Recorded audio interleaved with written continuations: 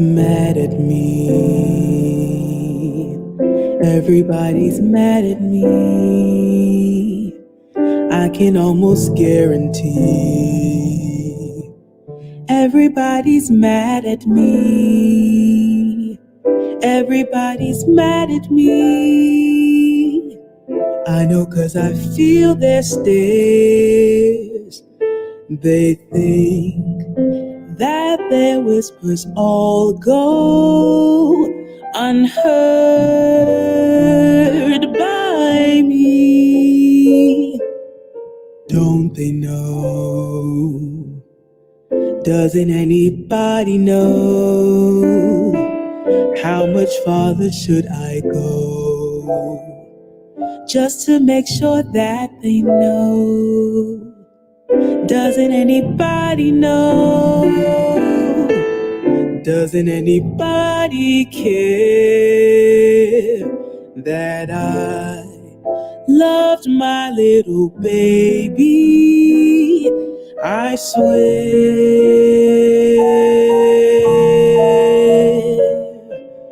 Please, dear Lord above, do you still hear me when I pray? Have you moved your presence far away?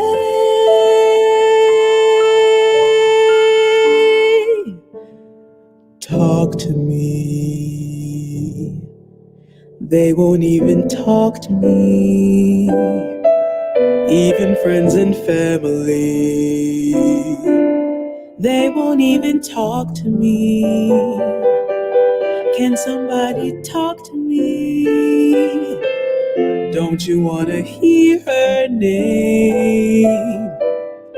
Is it just me who's to blame? Will somebody please let me explain? Let me talk, let me speak. I won't yell. Hey, I wanna say I made a mistake. How can I take it back? The little baby wasn't doing anybody harm. Kinda feels like a dream. And soon I will wake up to reality. I'll wake up and the sun will shine, shine for a brand new day. And everybody will have never been mad at me. What about him? They will never blame the baby's father. Sitting quiet, laying back, just minding his business. Never had that much to say, except for when it came down to what we should do. Yeah, he really knew what to do. I should have known just what he would say. How could I betray my baby? Not my baby, my sweet little girl. It was the darkest day I've ever withered before. Nobody was there except for the baby and me. Suddenly they took her from me. I emerged out of the doctor's office. I was strong, I wasn't like the other girls. But when I silenced all the noise, then I heard a voice. You are a murderer. That little baby, so young, her potential was brighter than your eyes could have seen. But you took it all away today. That voice is gone now, but voices all around me still remain. Lord above, please restore back all the joy that you've given me. To anyone who's tried to break me down, you're the sad ones.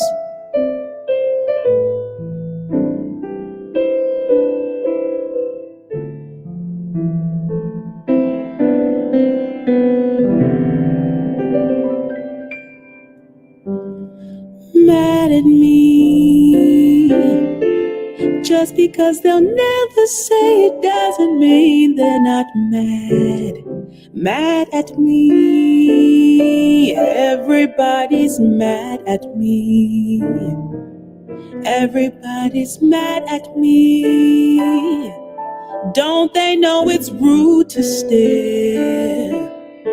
They think that their whispers all go unheard. They're not unheard. I hear them clear, and don't they know? Doesn't anybody know how much farther should I go just to make sure that they know? Doesn't anybody know? Is there anyone who cares that I loved my little baby? I swear.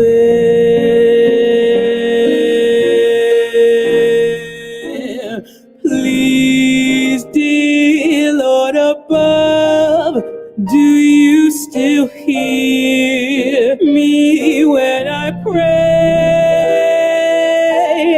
And have you moved your presence far away?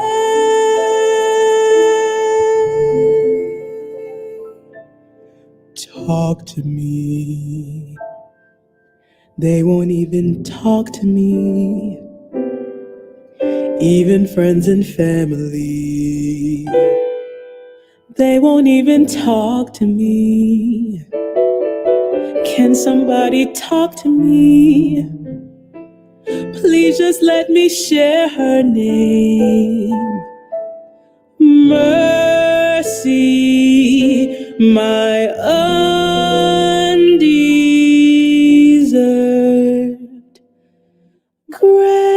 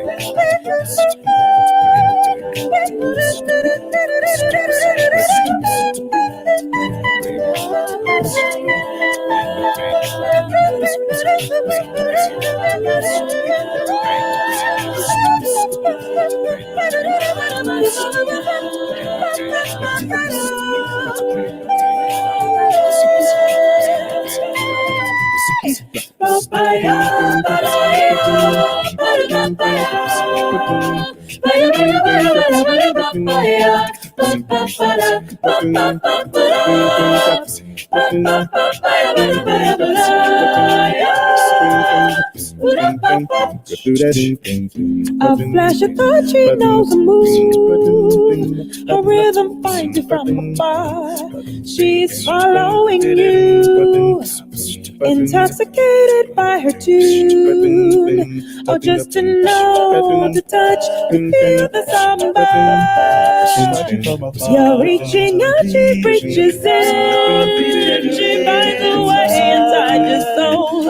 How could she know?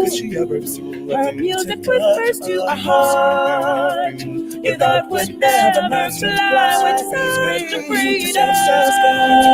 A dance, spoken gestures, words of the future, creating a memory, spinning into the moment, turning gently into a fantasy. You'll fly away in the river of anticipation, romantic elation, swirling madly and turning, giving in to complete surrender to the samba.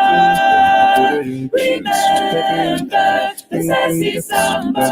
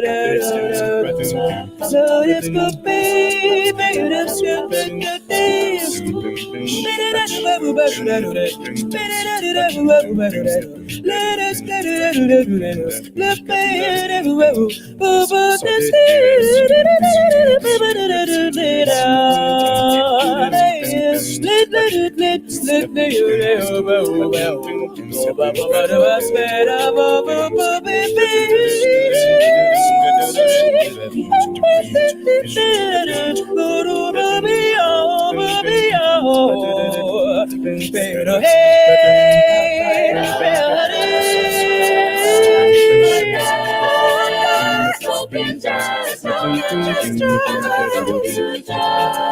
creating a memory, fading into the moment, turning gently into a fantasy. You'll fly away in the river of anticipation, romantic elation, whirling melody and turning, giving in to complete surrender to the samba.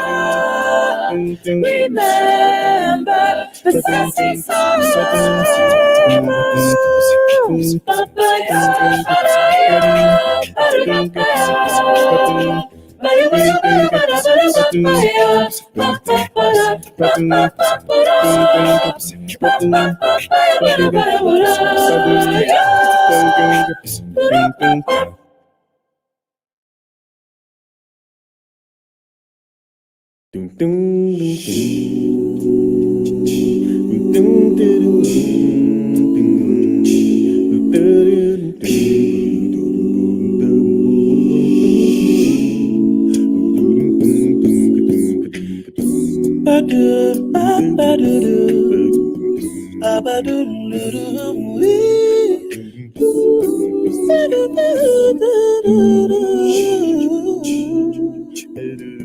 For so long, for this night I pray that a star would guide you my way to share with me this special day where ribbons in the sky for love. If allowed, may I touch your hand, and please may I once again, so that you too will understand. There's a ribbon in the sky for our love, for our love.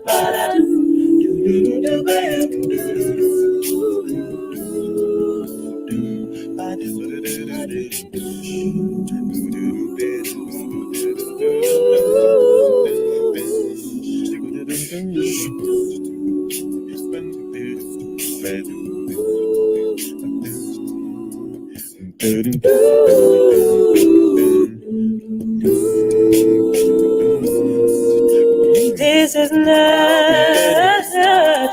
a coincidence, and from more than a lucky chance, but what is and was always meant is a ribbon in the sky for our love.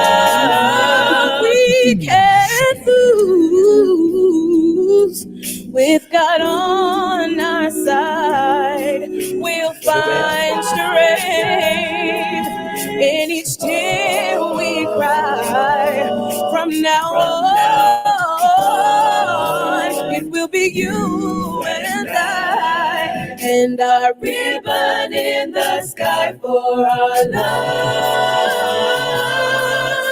For so long, for this night I pray that a star would guide you my way to share with me this special day where our ribbons in the sky, where our ribbons in the sky, ribbons in the sky, for our sky. It's for our love, love,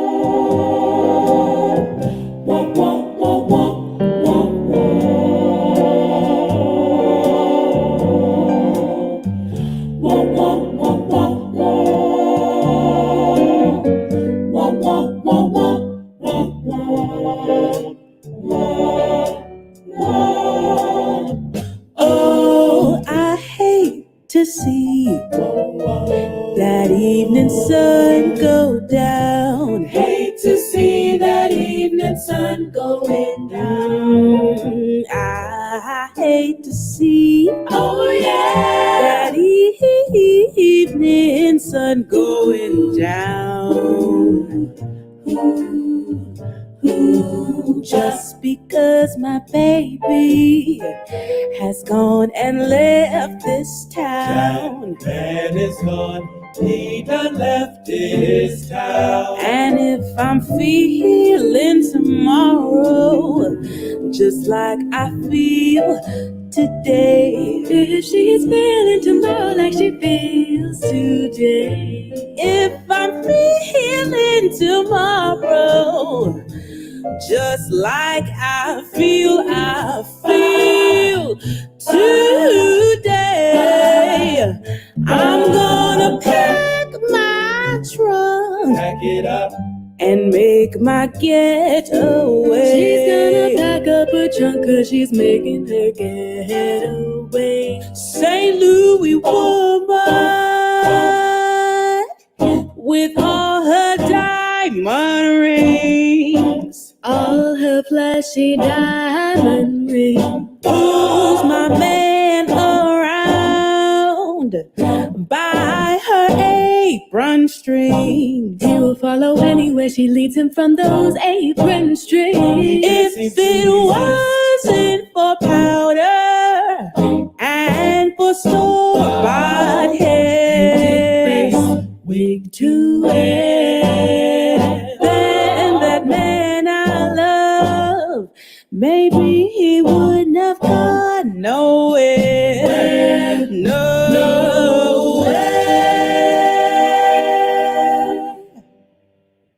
Got the St. Louis blues and I'm blue as I can be. That man got a heart like a rock cast in the sea, or else he wouldn't have gone so far from me. Now I love my man like schoolboy loves his pie, like an old Kentucky colonel loves his mint and rye. And I love my baby till the day I die.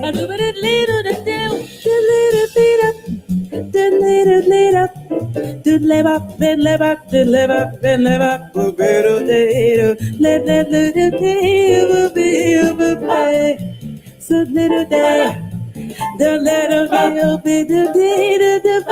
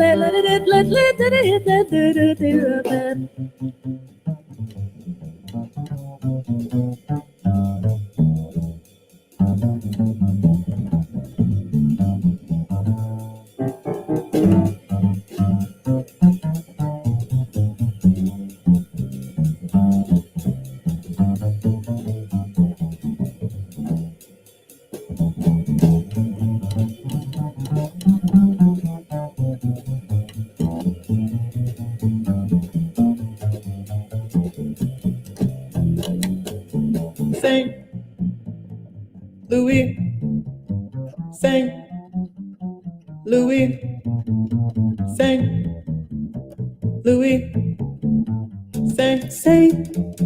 Louis, Louis,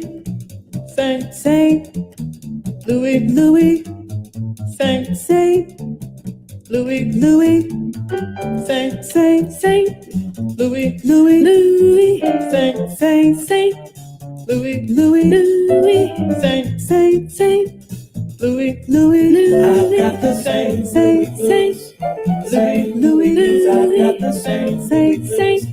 Saint Louis, I've got the Saint Louis,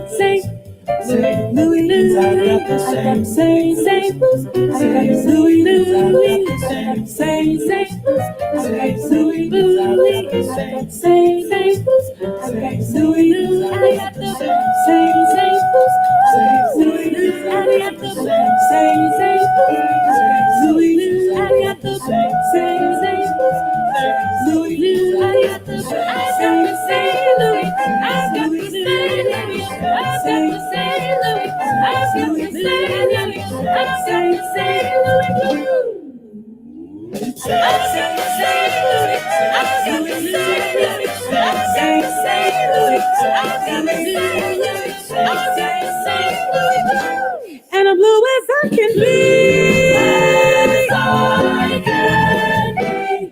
And I'm as blue as I can be. Can be. Oh, yeah.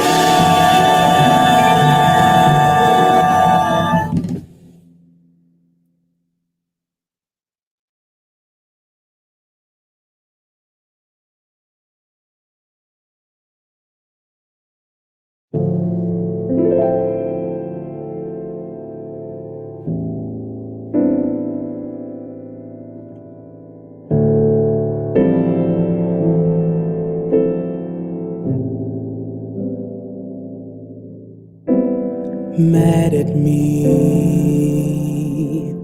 Everybody's mad at me. I can almost guarantee everybody's mad at me. Everybody's mad at me. I know 'cause I feel their stares. They think that their whispers all go unheard by me. Don't they know? Doesn't anybody know? How much farther should I go? Just to make sure that they know.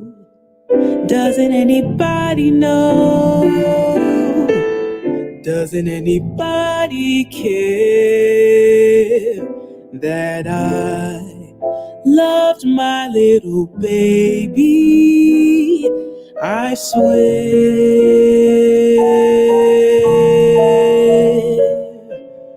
Please, dear Lord above, do you still hear me when I pray? Have you moved your presence far away?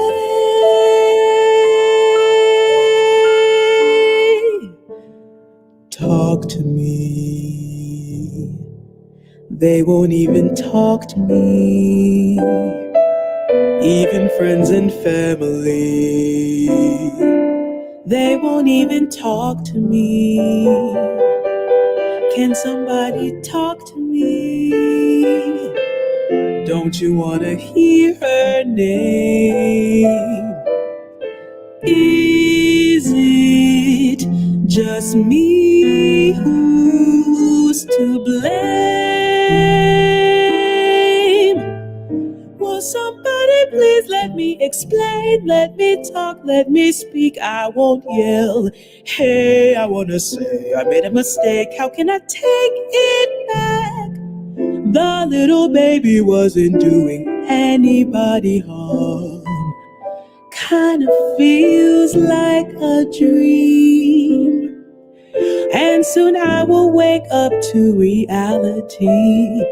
I'll wake up and the sun will shine, shine for a brand new day. And everybody will have never been mad at me. What about him? They will never blame the baby's father. Sitting quiet, laying back, just minding his business, never having much to say except for when it came down to what we should do. Yeah, he really knew what to do. I should have known just what he would say. How could I betray my baby? Not my baby, my sweet little girl. It was the darkest day I've ever withered before. Nobody was there except for the baby and me. Suddenly they took her from me. I emerged out of the doctor's office. I was strong, I wasn't like the other girls. But when I silenced all the noise, then I heard a voice, you are a murderer. That little baby, so young, her potential was brighter than your eyes could have seen. But you took it all away today. That voice is gone now, but voices all around me still remain. Lord above, please restore back all the joy that you've given me. To anyone who's tried to break me down, you're the sad ones.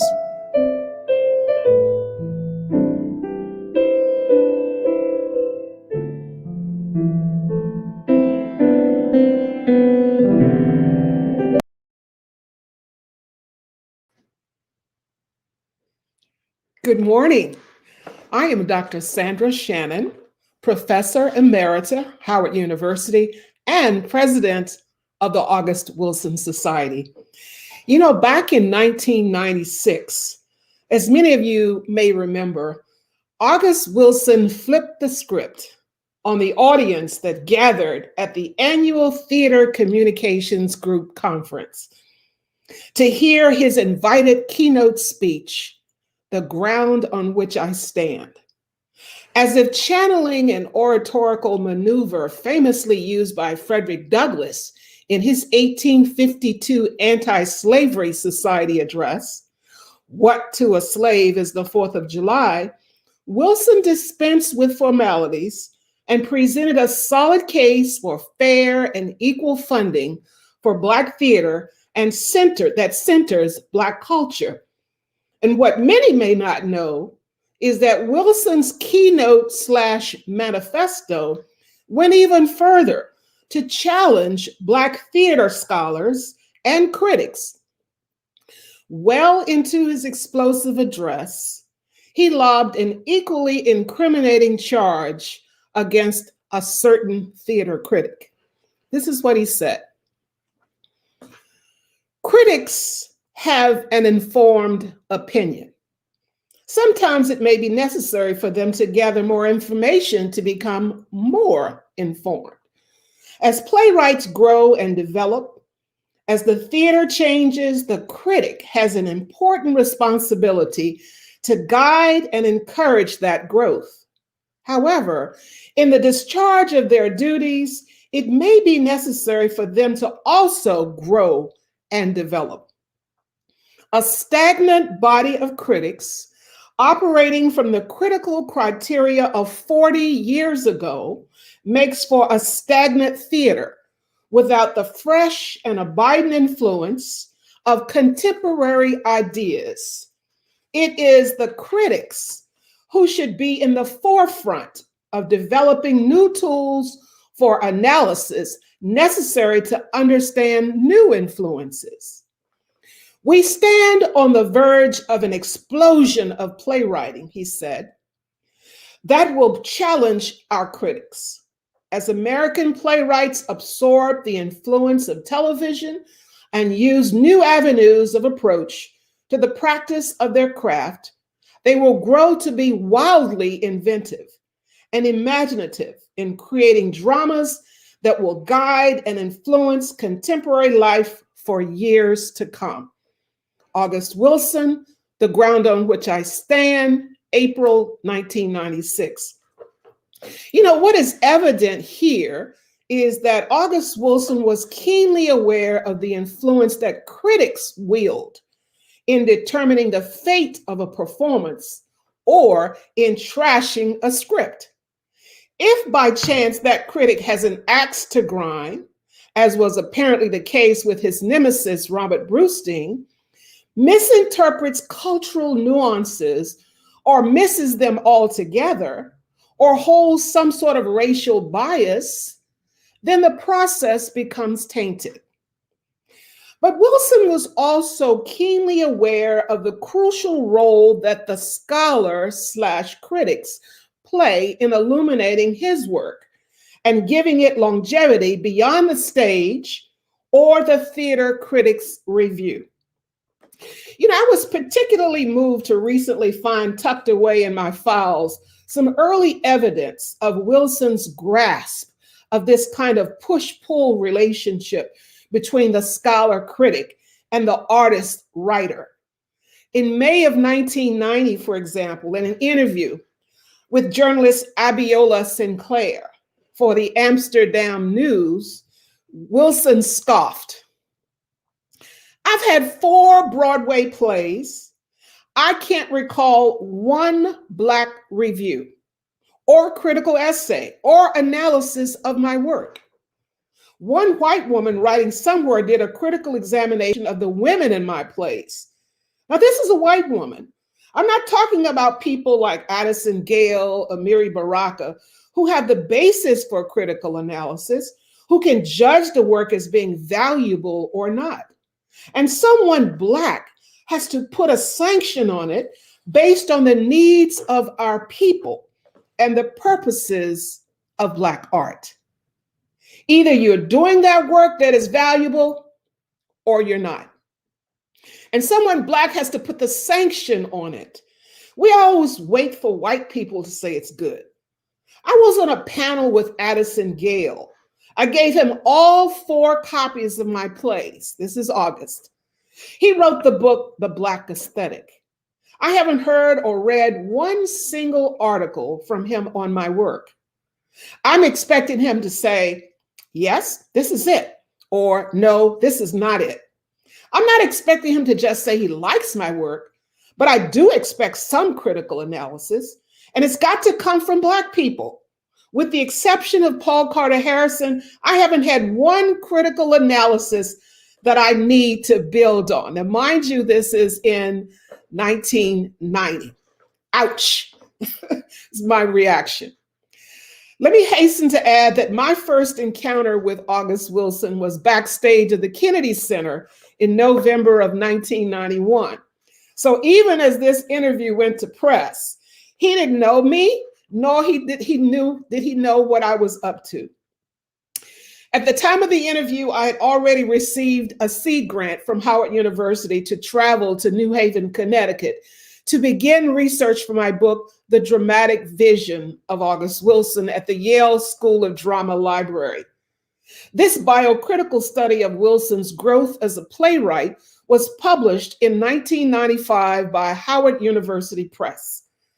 My first deep dive into Wilson's then unfinished American Century Cycle resulted in the essay, The Long Wait, August Wilson's Ma Rainey's Black Bottom, which was published in the spring of 1991 in the issue Black American Literature Forum, now African American Review, exactly 1 year after the Wilson-Sinclair interview.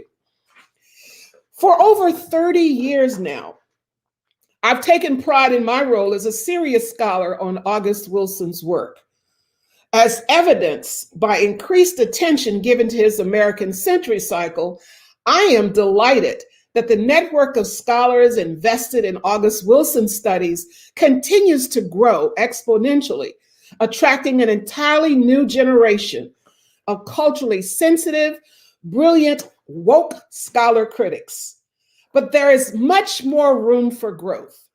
Ironically, the void in scholarship that this two-day colloquium will call attention to and address manifests at a time when August Wilson's public notoriety is at an all-time high. In January 28, for example, at the dedication ceremony there, the United States Postal Service honored Wilson with a Black Heritage Forever stamp. This was preceded by the blockbuster Netflix adaptation of Wilson's 1920s play, Ma Rainey's Black Bottom, and Giving Voice, a hugely popular documentary on the National August Wilson Monologue Competition.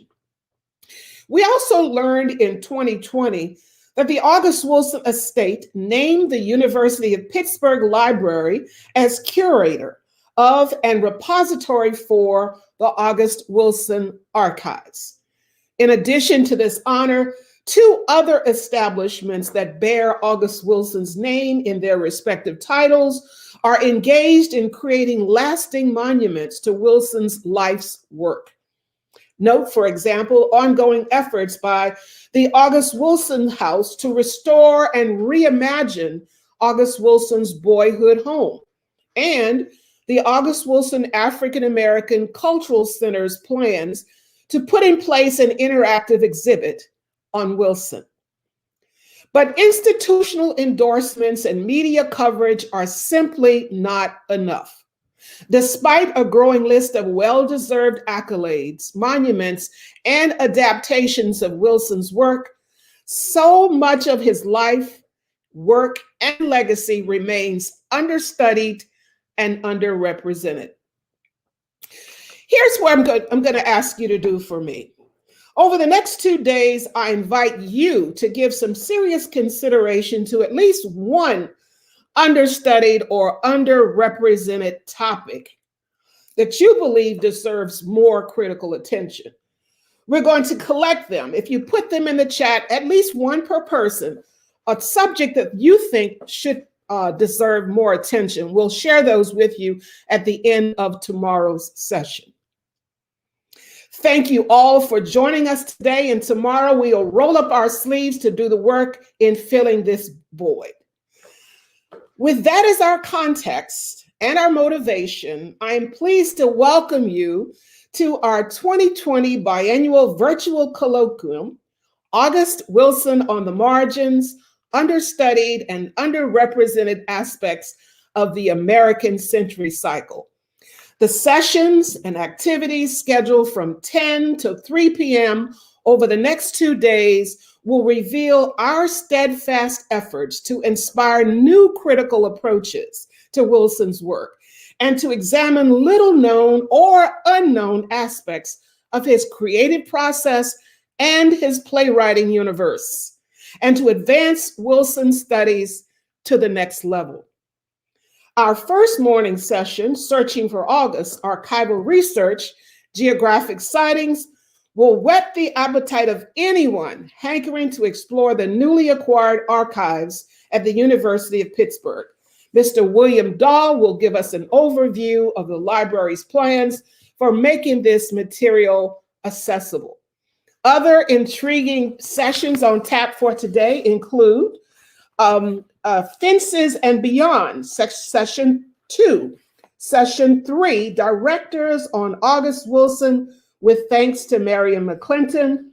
Session 4, Towards a Physical Dramaturgy of August Wilson, a workshop. And Session 5, Young Actors and Wilson. It's a workshop, a documentary on the journey of 7 guitars.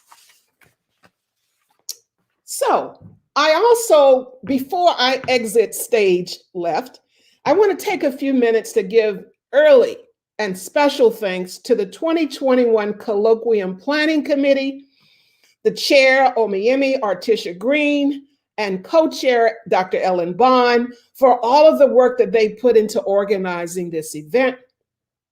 I also want to acknowledge and thank the awesome members of the August Wilson Society's communications team, including Communications Director Lolita Clayton Horn, Graphics and Social Media Coordinator Stacy Palmer, IT Coordinator Deanna Malloy, and Website Designer and Manager Adia Coleman.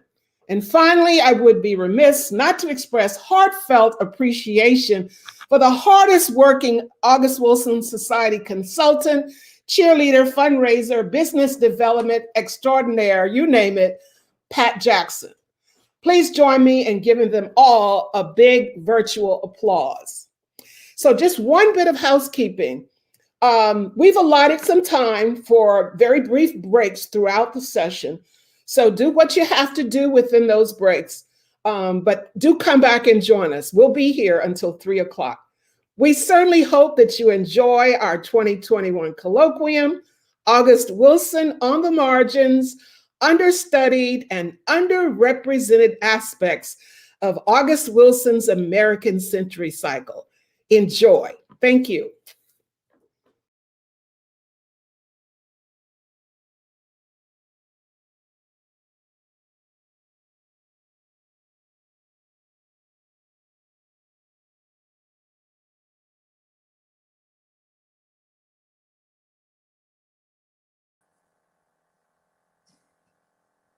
Good morning, and thank you all for joining us this morning. Dr. Shannon, thank you so much for that wonderful introduction. It's so good to see you all. It is my honor to serve as moderator for the first session of this wonderful conference, and to introduce William Dahl. William Dahl will share with us this morning, you all, I'm sorry, as he discusses, the August Wilson Archive at the University of Pittsburgh. William is a 20-year veteran curator and outreach coordinator, and we look forward to learning with him as he takes us through the archives as we visit and revisit August Wilson's work. William. Hi, everybody. Thanks, Dr. Medson-Fur, and thank you, Dr. Shannon, for welcoming me. And thanks to everyone for joining us this morning and allowing me the opportunity to share this overview of the materials in the August Wilson Archive with you this morning. So I'm going to start sharing my screen.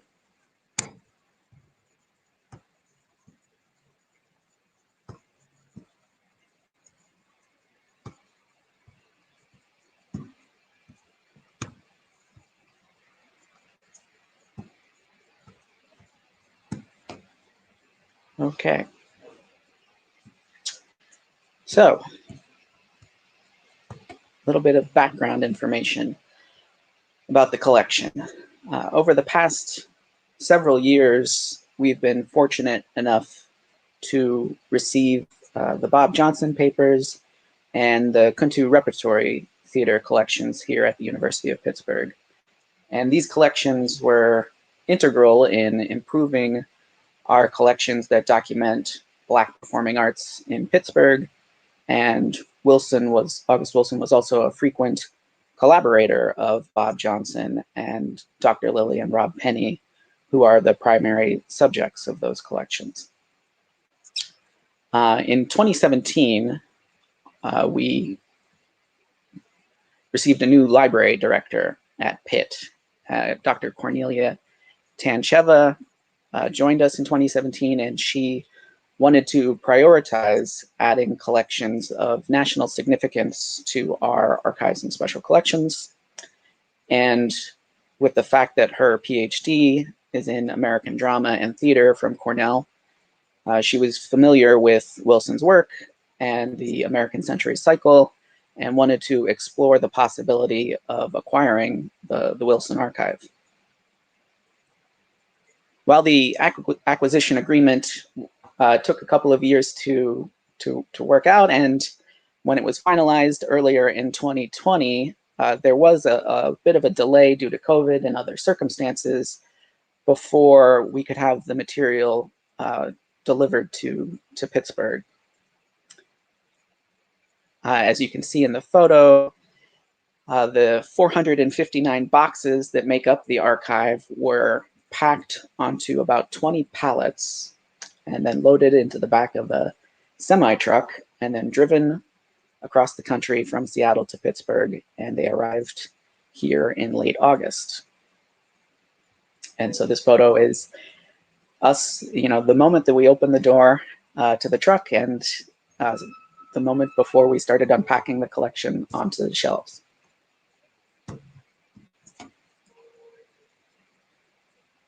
So for the most part, the archive contains paper materials that were created during Wilson's career. This includes correspondence and unpublished works, including scripts for plays outside of the American Century Cycle. There are writing tablets, there's poetry, drafts of speeches and essays. There's also artwork.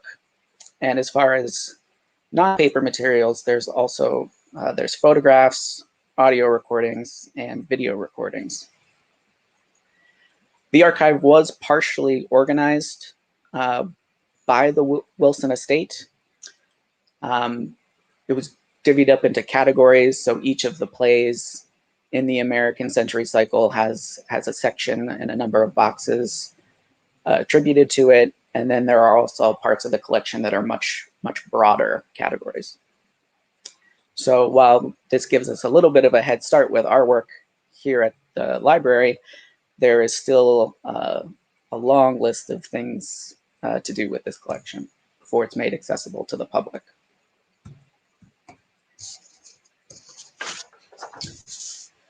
So the materials in the collection that relate to the American Century Cycle are going to be the nucleus of the collection, and there's about 50 boxes of material that are identified as relating to the American Century Cycle plays.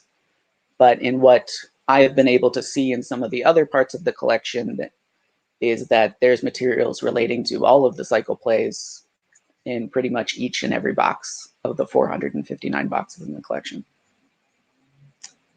The images in this slide are from a small exhibit that we have on Ma Rainey's Black Bottom materials that is on display of the third floor of the Hillman Library.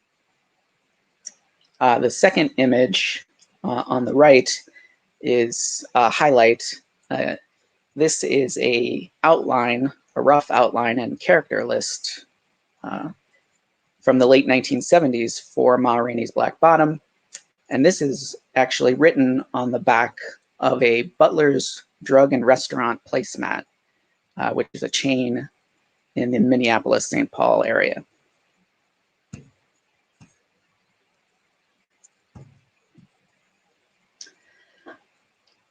Another type of non-paper material that's represented in the collection are the numerous awards that Wilson was bestowed.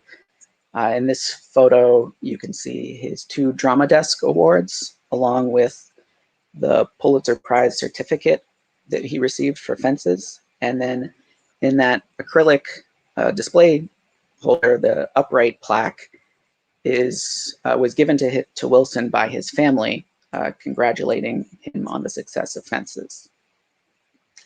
And one of my early front runners for favorite item in the collection is that, early when we were unpacking the collection, we came across the diploma that was given to Wilson by the Carnegie Library System here in Pittsburgh.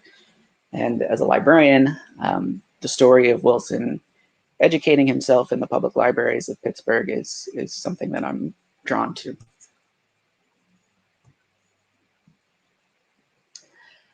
Another highlight of the collection is the notebooks and writing tablets. A lot of us are aware that Wilson was known to carry notepads and writing tablets with him nearly all of the time. And accordingly, we have about 15 boxes of notebooks and writing tablets. And some of those boxes contain as many as 50 notepads in them. And so we have several hundred of them. All the tablets in this image have content that relate to American Century Cycle plays. The notebook in the middle with the red ink has character sketches and dialogue for Act 1 of Joe Turner's Come and Gone. Some of these notebooks are written in cover to cover, and others only just a few pages. The notepad in the lower right, the yellow notepad, just has a couple of pages that have been written in, but they are rehearsal notes taken by Wilson during the pre-production of the premiere of Yale Rep's Ma Rainey's Black Bottom in 1984. Another interesting part of the notebooks is that, interesting/complicated part of the notebooks is that very few of them have dates like that one for with the rehearsal notes for Ma Rainey. So trying to fit what content relating to the American Century Cycle plays that are in these notebooks to the complete scripts that are also in the collection is going to be a challenge and something that is going to take a lot of time.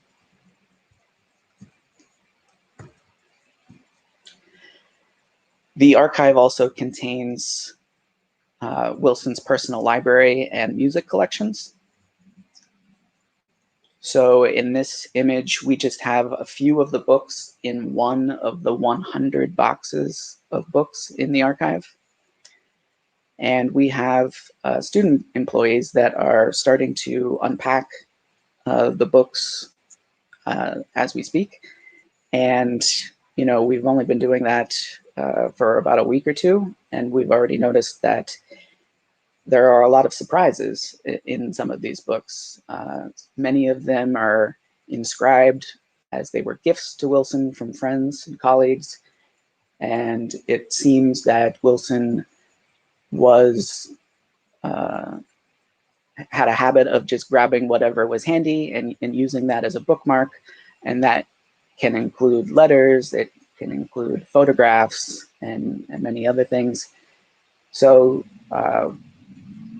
this collection, has to be looked at a little bit more closely to identify all of those things, and then also check to see if Wilson annotated any of these items.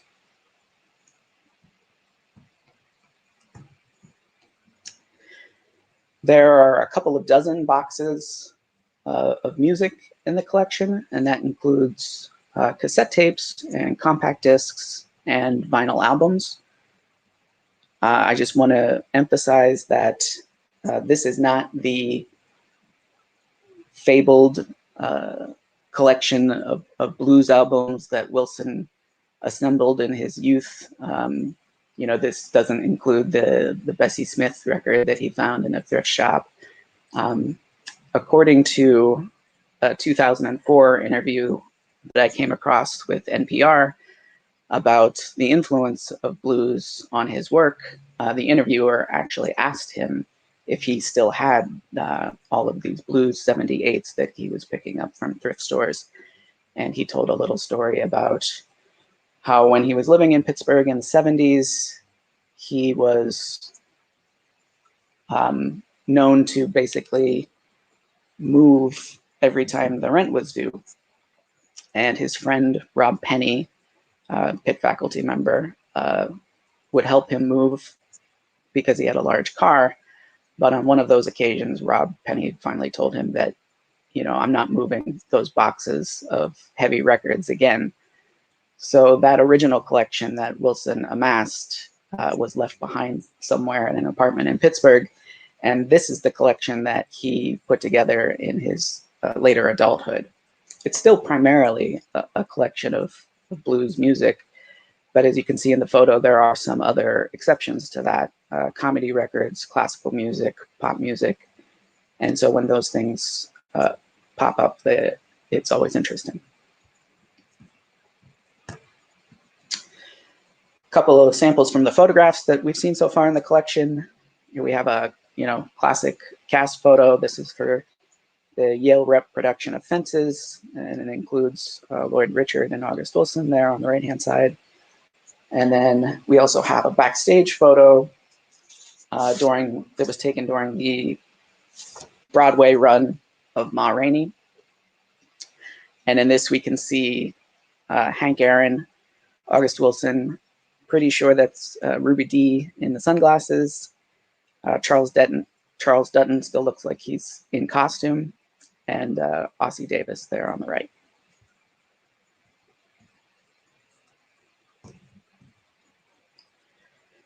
So the scripts are another major part of the collection, including some of the unpublished plays. There are over 100 complete scripts in the collection, as well as many other incomplete scripts. And several of these have been annotated by Wilson. In this photo, we have just a handful of the scripts for Ma Rainey's Black Bottom. The one in the one image was inside an envelope from the Eugene O'Neill Theater Center. It's hard to make out the postal date stamp on that envelope, but I'm under the impression that this could be the version of Ma Rainey that he submitted to the O'Neill conference in 1982. Then we also have an example of one of the annotated scripts in the lower right-hand corner. We're going to try as best we can to arrange these scripts in a chronological fashion so that researchers can gain insight into Wilson's writing process.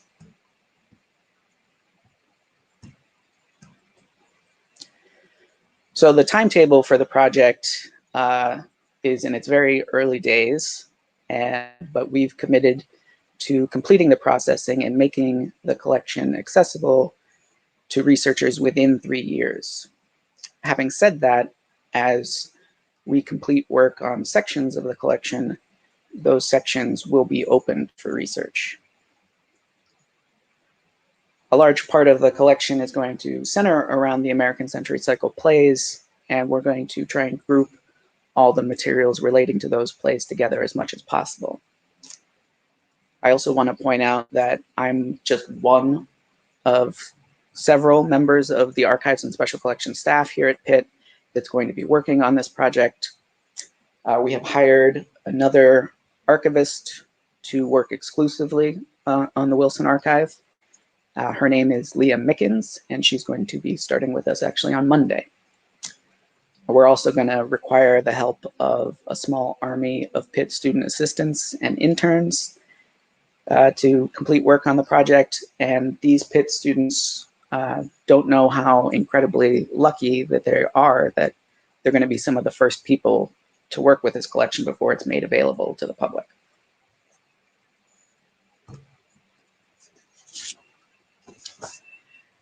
So we've also begun some early discussions with possible partners regarding programming and outreach relating to the collection. We especially recognize our responsibility to the community in the Hill District, which is going to be one of our main focuses of partnerships and activities with the collection. We're already talking with staff of the University of Pittsburgh Community Engagement Centers. They have locations in both the Hill District and Homewood neighborhoods of Pittsburgh.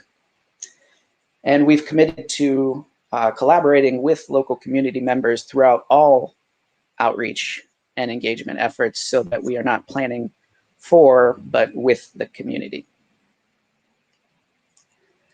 Lastly, the August Wilson, A Writer's Landscape exhibit, as Dr. Shannon mentioned, is going to be a permanent exhibit on display in Pittsburgh's August Wilson African American Cultural Center. And we are reproducing and will be loaning materials from the collection for that exhibit. And that's opening, as far as I'm aware, later this year. And that's going to be the first chance that anyone has from the public to see materials from the Wilson Archive. So that is very much something to look forward to later this year. Okay, so with that, I'll stop sharing, and I think that we can open things up for questions. Thank you, William. That is absolutely fascinating. I'm sitting here taking notes, and you actually already answered a question that I was going to ask. When can we delve into it, right? When can we get into it? And of course, I'm jumping the gun because everything is still happening right now in real time. So thank you so much for that. I guess my beginning question, as we open it up for our guests, our audience members, to participate, is just how does it feel to touch these materials, right? Like, for a Wilson scholar who's in Tennessee, who's had the honor of traveling to Pittsburgh twice. Now I'm already chomping at the bit, like I need to go there. I was reading, I'm so excited. I shared your excitement about seeing his, diploma from Columbia, right? And the awards, but the notebooks and just being able to touch that. How does it feel to be able to experience that on a daily basis? I'm envious of that.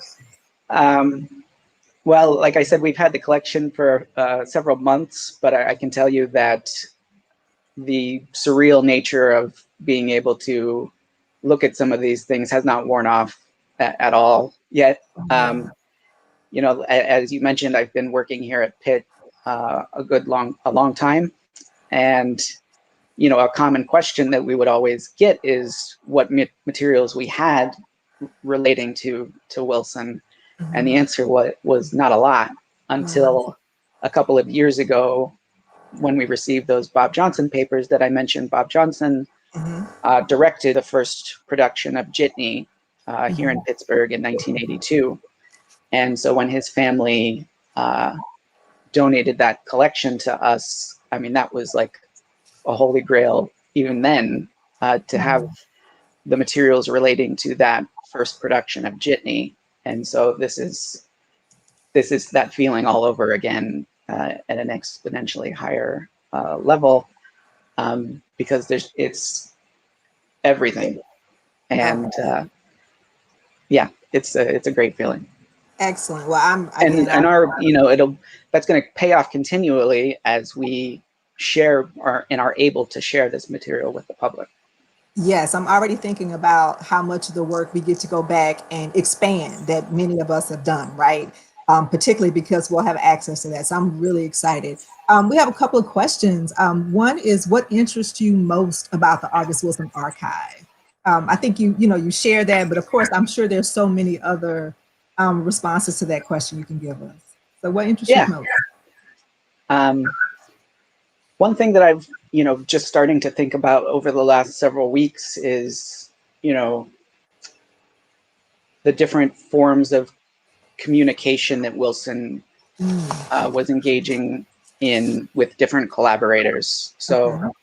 the collection obviously has a lot of correspondence, and in the notebooks, you can see to-do lists of who he's wants to write letters to or send telegrams to. And sometimes there's drafts of those letters. And so that's the only representation of outgoing correspondence that we have in the collection. We, just usually have the incoming correspondence. So we have these drafts of the letters that would later be typed and then mailed out. There's also a lot of faxes in the collection, more faxes than I've ever personally dealt with in an archival collection. And faxes are interesting /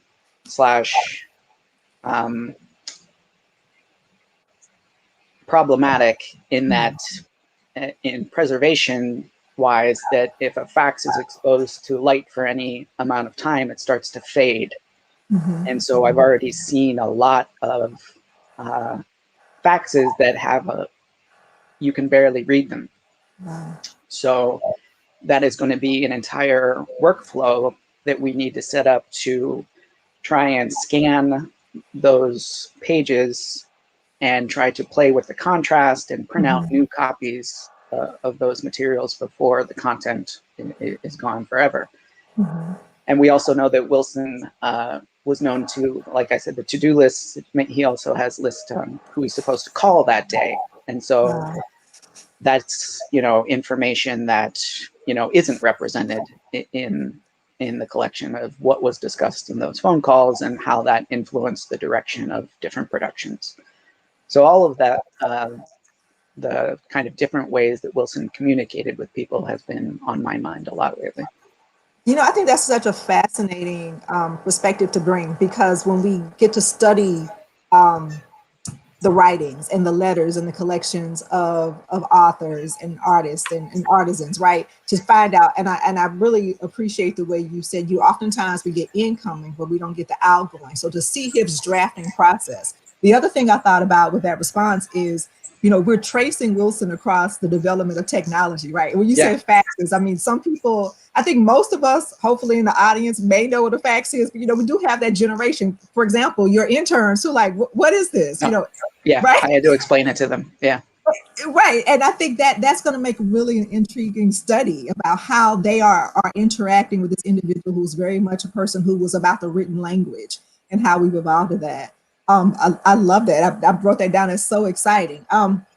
Did you have, William, any major discoveries, like something that you found really mysterious or compelling, or that, you just, I mean, outside, along with the faxes that you just told us, like that was something that was odd there, but was there something else, like a tangible, like an actual artifact, like one of the texts or anything? Well, I just want to say that, I haven't actually gone through every box of the 459 boxes just yet. That's something that, like, as I mentioned, my colleague Leah is going to be tasked with doing. Okay. But one thing that was kind of surprising, the kind of personal insights that you can see in these collections sometimes. It seems that Wilson had a kind of a hobby of collecting ceramic or glass roosters. And so there's a couple of boxes that have these kind of, in Pittsburgh, we call those kinds of things tchotchkes, things that he would use to maybe decorate his office space or something along those lines. But that was something that, I didn't see coming. Oh, now that is really wonderful, especially when we think about 7 guitars and how different the rooster is, and that he's actually collecting roosters. So again, you see, already it's giving those of us who are writing and studying Wilson another way to think about how the art for him was personal, right, and how he lived it. And particularly the ways that so many of my wonderful colleagues have analyzed that. Even with my own work, I'm like sitting here, and that is just amazing. Yeah, when I saw those boxes, I immediately thought of, I was lucky enough to see the Pittsburgh Playwrights production of 7 Guitars in the backyard of the August Wilson House, and they had live chickens and roosters outside as part of the show, and that's what immediately came to my mind. Oh yes, that is so exciting. I mean, you all have to put one of those roosters in on display. Like I'm so Yeah. excited about that. Yeah, I think that that's something that they could maybe incorporate into the exhibit, because there is a space in the exhibit where they're trying to recreate his office. I think that would be. I cannot wait. Like I'm just again just really excited about this. And this is a question I think that many of us had thought about as you were talking. Again, you all are still at the beginning process of this. But are there plans to make this archive digitized, and especially for people who are outside of Pittsburgh? It's something that we have been asked about, and we're going to explore that. At the moment, we don't have any immediate plans, and Okay. anything that we would even think about doing would have to be in consultation with the August Wilson estate. Of course, of course, of course. But yeah, Well, we and understand that it is, especially in these days, like difficult to have to travel to Pittsburgh to view these materials in the future. The idea of doing that doesn't seem normal anymore. it doesn't. And, I'm trying to excise the word normal because I don't even know what that means anymore. But I Yeah. think, again, I'm speaking for myself. I think those of us who, like, I'm so excited, the proximity, just to be able to even feel it. I can definitely see the opportunity for many of us being able to use our travel budgets, to come and sit there until you all get it digitized. And of course, that takes a certain amount of monetary, investment. So it's the Wilson estate along with being able to do so. So I'm sure that when the time and everything's aligned, it will definitely be there, even if it's just piece by piece. So I'm so glad someone posed that question. We have another question, and again, I know we're at the beginning stage. You all at the beginning stages of this, and I think this is such a fitting presentation to begin this wonderful, wonderful meeting of Wilson scholars. But in any, I don't know how closely you've had a chance to look at anything, but are you all, have you stumbled across, maybe as part of the kind of partial organization of the archives themselves, any way you found anything about Wilson keeping a journal or diary, documenting his efforts to just get produced, period? Like, the early Wilson. I know did the Bob Johnson papers. Does that kind of help with that? As far as early materials, just in general, I can mention that I haven't seen a lot of materials so far that dates prior to like 1970. Okay. Like a handful of things. Okay. There wasn't. I haven't come across as much material relating to the Black Horizons Theater yet. Okay. But as I mentioned, very few of the notebooks are dated, so it's hard to, you kind of have to take a look at the notebooks case by case and kind of put a circa date on those as best you can, until we're able to like really go through them page by page and try to see if any of that, if we can glean any more where it falls chronologically from the content of the notebooks. I haven't seen a lot of content in the notebooks that I would call personal, like that I would call as a journal. But like I mentioned, like there's several hundred of them, and we haven't started analyzing the content too much yet. And another kind of hurdle that we have to cross when it comes to those is that Wilson's handwriting is not the easiest to read. Okay. So that's something else that researchers will have to keep in mind when they're traveling to use the collection, is that you really have to sit with the writing for a while before it starts to kind of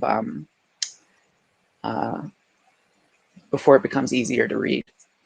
That's a very excellent point, again, because so much of his work, he is writing, and we've gotten away from longhand writing. So again, using his work even as a way, as began this Q&A with the idea of the communication, the style, and how we now have to, those of us who did learn penmanship, and then we have a whole generation who has not learned, writing is not important now. So the idea, I love the way you put that, the idea we get to sit there with the material and really immerse ourselves in that.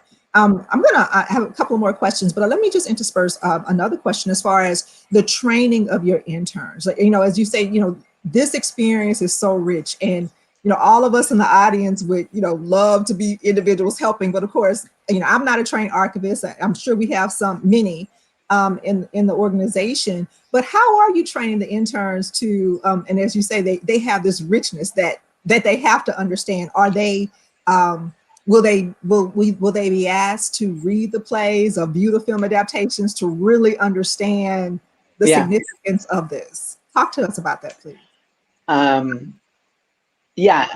We just hired a couple of students just a couple of weeks ago. We are used to having it in our department probably a dozen student employees and interns working with us at any one time, any one semester.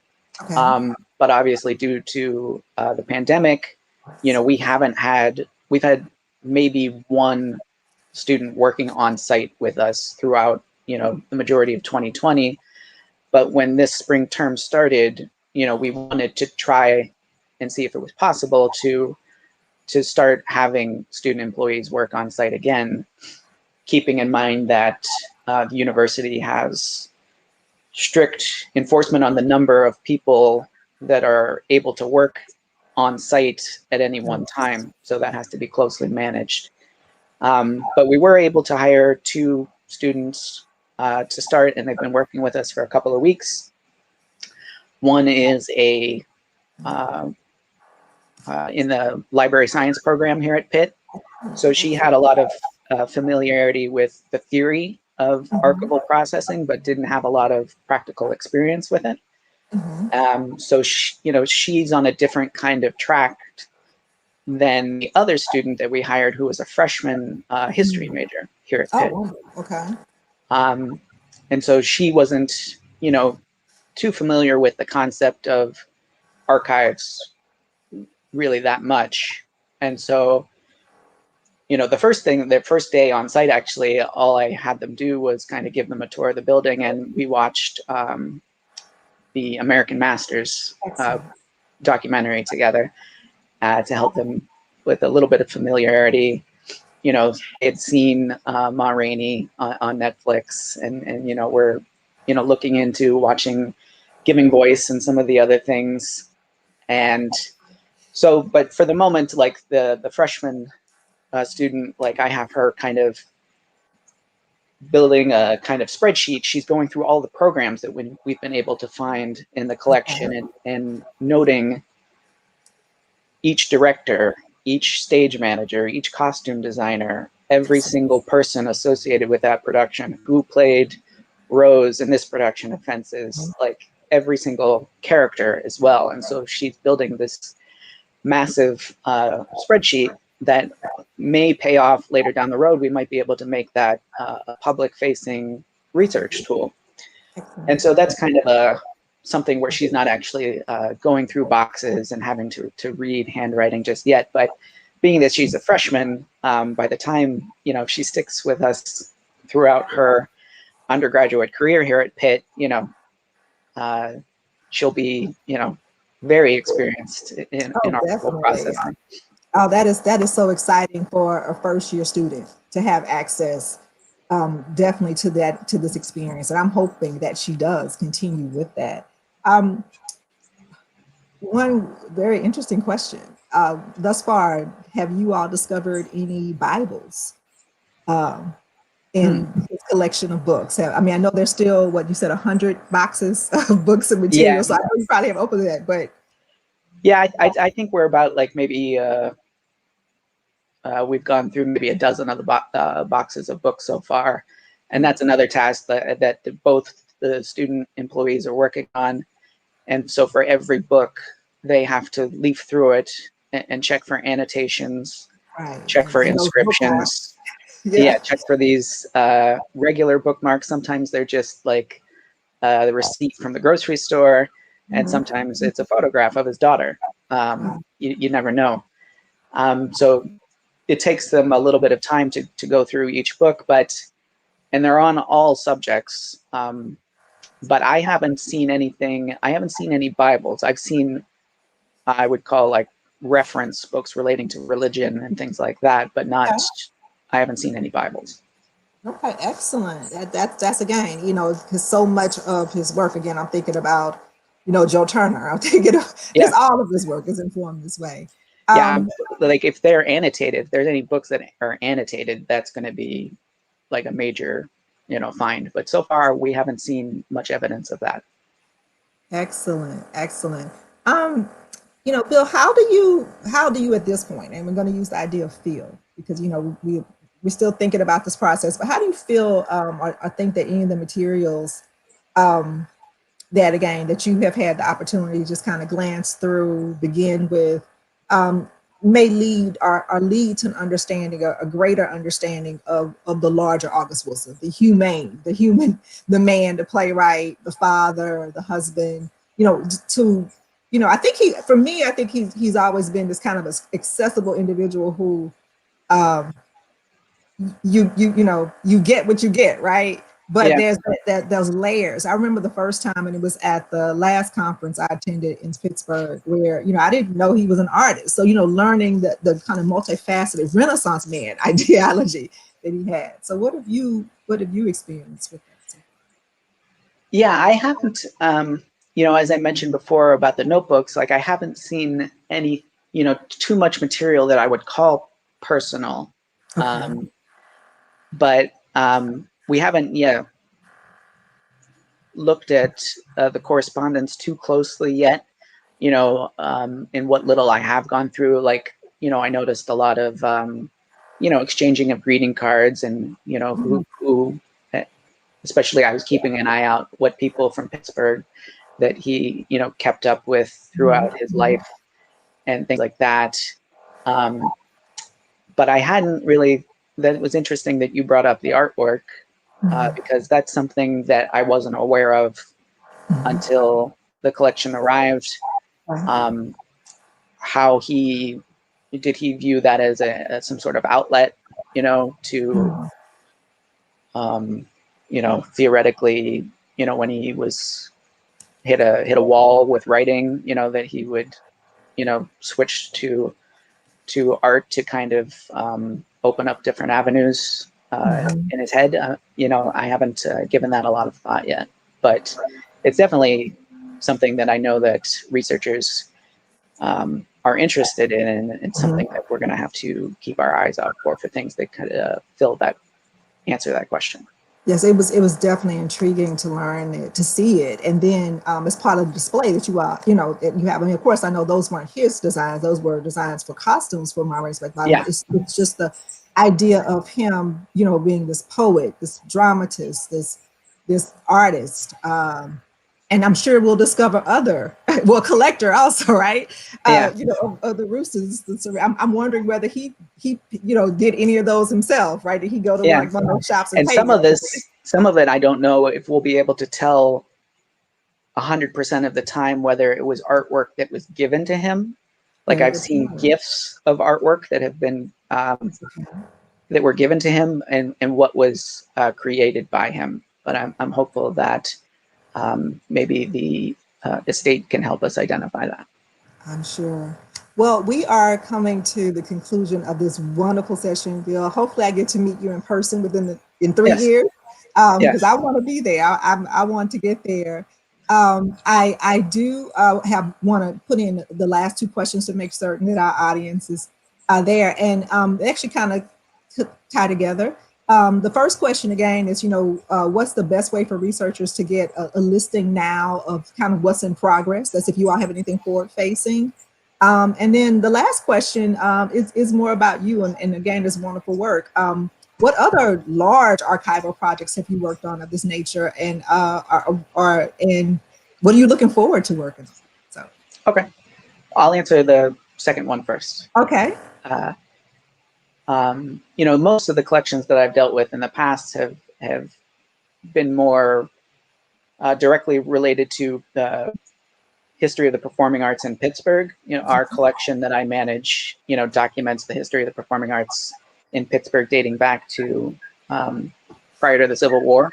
Mm-hmm. And so, it's primarily a ephemera collection, programs and posters and scrapbooks. But I have, worked on some larger collections. The collection relating to the Pittsburgh Cultural Trust, which manages all of the theater spaces downtown here in Pittsburgh, is one of the earlier larger collections that I worked with. With the Bob Johnson papers, he was primarily a dancer. And so that was one of the first major collections, not only of Black performing arts, but also of dance in our collections. And then I've also worked on the papers of Marilyn Horne, who was a prominent opera singer with the Metropolitan Opera Company in New York for many decades. And so, I'd like to think that I've worked in a wide variety of different collections, and, that helps for whatever might be coming down the pike in the future. Right. How exciting. And so is there anything that we can see, let's say within the next 6 months? Sure. Yeah. So I think so we have a dedicated website for the Wilson Archive. It's augustwilson.library.pitt.edu. Okay. And I think if you typed in August Wilson and Pitt into Google, you'd probably find that pretty quickly. That's going to be, for the moment, is going to be the main way that we're disseminating information about the collection.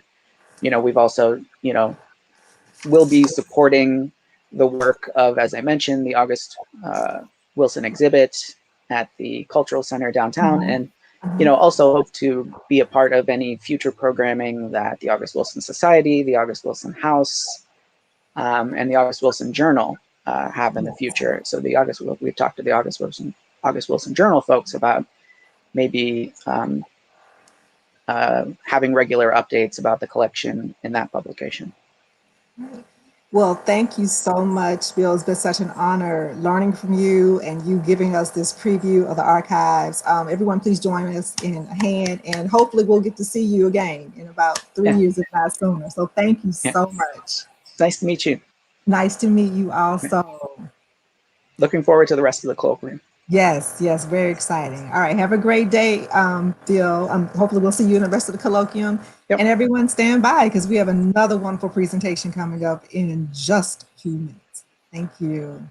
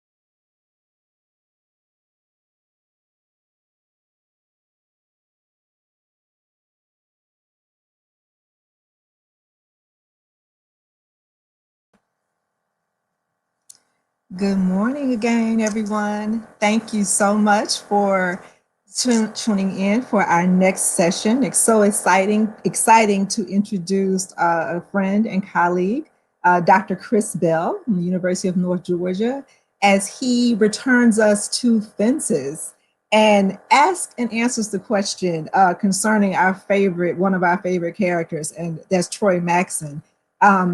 He'll explore this in the presentation titled, How Good of a Ball Player Was He Really? Reexamining Troy Maxson's Baseball Career. Dr. Bell, please enlighten us. Okay, thank you, Ladrika. I had a computer issue earlier, and I have lost my permissions to share my screen. So please bear with me as I read this paper minus the visuals that I had included to go along with it. The title of my presentation is How Good a Ball Player Was He? Re-examining Troy Maxson's baseball career. So scholars have accepted Troy Maxson's claims about his legendary status as a baseball player with near concession. The most specific claim made by his friend Bono is that Troy hit more home runs than any ball player besides Josh Gibson and Babe Ruth. Troy does not deny his friend's claim, but was his career so storied?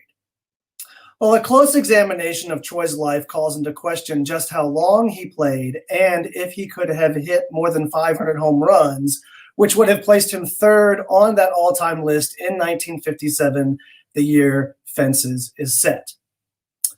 So we can trace that Troy began his 15-year prison sentence at age 19 in 1923, meaning that he could not have begun his baseball career until 1938 at age 36.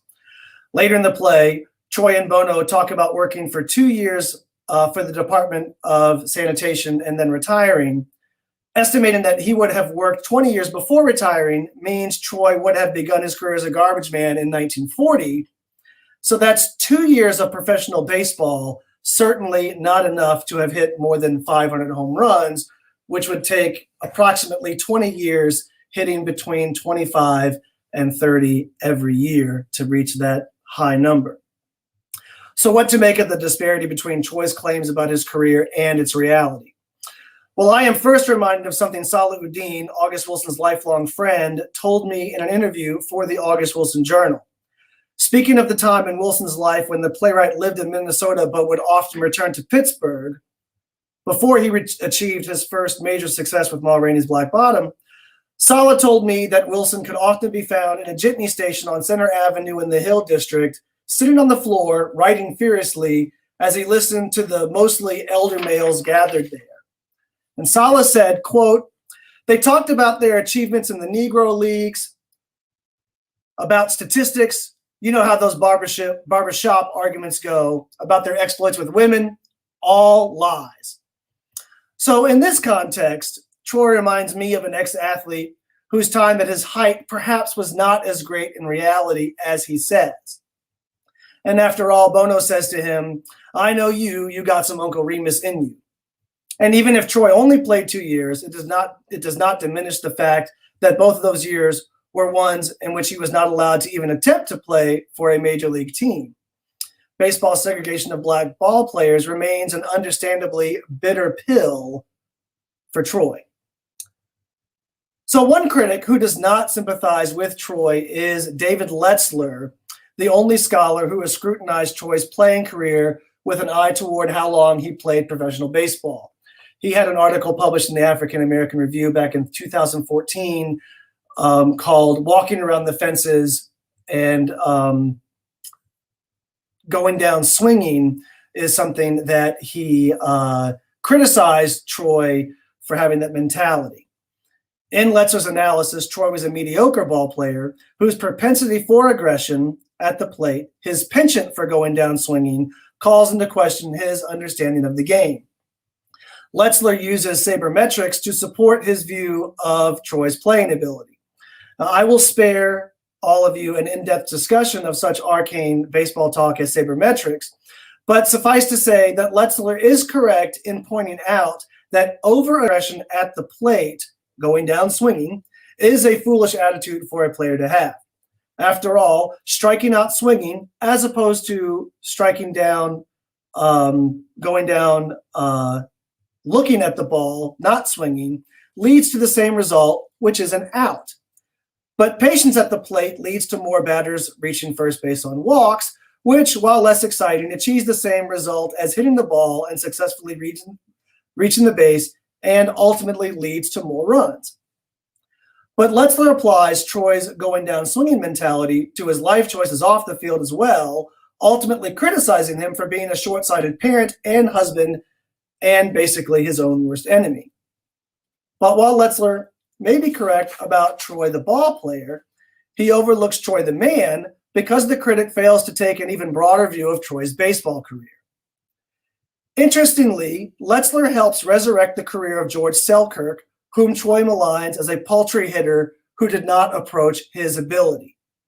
In reality, Selkirk was a two-time All-Star who won 5 World Series with the New York Yankees in the 1930s and who had the unenviable task of replacing Babe Ruth after his failed career came to an end in 1934. Selkirk, never a particularly powerful hitter, was adept at getting on base anyway, demonstrating patience at the plate. He was often among the league leaders in walks and on-base percentage. In a sense, Troy misses the nuance of Selkirk's career that made him a better player than traditional numbers such as batting average and home runs indicate. But what Letzler overlooks is Troy's deeper understanding of the game. Troy does not lament that he missed fame and adulation that the major leagues would have brought him. He misses the money. At one point in the play, he says, quote, "I saw Josh Gibson's daughter yesterday. She was walking around with raggedy shoes on her feet. Now, I bet you Selkirk's daughter ain't running around with raggedy shoes on her feet." Indeed, by 1957, Selkirk was more than a decade into his post-playing career that saw him serve in various capacities as a manager, personnel director, general manager, and scout for several professional organizations, including ones at the minor and major league levels before retiring in the late 1960s. Baseball remained kind to Selkirk in ways that black players could only dream of, certainly at the time. After all, Frank Robinson did not become the first black manager in the major leagues until 1975, and Bill Lucas became the first black major league executive in 1977. That's 30 years after Jackie Robinson broke the color barrier. Coaching, ownership, and high-level executive positions remain elusive for blacks today. When looked at from this wide-angle lens, Troy's frustration about Selkirk's baseball life is in fact justified. As for Troy's shortened career, one can sympathize with that even beyond the unfair segregation he faced. A close examination of Troy's career reveals he probably stepped away from the game for what he considered the benefit of his family. If Troy played for 2 years and stepped away at age 36, he gave up on a dream most would devote more time if they had the ability, superstar or not. In short, leaving the game was a sacrifice Troy made. We see this reflected in Troy's most famous monologue, the one wherein he uses baseball parlance to explain his life decisions. Many regard this speech as metaphorical, one wherein Troy attempts to use baseball language to explain away his behavior. But the speech is quite literal. Troy says, quote, "I fooled them, Rose. I bunted. When I found you and Corey in a halfway decent job, I was safe. Couldn't nothing touch me. I wasn't going to strike out no more." In baseball, a bunt is a sacrifice wherein the batter willingly sacrifices his chance of getting on base in order to advance another runner along the base paths.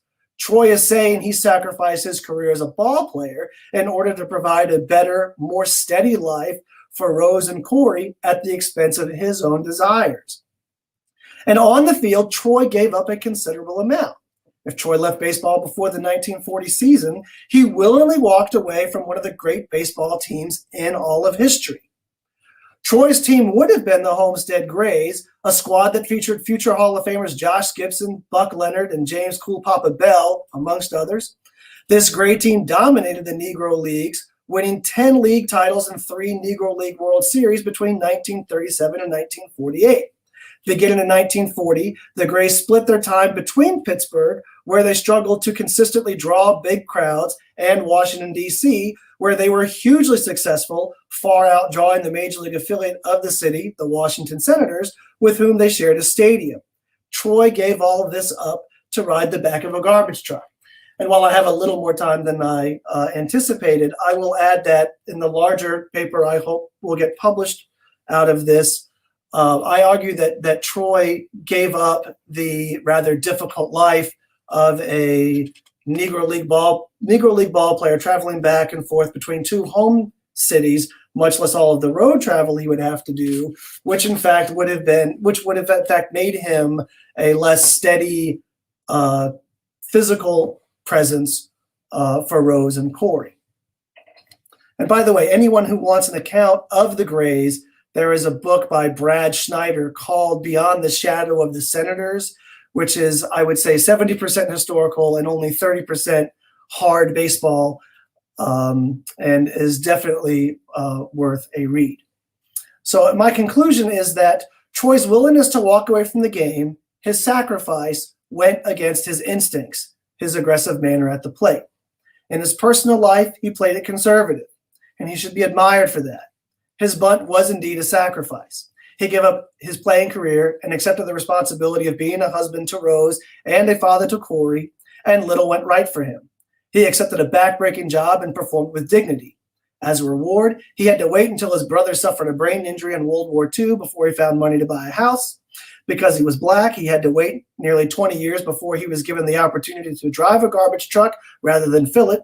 And even then, he only got to do so after drumming up tremendous courage to fight to do so.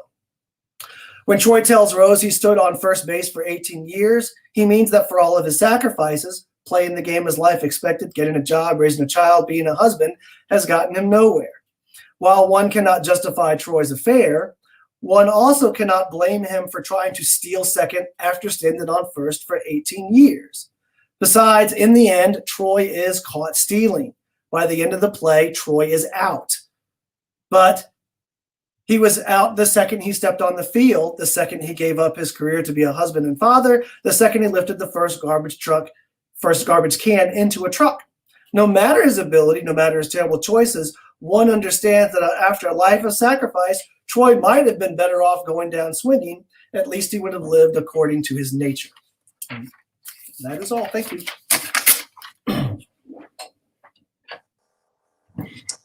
Thank you, Dr. Bell, for that wonderful question and analysis about where he really was as apt a ball player as he said he was. And what I really appreciate, one of the many things I appreciate about that discussion is because, we all know that Troy had this gift for fabulation, right? And embellishment. So understanding that, even reading it, and then I love the way that you dissect it, say, well, let's just see whether there was any validity to it. So I really appreciate the timeline and really thinking about it in the means of Troy really only participated, 2 years in this particular game.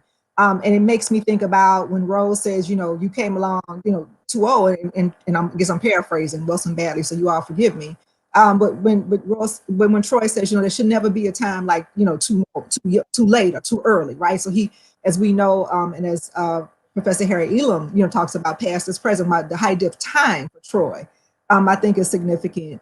I definitely appreciate and I can't wait to read more of your interview with Mr. Udine about, how Wilson picked up these stories and how he brought these stories into the work, and they become so realistic to where we do have the opportunity as Wilson scholars to challenge it and to really investigate and to further understand it.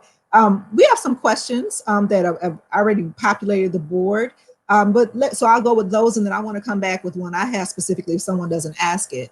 But let's talk about, Troy and Corey, right? And the whole discussion on Troy's, not reluctance, Troy's barring of Corey from participating as a college athlete in the sport of football. In your opinion, how do you teach it? How do you reference it? Is it more of a sports conflict, considering the way that you analyze and explain the business of sports, and even the way that Troy, I think, in a way, attempts to do so about, you do something practical and pragmatic, which is what I'm hearing that's coming from your, as opposed to staking your claim on a life that could be very precarious, right? Or is it, as many of us have discussed, is it something more? Is it more of that, like when Corey tells Troy, you just didn't want me to be better than you. Is that exactly what it is? Or is it another way, particularly, from a father-son standpoint? I think it's mostly all of the above. I could see Troy being jealous of Corey getting to do more than him. I think that's a natural kind of human emotion. Whether or not that's why he holds Corey back, I think is a little more complicated. you asked how I teach it. One of the things that I tell my students is that, in 1957, we have a 52-year-old man who is illiterate and feels like most everything he's ever done has gotten him almost nowhere. And for Troy to perceive that Corey would get to go to college and that means something more than sitting in a classroom is complicated, as opposed to go and learn yourself a trade. That way no one can take it away from you.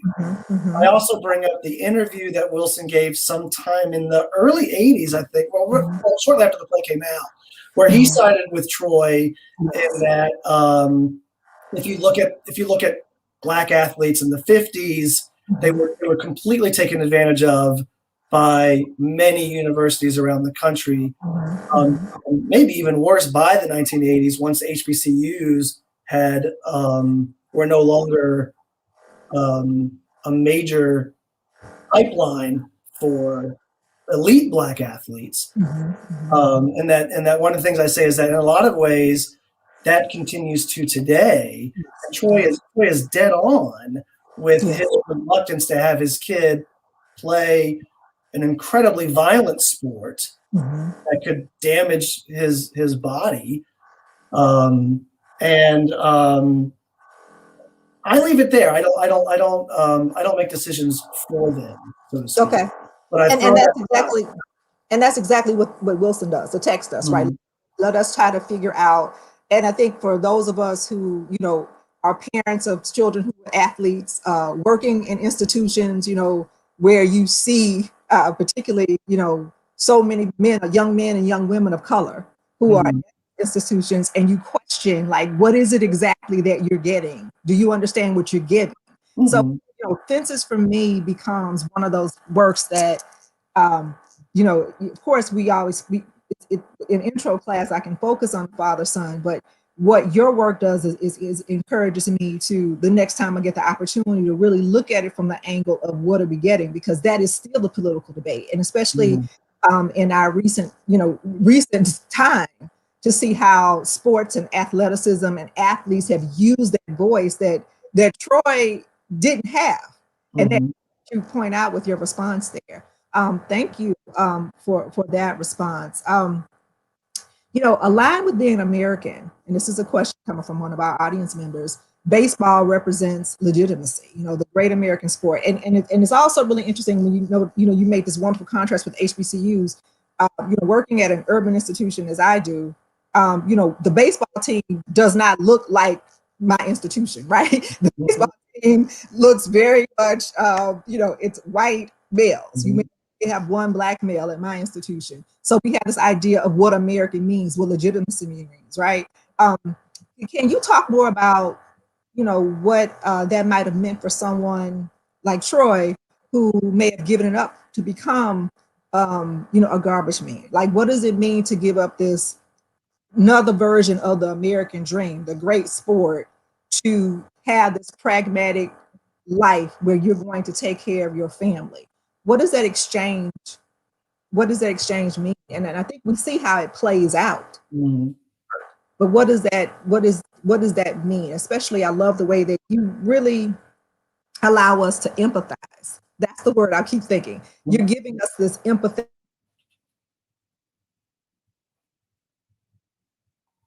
He does make a choice. He doesn't articulate that well. He doesn't explain it well. He almost demands that you celebrate him for it, which may be what pushes us away from him, right?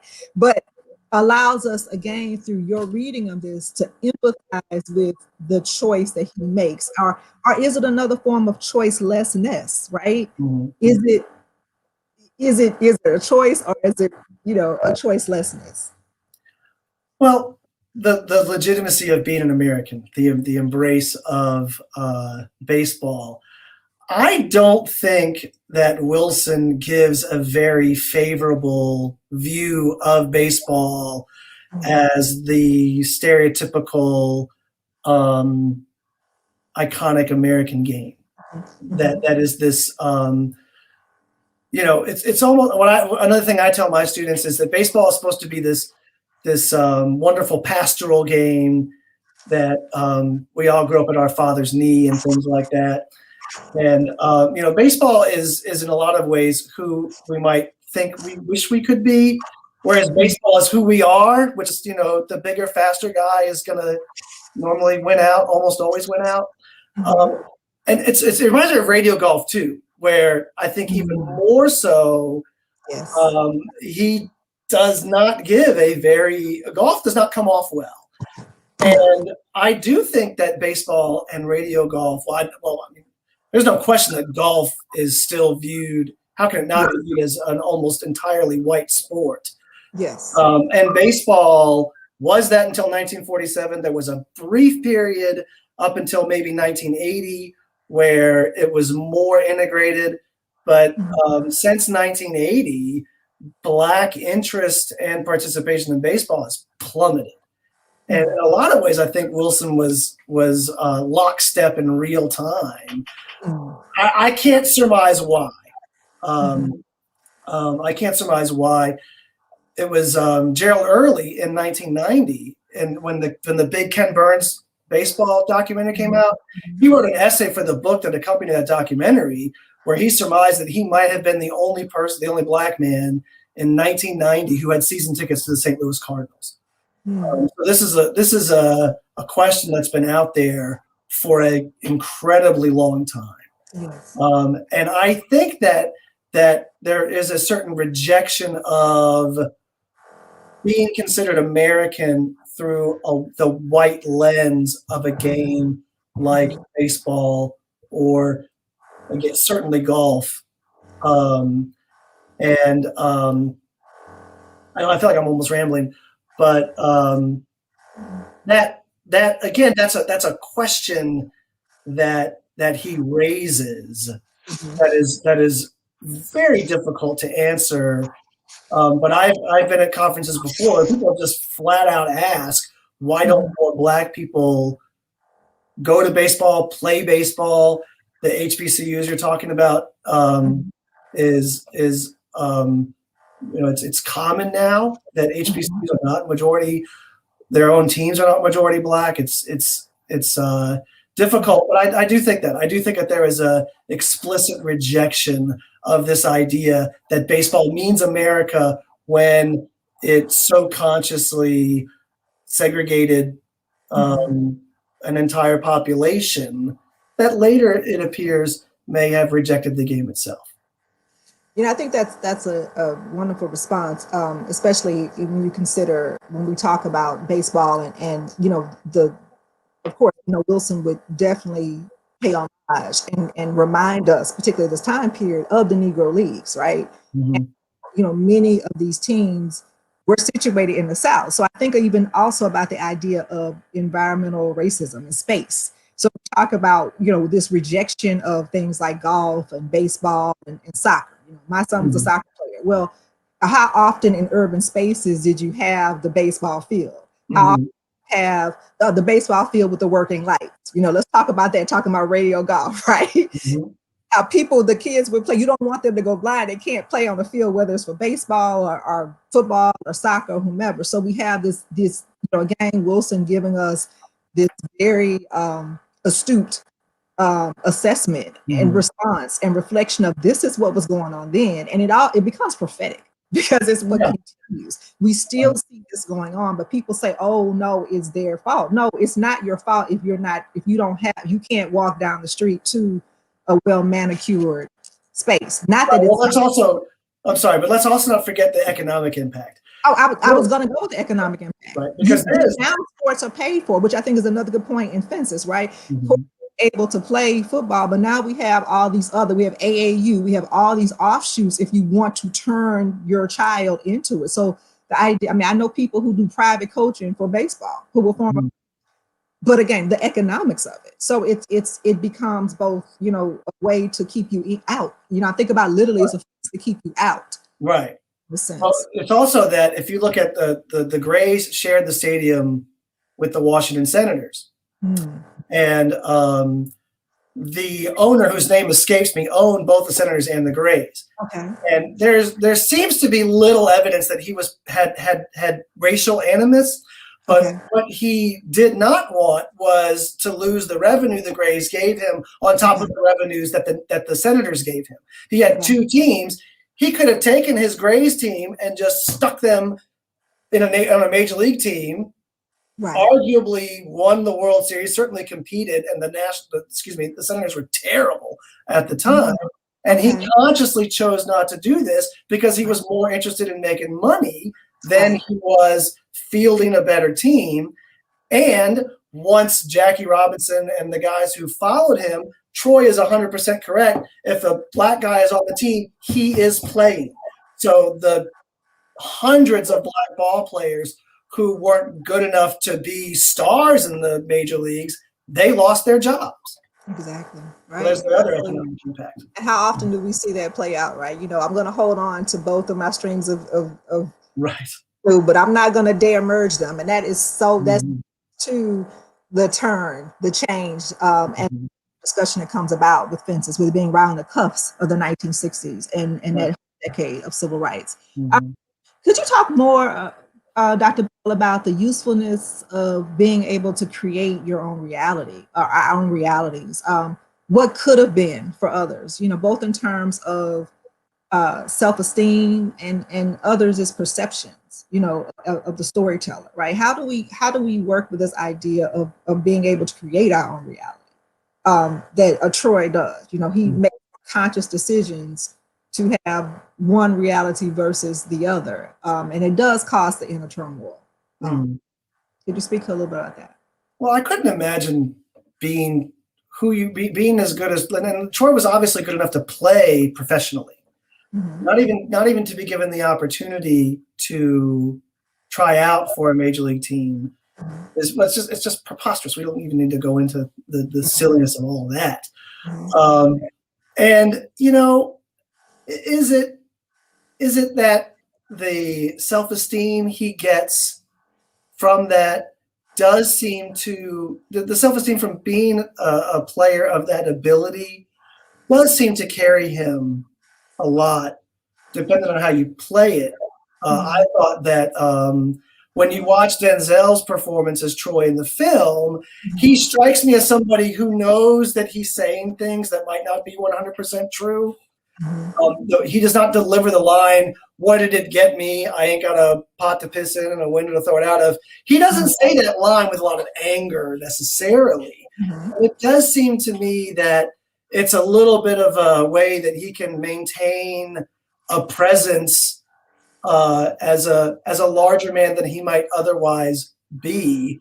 And there doesn't seem to be any harm in that. It's only nerds like me who want to break down every single little nuance of, well, how many home runs would he have hit? How long would it have taken? And all the sabermetrics that I'm not going to bore you guys with. You know, who cares? It's just a matter of he played, he got there. He once struck out 3 times, but then he hit it over the stands. And that is much more worthy of discussion than the other side of it. Oh, well, you weren't really that big. Or if somebody wants to say you weren't really that big, well, you know how he would respond to that. How big were you? I was there, you know, and so on. And so I think that, you know, on that end, I think it does carry him for a long time. Where we meet him is on his downward slope. But I would say that good for him. You know, who doesn't tell larger stories about who they might have been before you knew them? Everybody does that. Again, it's perfectly human. I appreciate these sabermetrics. I had never heard that term before. So I appreciate learning about that, because what that does is that, you know, again, reminds us of just Wilson's interdisciplinarity, right? And thinking about Dr. Shannon's introductory, you know, remarks to us, and about how, you know, prior to 1990, no one else was doing real work on Wilson. And now we're getting back, and we have the plays, we have the entire American Century Cycle completed. And so we can go and we can look at the plays, we can utilize as you and the scholar whom you reference, we can utilize these interdisciplinary tools to really delve deeper into, to take that deep dive, which is the theme of this year's conference, and to really make Wilson accessible. And not that he needs to be accessible. We know he's accessible, but make him accessible in a sense to where this new generation of Wilsonian scholars are the way that we teach them in our classroom. We can grasp those students where they are. Like I'm imagining, a course where you are teaching fences, in an athletic program, right? I always ask my athletic director, I'm like, okay, what are they reading? What are they doing? Do they even understand the history of the sport that they're doing? And he's always laughing at me like, okay, Ladrika, stop. I'm like, no, but do they understand when and where they enter into this, right? Mm-hmm. Do they understand the significance of what it means to be, an African-American quarterback or to be on the team? And that's the scholar in me trying to merge one side of campus with the other, but it's like, I think that, what we know with the beauty of Wilson, when you find yourself in it, when you find that nuance, when you find that connection, it becomes so wonderful, it becomes relevant. So baseball and athleticism is definitely a way that I am going to borrow from you even more the next time I return to teaching in fences. And so this next question actually is wonderful because I actually jumped in front of it so that I could kind of set the stage for this one. So please forgive me, but can we talk about ways or methods that you use to teach Wilson in predominantly white theater classes, or literature classes, or history classes, right? Mm-hmm. Because what happens when those students encounter those roadblocks, when it seems to encounter, white fragility? And think about even Troy and fences. We talked about Americanism. We talked about this idea of what it means to be, what does that mean? How does one tackle all these, I'm not going to call them assaults. How do we talk all these realities of the counter experience to white Americanism and privilege and white male privilege and and athleticism? How do you counter that and make for the conversation? How do we understand? What's one way that you use to approach that? Well, that's the question, isn't it? I can see the question in the chat here, and dealing with roadblocks to what seems like white fragility. The obvious things, teach the history. I always begin with a timeline, starting with Jackie Robinson in 47, Brown versus Board in 55, and so on. The major achievements that were being given, but at the same time countering with what Wilson I think would do, which is just because Brown versus Board was decided in 55, it's not like the schools all integrated the next day, right. 2 decades or whatever it was,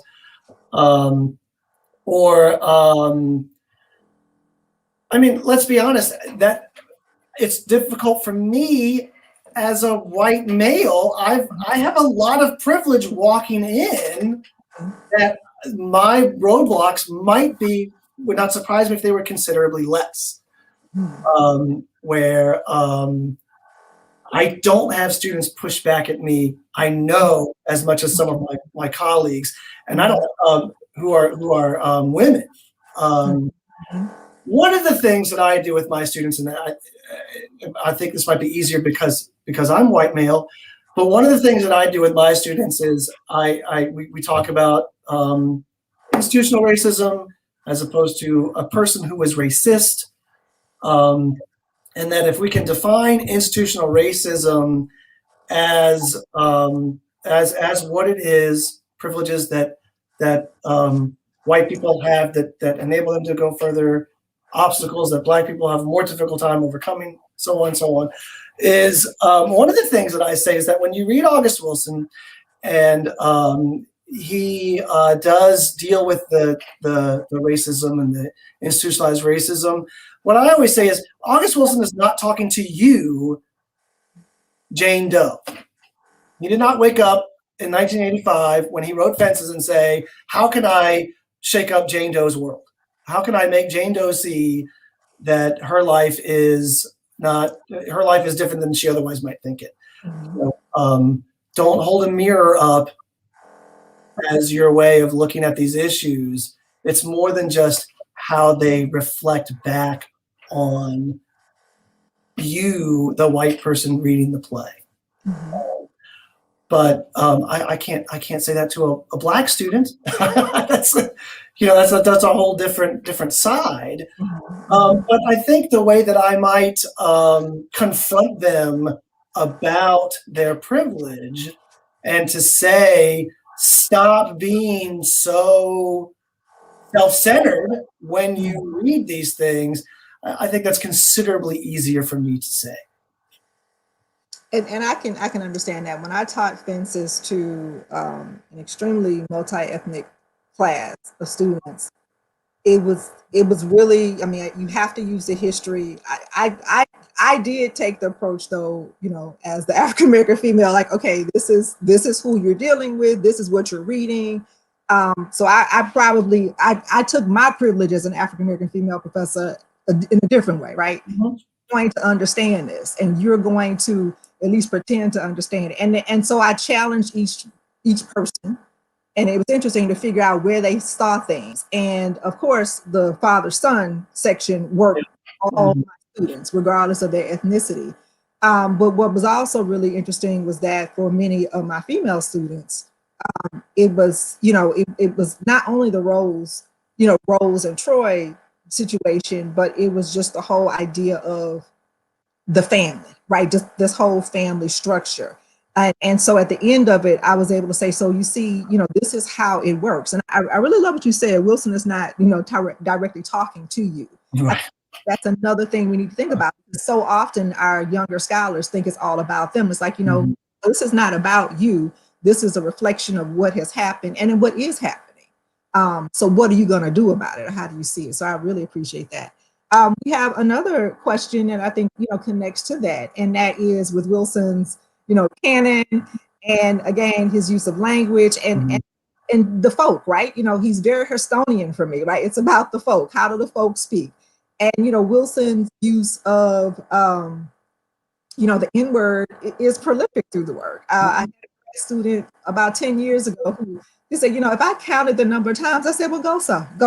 This was before we had the whole completed cycle. I said, what does that mean? So, the question specifically, as you see, is how to make Black students and Black audiences not embarrassed. But I want to think about both, because oftentimes my white students are like, oh, may I say this word? How do I say this word? Or they'll just say the N word and then I'll say the word. And they're like looking at me, and I said, okay, well, you're going to go to my chair, because how are we going to make this work? Where some people can say it, some people can't. I haven't been in trouble for using it. Mhm. And I tell them this is in the text, right? But I tell them, if you feel uncomfortable, don't. So how do you reconcile with that for all students, Right. regardless of Black, white? Right. Well, I haven't really had. I think you said it too. If I'm not, I haven't really ever had a problem with it. And one of the things I used to not deal with it at all. We would just read it, and if somebody brought it up, bring it up. It's Okay. gotten considerably more sensitive, maybe in the last 10 years or so, as opposed to the first 10 that I ever taught. Okay. One of the things that I do is I always say, people call August Wilson our Shakespeare, which is problematic. And one way to examine that, however, one way to think about it is Shakespeare elevated language beyond ways that people previously thought could be. And I think August Wilson does the same thing. I think he elevates language in a way that is unimaginable, especially when whatever you want to call African American vernacular English, whatever moniker you want to add to that. He certainly lifted the language beyond what many people could have thought that was. And aligned with that is the use of the N-word. There's a sense of almost beauty in the way that he lifts that word and takes the negative away from it. And that one of the things that I tell my students is, if you read Two Trains Running, Holloway calls his grandfather a Negro, and Holloway might be the one who uses that word more than anybody in all the plays. Yeah. Yeah. And Negro, out of his mouth, is a terrible thing to Exactly. call. And that almost shocks them when I say this almost beautiful elevation of all of the language, where it doesn't come across as a negative. It's how people speak to each other, on the street or whatever. And my Black students never have a problem with it. I mean, like they see it for what it is immediately. And so I just haven't really ever had students get upset or embarrassed within the context. I think sometimes if I'm reading a speech, I don't censor myself when reading one of the speeches. And sometimes students can do like that a little bit, but no one's ever called me out. Right. Yeah, I've had the same experience. I found, though, that when it comes to my African American students, sometimes it deals with where they attended high school. If they were one of few, and now they're in this very urban institution, right? So they are kind of hesitant, or a little shy, or and so that's when I had this discussion about language in class, right? And there's so much to do with that, as far as, again, another lesson to use with the whole cycle, and with Fences and those plays. Well, we have thoroughly enjoyed this discussion, Dr. Bell. Thank you so much for sharing this new reading of Fences for us. You have a couple of minutes. Would you like to leave us with some parting words, some other text that we can reference and look toward? Talk to us a little bit, in a minute or two, about what's your next plan with Fences and Troy and baseball. Well, once the pandemic is over, I might be able to get back to it. I've had this idea percolating for a long time. I'm not so offended by what Letzler said. He got it published in the African American Review. He supports all of his claims or whatever. I do think he's short-sighted on Troy the man. Okay. I was jealous because I was onto this and he beat me to it. I had always, from the minute I first read Fences, I was like, wait a minute, that time does not bear out to say who he was. And I wouldn't have ever said anything, but there is an incredibly long line of scholars who apparently think he could have done what he did while in prison the whole time.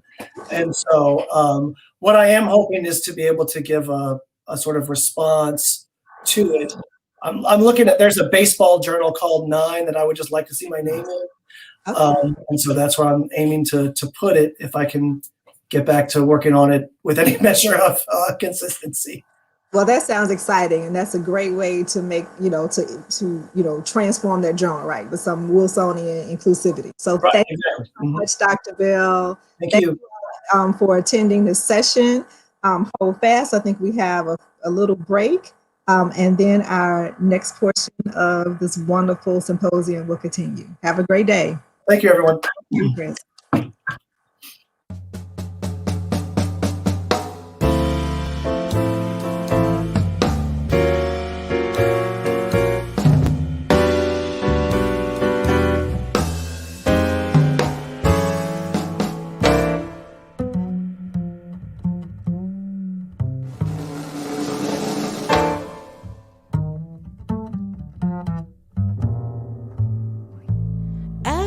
Honeybee fills with jealousy when they see you out with me. I don't blame them, goodness knows. You are my honeysuckle rose. When you're passing by, flowers droop inside. And I know the reason why. You're much sweeter, goodness knows. Honeysuckle rose.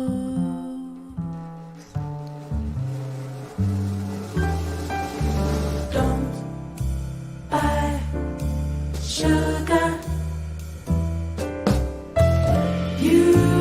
just have to touch my cup. You're my sugar. It's sweet when you stir it up. And when I'm taking sips from your tasty lips, the honey fairly drips. Your confection, goodness knows, you are my honeysuckle rose.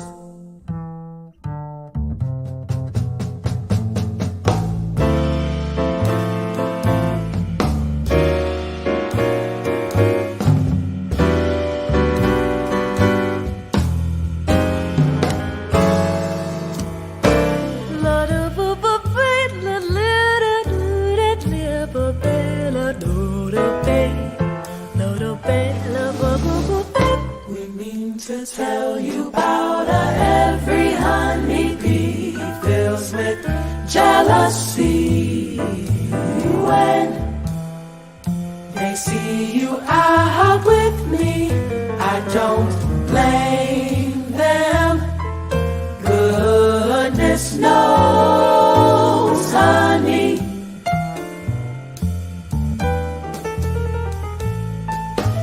when you're passing by, flowers droop and sigh, and they know the reason why. You're much sweeter, goodness knows, honey.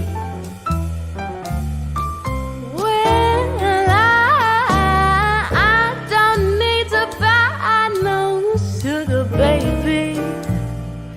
You just have to touch my cup, baby. You're my sweet sugar, baby.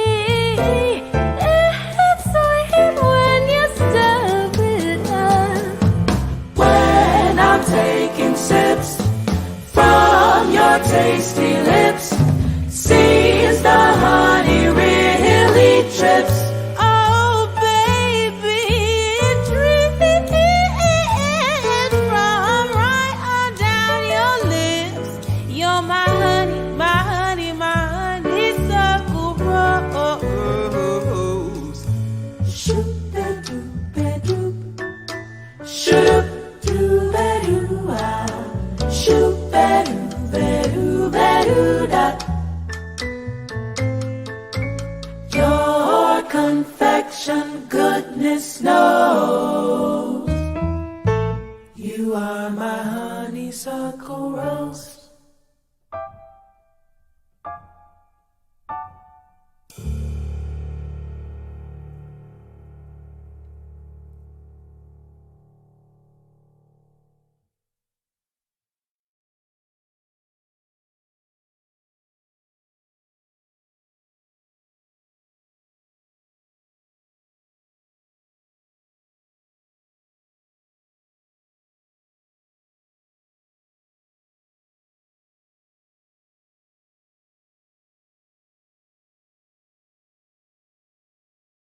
What the world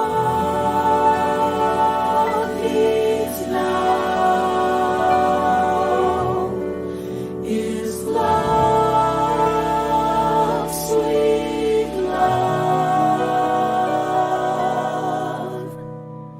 It's the only thing that there's just too little love. What the world needs now is love, sweet love. No, not just for some, but for everyone.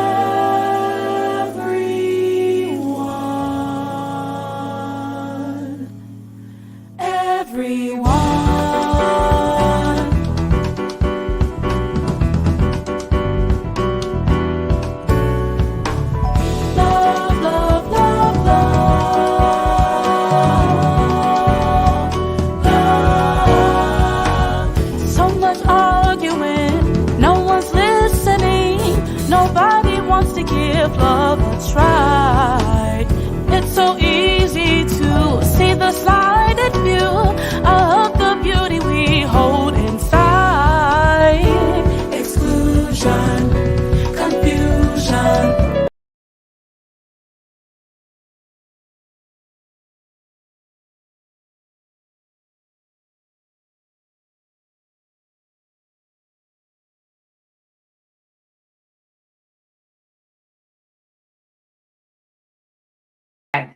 to Session 3, Directors on August Wilson, with thanks to Marion McClinton.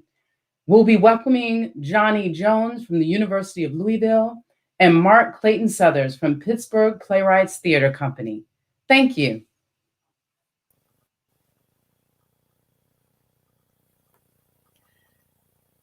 Hello, everyone. Thanks for having me. I guess we'll jump right into it. I should be on share, so hopefully I am. If I am, you can enjoy the many images that I have on PowerPoint. If not, you can just enjoy hearing me talk, hopefully, as I present the first half of the panel. Directors on August Wilson, with thanks to Marion McClinton. I am Johnny Jones, MFA and professor at University of Louisville. And this is my second time being at this particular conference. And the first time it was 2016. And so it's a joy to return to it. And I'm glad to see that it is up and running and happening this year. So it's big thanks to everyone who put that together. And when the opportunity came to be a part of it, I just really was glad to be able to say yes. So thank you all for having us. So I'll get into the presentation. I'll try to be as quick as possible. I was told I have 10 minutes, and I'm going to honor that and get right into it. And hopefully we can have anything I missed in the PowerPoint we can get into in conversation through Q&A and things of that sort. First, I want to just start with two epigraphs from the ancestors, right? To sort of frame what I'm going to be talking about today as a young director of August Wilson, somebody who's just getting into directing and understanding directing from the perspective of August Wilson's century cycle. First quote, August wrote about being an African-American in this country with as much heart, emotion, compassion, empathy, and criticism that I have ever read before. It was like, well, this guy talks like my father, and I have never seen this guy in a play before. That's Marion McClinton in 2013. And then Toni Morrison, another quote I'm more familiar with, it's always seemed to me that Black people's grace has been with what they do with language. It's always seemed to me that Black people's grace has been with what they do with language.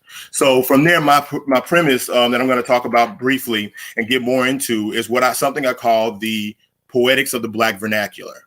And it is indeed influenced by Wilson studies and Wilsonian writing and thought. And this is a perspective from a young scholar, and also theater director. In my early years as the theater director and director of the African American Theater Program at the University of Louisville, I have learned that language is the primary source or tool that I use to engage a play and innovate the presence of Black folk on the American stage. I engage what I call the poetics of the Black vernacular, to focus on the surplus language and meaning in the works of August Wilson and other plays that influenced Wilson and were influenced by Wilson. So we're talking about ancestors, contemporaries, and descendants of August Wilson in my particular part of the presentation. And of course, being able to just know the cycle, how the cycle connects with some of the readings and other plays that I will be talking about. So to give a brief trajectory of my experience as a director, basically I started a few years ago, but my introduction to directing was as an assistant director with my colleague and mentor, Baron Kelly at U of L. And he was directing Fences at around 2017 or 16. Fall 2016, and I asked to be an assistant director to sit in the room. I had done a dramaturgical response or a dramaturgical presentation for the piano lesson production that he directed a year before. And so I just took the opportunity to say, you know what, I want to sit in the room for 6 weeks and see how this works. And so what I'm going to give is sort of a trajectory of what I learned, like nuggets that I learned in that process and in other processes from Fences and other plays. The urgency to move the Black vernacular from the page to the stage. That's urgency. It's urgent that we get that speech, that language up on stage the right way. Directing Amir Baraka's Dutchman, one of August Wilson's 4 Bs. I directed that following semester after assistant directing Fences, and I learned August Wilson's urge for us to confront the dark parts of ourselves and banish them with illumination and forgiveness. We conjured, I would say, language and focused on language, giving us this understanding of race as a curse on America in those two characters in Dutchman. I shadowed at Actors Theater of Louisville a former mentor, my original theater mentor, Steve Broadnax, who was directing Skeleton Crew from Dominique Morisseau's Detroit project, which of course is inspired by Wilson's cycle. And there, just focusing on the Black vernacular's innovation of dramatic form and poetry through professional work. Katori Hall's The Mountaintop, which we did at the National Black Theater Festival in 2019, made me sort of connect more with my Southern dialect. I'm a native of the Arkansas Delta, and Katori Hall being from Memphis, I was able to connect and direct that work from that perspective. And that led to Detroit 67, which I directed in 2020, and focusing on younger actors being able to ground themselves in the characters and to be themselves in the everydayness of the speech, which we'll talk more about more in the talk, I imagine. For the sake of time, I can get into some of this briefly, but really the focus is thinking about how to train young actors to do August Wilson. A lot of the conversations that I had with Barron and other older playwrights that I know that I look to as mentors and are learning from, are speaking to the fact that a lot of young Black actors do not know how to do August Wilson, perform the poetry of August Wilson. And for me, as a more of a coming in as a reader, as a writer primarily, as a director, I was able to really focus on particular aspects of each play that I'm directing or reading or teaching, and being able to go in from the language, from the point of the language, which Wilson teaches us to do right away when you basically read one of his plays or hear one of his plays performed on stage, or hear it, of course, now in film. Another thing that this led to, I want to point out before I stop and talk about later, is just the directing from multiple perspectives. There's directing on stage that I learned to do, and then getting a chance to be the African American Theater Program Director for 2 years. I was able to do propose ideas for seasons, and to be able to work with other people on different ideas for seasons. And so we came up with the season of Black plays at U of L that focused on American theater's preoccupation with race. And so as director of the academic program, we were also doing Wilson, directing Wilson on stage as well. So being able to just sort of do both sides of that is what I really feel like my work has focused on in the last few years. The season of Black plays did not feature all Black playwrights. We had one non-Black playwright, one white playwright, but it was influenced by American theater's preoccupation with race in American life and history. Influential texts included The Ground on Which I Stand by August Wilson, and Susan Laurie Parks' New Black Math, which departs from Wilson's The Ground on Which I Stand, and also Toni Morrison's Nobel Prize lecture, and The Characteristics of Negro Expression, The Ancestor to Zora Neale Hurston, of course, which I find is each of those characteristics that I teach. I teach all of them. And when I teach that particular piece in reference to Black plays, August Wilson's work resonates in a huge way. Seven Guitars, for example, has all the characteristics if other plays do not.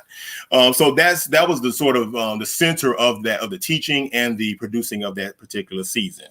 Along with that, we were at, I wanted to just mention briefly before I stop, the work that we produced with the season. And just in the last 6 years under Barron's tutelage, I was under Barron's tutelage, students under Barron's tutelage, being able to do 3 August Wilson plays in 6 years.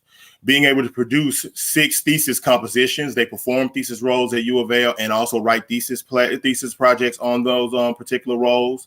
And also doing that particular season that doing a season that forced, if students were not in an August Wilson play, they were still writing theses that were focused on historical social context of African American life, and increasing the recruitment of our African American MFA graduate candidates. That's some of the equity that we were able to produce by following the poetics of the Black vernacular, which is traced to August Wilson, which I'm going to stop now basically and keep hold. I was told we had 10 minutes, so I'm going to stop now and make sure that I'm honoring that, and then we can be able to talk about more hopefully later. Thank you.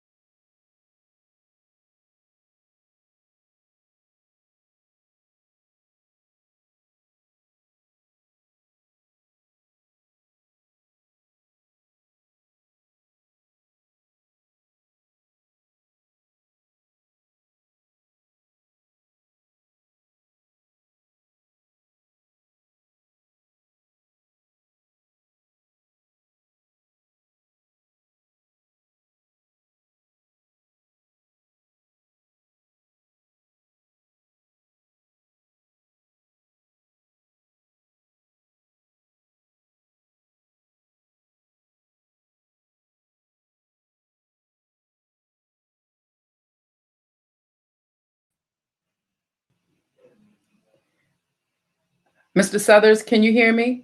Can you unmute? We can't hear you. Wow. There you go. Woo, okay. I know you said a lot. Can you rewind for us so I'm we can hear all of your sorry. wonderful My words of bad. wisdom? Okay.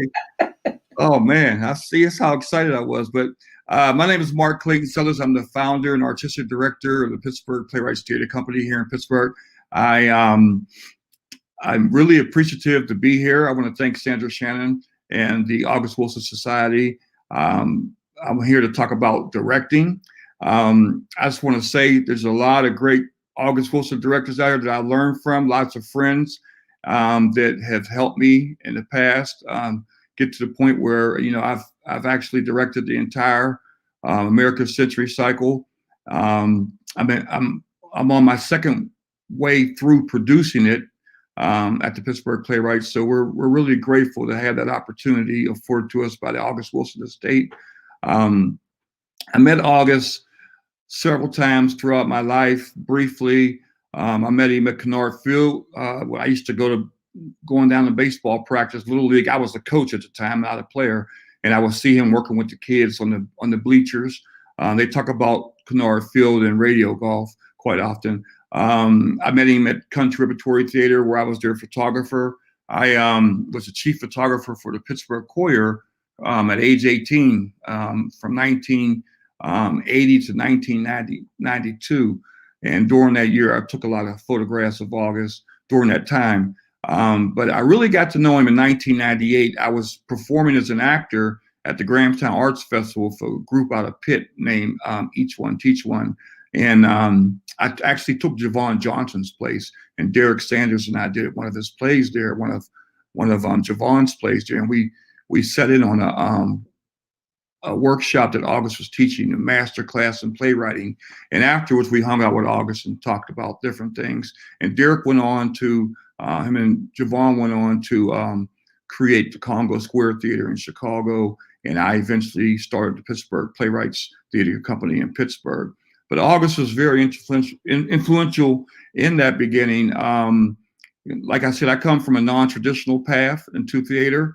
And it's because of August's approach to how he dealt with theater and telling stories that it gave me something to hold on, to grasp on to. Early on, I started as a producer, and the wonderful director out of Houston, Texas, Eileen Morris, came to Pittsburgh a lot to direct for Country Repertory Theater, and eventually she was their managing director. But she would direct for us, and I would learn by watching her as far as getting the right chemistry with the actors, giving them enough time to get set for these roles. When I cast August Wilson plays, sometimes I cast a year in advance because it's a lot of dialogue. It's a lot of heavy dialogue to digest. Currently, I direct a play with the Pittsburgh Performing Arts School, Kappa. Every season, we do a play, a full August Wilson play, and we're up to 5 already. And the process is a lot different because you're dealing with students. So what I do to try to make it easier on the students is I bring in actors from our great Pittsburgh acting pool who know how to pronounce the streets, and they can get in the mannerisms, because you can't expect these young folks, the 10th, 11th, 12th graders, they haven't lived the life that a lot of these characters have lived. So they can see the nuances and the different tones in the voice, and how these older actors come in and work with them. And it's been very helpful. We've been putting on some really great productions, even though it's on a student level. They've been really welcomed by the city. But yeah, I like to watch different directors.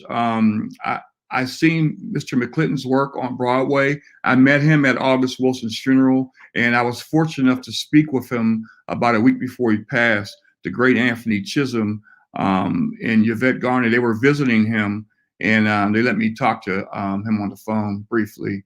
He was a great man, and he took Jitney around the world. And it had to have been a great time for those actors to spend that type of time doing August's work for all those years. Stephen McKinley Henderson and the rest of the crew, Paul Butler. But I really been fortunate enough to be able to go to see Ron Himes plays at the St. Louis Black Rep and watch the attention to detail that Ron puts into his productions. Lou Bellamy at Penumbra, all great folks who have really great ties with August and have produced a lot of August's work. You can learn a lot. I mean, if it's just a little smidgen. Even my good friend Derek Sanders in Chicago, who really pays attention more so to the words. He doesn't get caught up in the look of things as much. He really is a great producer of August's work, as is my good friend Ron O.J. Parsons, who does a lot of great work across the country and has been doing it for years. I'm really appreciative to have these type of friendships with these directors because we call each other and we chat about things. For instance, Ron will call me and ask about pronunciation for like Bryn Mawr Road. You know, I saw a production out on the West Coast and the guy was mispronouncing the Buell Planetarium, you know, and, you know, some of the actors who were from Pittsburgh kept trying to tell the guy and he didn't really care. But it's those type of things that really keep you in the play. If you're from Pittsburgh, you know it. And, you know, what's funny is that a lot of times because we're in Pittsburgh and we're doing an August Wilson play and people will yell out from the audience and, you know, they'll say something, I know him, or, you know, whatever, if it's a real person's name, if they talk about West or things like that, people in the audience get excited. So you get this additional chatter. Well, I went to Broadway to see Chaz Palminteri's play, The Bronx Tale, back when he did it as a one-person show. And I went with the great Don Marshall, great actor, great August Wilson actor, and Patrick Jordan, who runs the Bare Bones production company here in Pittsburgh. And we were sitting in the third row. And what was funny is that it was a Italian audience because, you know, The Bronx Tale, you're familiar with the movie, and there were guys up in the balcony yelling, hey, Tony, hey, I see you over there, you know, and all this type of stuff. And it just reminded me of other instances in the theater that, you know, they say African Americans, we talk a lot in the theaters. Well, this time it was Italians, and I just thought it was funny. I thought it was hilarious, you know. Even like when I went to see Fences on Broadway, and the women are yelling out Denzel's name during the show, you know, or when Whoopi was in Ma Rainey's Black Bottom, people were taking pictures of her on stage, and she had to actually stop the show and tell the woman in the front row, sorry, honey, this is theater. We don't do that, you know. So it's just a different vibe, but it just shows you that, you know, August's work resonates with the common man. It's been done all over the world, different places. I'm just thrilled to be a part of it, thrilled to know the Wilsonian actors and directors that work on his work and be able to pick up the phone and give them a call. I look forward to our discussion. Thank you.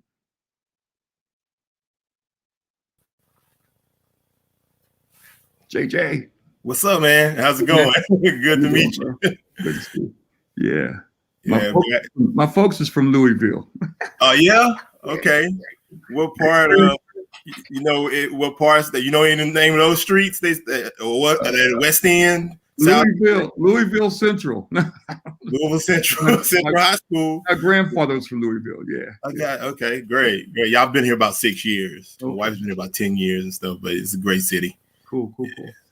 Okay, Johnny and Mark, this is Chris Bell again. I think I'm doing a bit of a relief pitching here. I wasn't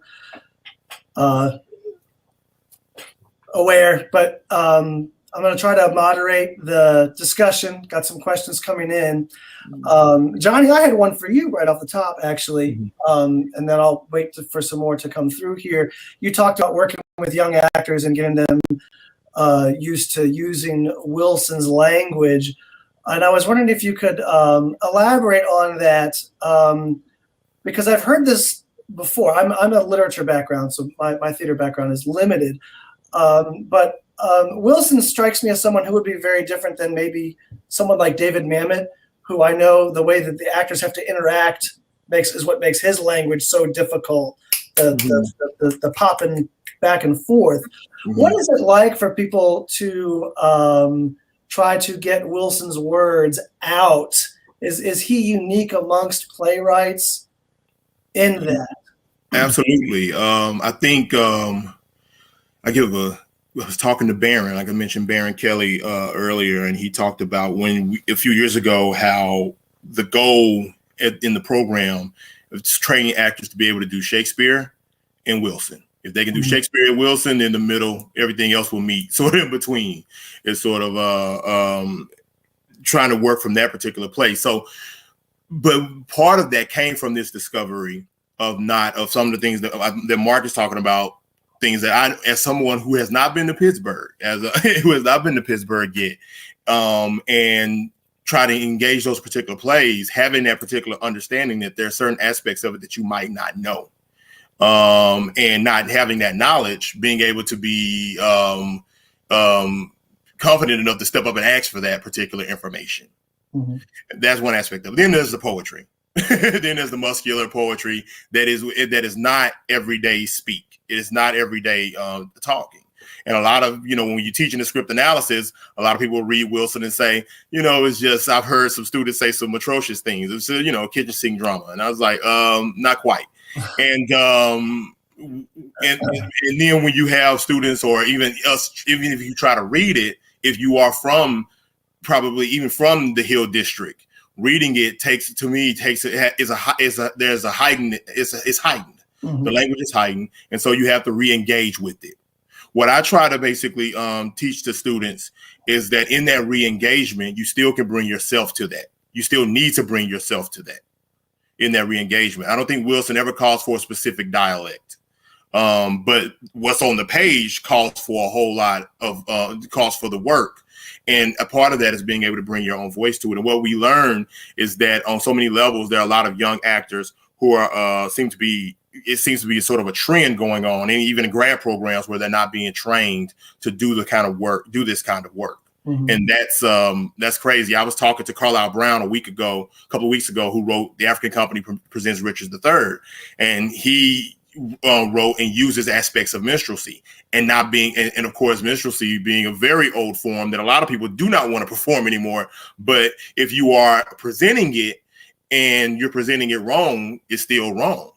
Mm-hmm. And what he was saying, there's still some things there's aspects of it, of course, that it's not being trained. And so it's the same thing with Wilson. I think in some ways it's not being given the proper training, or given the proper attention that it deserves and that it needs, in order to be able to teach those students to be able to grow in it as they're working on it. Okay, thank you.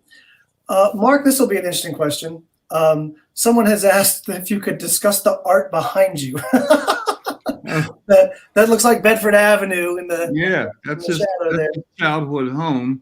The one facade is down now, but they saved the bricks for it, and they're about to start construction on the other side. But that painting was by a Chicago artist named John Ross Wilson, no relation. I found out about it on Facebook, and I called him right away. And got a chance to purchase it off of him. So it actually hangs in our office. I appreciative to have it. Yeah. All right, I wrote that name down. There's a lot of stuff. He's told me there's a lot of stuff hidden in it also. Uh-huh. I found something in his beard, and I have to keep calling him and asking him, and he'll check off the list. But yeah. Okay. That's kind of bearding, right? Yeah. Sort of bearding type thing going on. Yeah, he's got some stuff going on in there. Nice. I've got another one for Johnny here. It's asking to discuss more about the use of language to connect with, draw in, or represent a variety of audience, be they African American, middle-aged, people from Pittsburgh, white audiences, and so on. If you're doing it for people in Pittsburgh, you want to make sure you get the street names correct, right?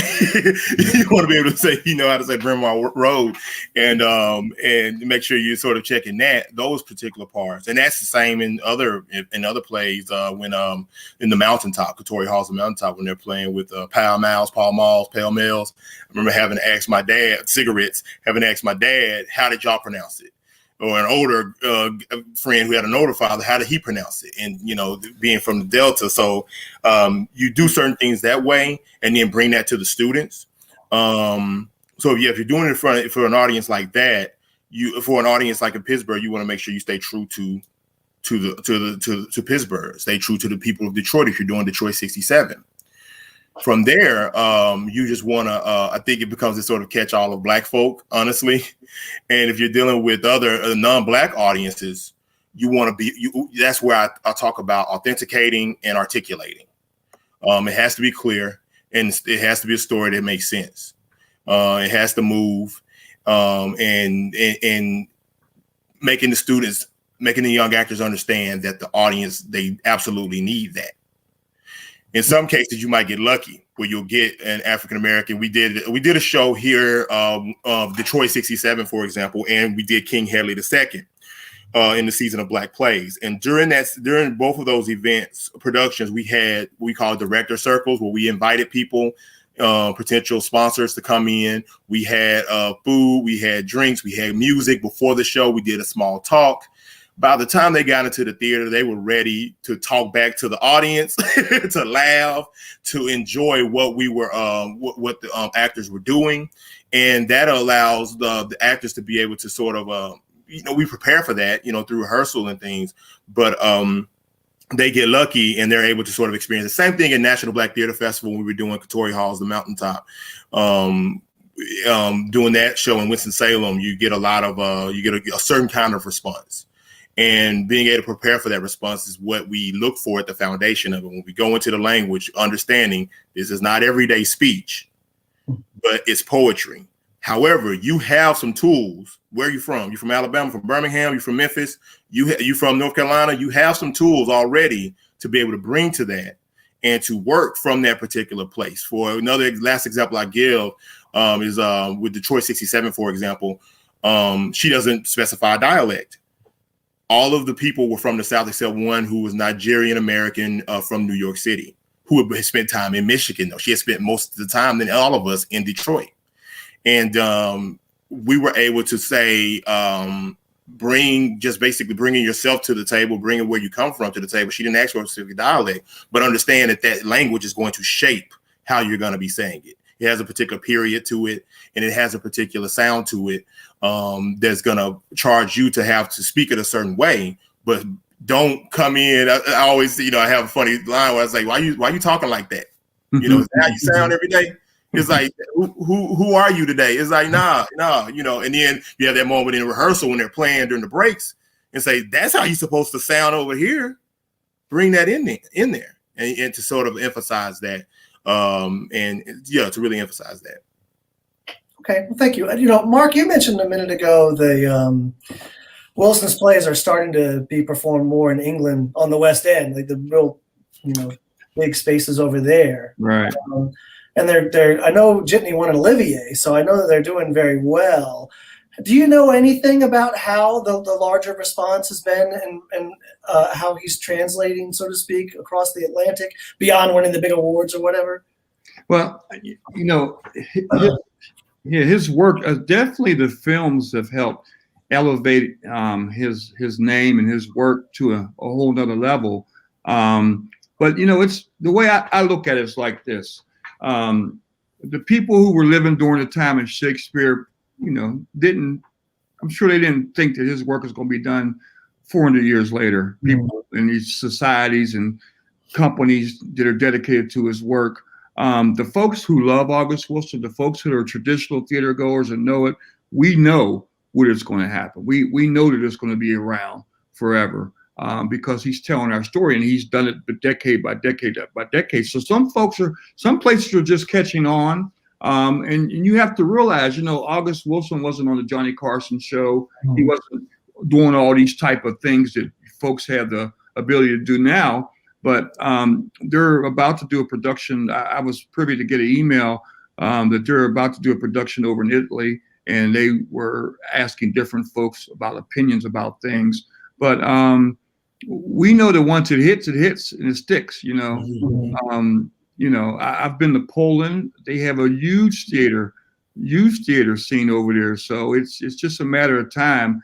It's going to spread more internationally, as time goes on. And the movies are doing nothing but helping it. That's the way I see it. But what I am what I do want to talk about is how it's getting into the high school level. Because a lot of times, like you guys talked about the N word earlier, and that throws a lot of people off, white and black, that don't want to hear the kids saying that. And I'm like, you can't cradle them, that's part of it. That's how it is out here in the world. That's what it makes it so rich, is because when they're telling them stories and the N words or they're dropping N words here and there, it fits right in. It's part of the ingredients. It's like a sweet potato pie. And you pull some stuff out of it, it's not going to taste the same. The dog's going to get it. You have to tell it like it is. I mean, August sat around in a jitney station. He sat around at Pat's with his friends, listening to people tell stories. And that's what they're saying. Who are you to dissect what people are saying and not speak their truth? Let them speak their truth. They're going to say the N word. That's all part of it. It is what it is. But we can't get stuck up in this highbrow theater. It's done enough damage to our potential audiences already.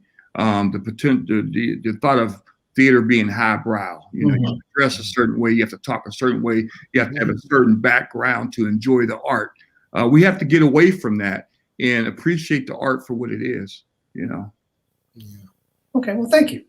I think this next one can go for either of you, is asking how you work with actors, students, to understand implicit stage directions that are written in the dialogue. Well, if I can, John. First of all, when I first started out as a director, I thought that it was up to me to tell everybody everything they're supposed to do. Go A, B, C, D, down the line. But I learned very quickly that you have to respect the artist. Here, you're asking individuals to memorize August Wilson's monologues. You know how much time is involved with that, how much sacrifices these artists, these actors have to make to digest all this information and be able to be in character and tell the story. So you have to respect them when they walk in the room and say, I want to try something, or they'll do something. So if the stage direction doesn't involve coming or going, or something that is connected to the text so much, if it doesn't do that, then we don't pay any attention. We tell the story with the artist that we have in the room. We're creating this piece, and it's going to be a unique piece that's different from any other play you've seen. And that's how all plays should be, with the different chemistry of the actors you have. You have some people who try stuff and it might not work. And one of the things I learned from directors is, like Ron O.J. Parson, instead of telling them, you ask the question.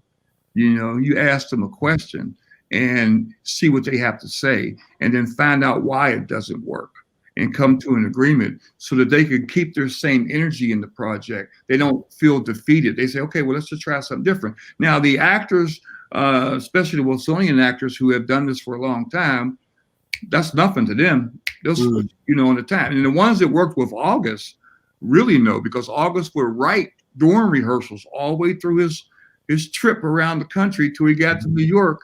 Even on Broadway, he would rewrite in whole monologues and things like that. But he also would listen to the actors. I mean, Anthony Chisholm was very instrumental in Jitney and some of the things he did with Jitney. So I can't read Jitney without hearing him.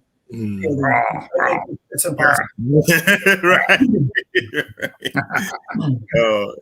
Yeah, I'm thinking about yesterday I was watching the clip of Marion McClinton talk about adding the gun in Doker's pocket to the when he answers the door, and he said, "Why do you do that?" And he said, "Well, my dad after midnight he always answered the door with a gun."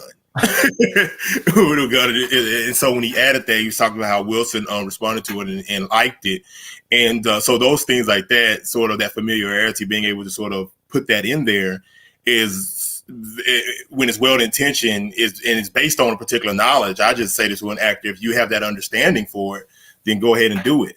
Or as I learned, devising theater started in hip hop theater doing spoken word, where you're just talking to an audience, and guys I remember my director Steve telling us, like, I don't know what you're doing right now. Or if you say, I want to go, I think I should be over here. Well, go on over there then. See how it feels. Let's try it out. So leave that open. I tend to follow the stage directions as they are written, specifically what the playwright gives primarily, and I sort of give them that constraint. I sort of tell the actors, the directions say do this, and then early on I start with that, and then we start to grow out of that to establish that freedom as well. Also with the language, and this is a scholarly thing. don't kill me, but it's a thing with Aristotle says something about this in Poetics, where he talks about the energy being the force, the language being the force of energy. Language pushes the story forward. So I always point out in parts of the play, I was like, you just said something that told you to do something. And sometimes the stage directions to the specific to the question, sometimes the stage direction won't have it, but the language totally has it. And if you take on certain particular pieces, they may not have any stage directions. But I think if they're there, they should be entertained and engaged, and then figure out ways to depart from them and see what you may be able to come up with in a unique way. I want to point out lastly, like in terms of the overall thing, when I talk about the poetics, I just referenced Aristotle. Don't want to reference Aristotle in here, but but in a sense, because overall, the notion of what I was trying to say, as far as like when we did the season of Black Plays, was based on what Parks wrote in New Black Math on Wilson, in reference to what Wilson did on The Ground on Which I Stand, when she said that all plays in America are Black plays because we're all born into under slavery. Well, people will argue that and say some of these plays are not Black plays, and every play in America is not a Black play because it's not about Black people. But what she's talking about is race at the center of that. Other foundational pieces in that, and you think about Zora Neale Hurston's characteristics of Negro expression. As I pointed out in the presentation, the characteristics that she named through her anthropology of people in Florida, Wilson is using throughout all of his plays. And all of that stuff, he's put that, it's in the language. And Hurston specifically talks about how the language mobilizes action in Black talk, in Black speak, what we call Black speak. It mobilizes action in many ways. So you try to just, again, focus in on the language and try to really analyze that or pick that apart as you're working with the actors when you have them on stage with you and you're talking to them and doing the rehearsal process. Okay. I don't think there's anything. There's our fearless leader, Dr. Shannon, has an interview from a while back. I can't remember exactly where it is, but Wilson himself spoke on Aristotle in that interview favorably, if I remember correctly. So you're keeping good company. And I don't mean it, I don't mean it in a bad way. It's just Wilson has been we've taken on Wilson through West African aspects of performance. Definitely he's been expanded, and I am very interested in how in that and how the poetics of how to be able to read them through the lens of Blackness. So that's why bringing that reference of what Hurston established for Wilson and what Wilson established for others. Okay, we have about 5 minutes, and I think I've got two questions in front of me that I think merge very well together. To asking the impact that Wilson has on actors and audience, young audiences, young actors, and women. All of these. That seems to me everybody. Yeah. Well, and this is in response to the audience. As far as the young folks, the August Wilson monologue contest tells it all. These kids are killing these monologues. They're killing it. So that's a very great thing that Kenny Leon and started down in Atlanta. But listen, I always tell the story and catches some folks off guard. But August, my father passed in 1998. That's what got me into writing. I started writing poetry. And August read my poetry over in South Africa and convinced me to write for the stage. Well, August passed in 2005, as we all know, and neither one of them got to experience the beauty of Barack Obama being elected. Like the feeling that we felt all over the country, the folks that were appreciative of it. And I always say that August Wilson was partly responsible for him being elected. And the reason why I say this is because you have to think that August's work has been on the national scene since the early 80s on Broadway, 84, 83. And white America are the traditional theater goers at these regional theater companies. If you think about it, at least in Pittsburgh and places I've been, if you go to see plays, the audience is easily, I mean, except for certain nights, right. But the audience are easily over 80%, 85% white.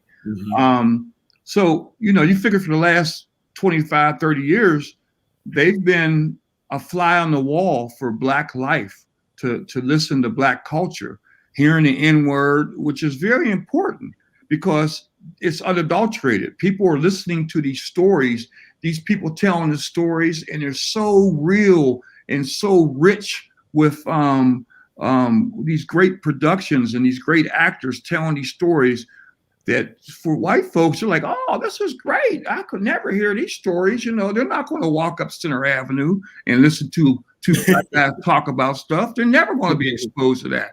But I think because they were exposed over the period of 25, 30 years, that they got a better appreciation for Black life through August's works. And I think that contingent of folks were folks that were involved to help with the voting to get Barack Obama elected. And that's what I think about that as far as how it's affected audiences. You could talk about the women, JJ, if you want.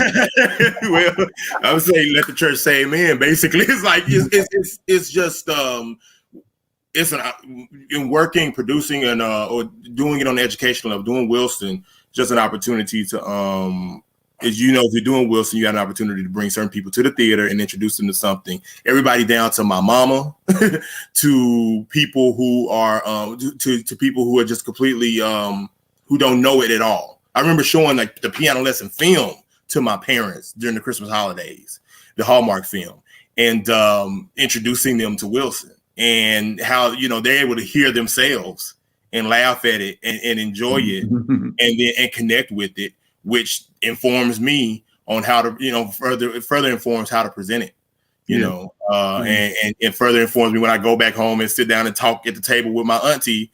And she says certain things, and I'm like, she sounds like a whole play, and and so it just basically creates that that community that offers that conversation that will grow that crosses racial landscapes, geographic, regional landscapes, and things of that sort, and gender and sex. Of course, we can have a battle of the sexes about Wilson women versus Wilson. See how that functions as well. And then just emphasizing the people who have, again, writers like Dominique or Cortori Hall who have sort of followed in his footsteps, sort of really doing some of the similar things, but bringing something new to it.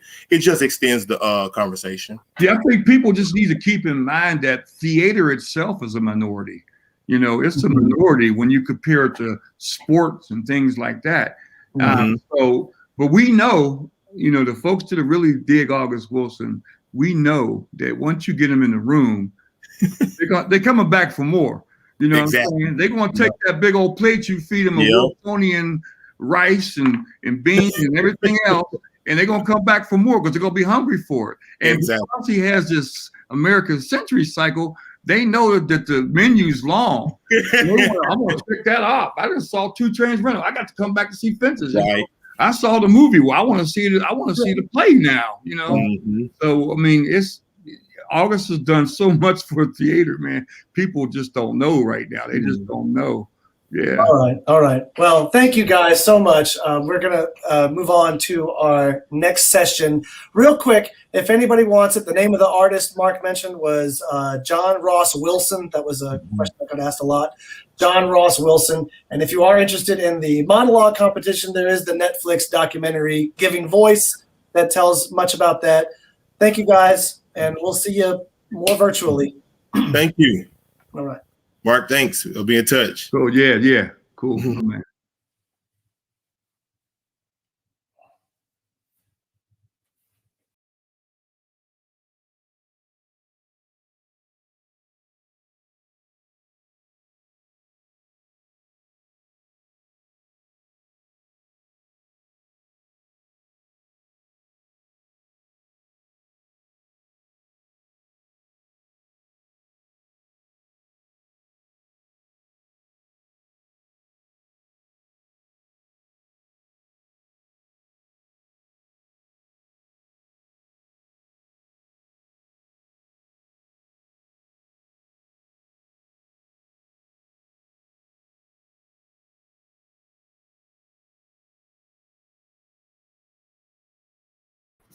Good afternoon. Please allow me to welcome Margaret Lorena Kemp, Professor and Head of Acting at the University of California, Davis, and Roger Ellis, Assistant Professor at Northwestern University, where they teach theater and dance. Roger is also a filmmaker and producer.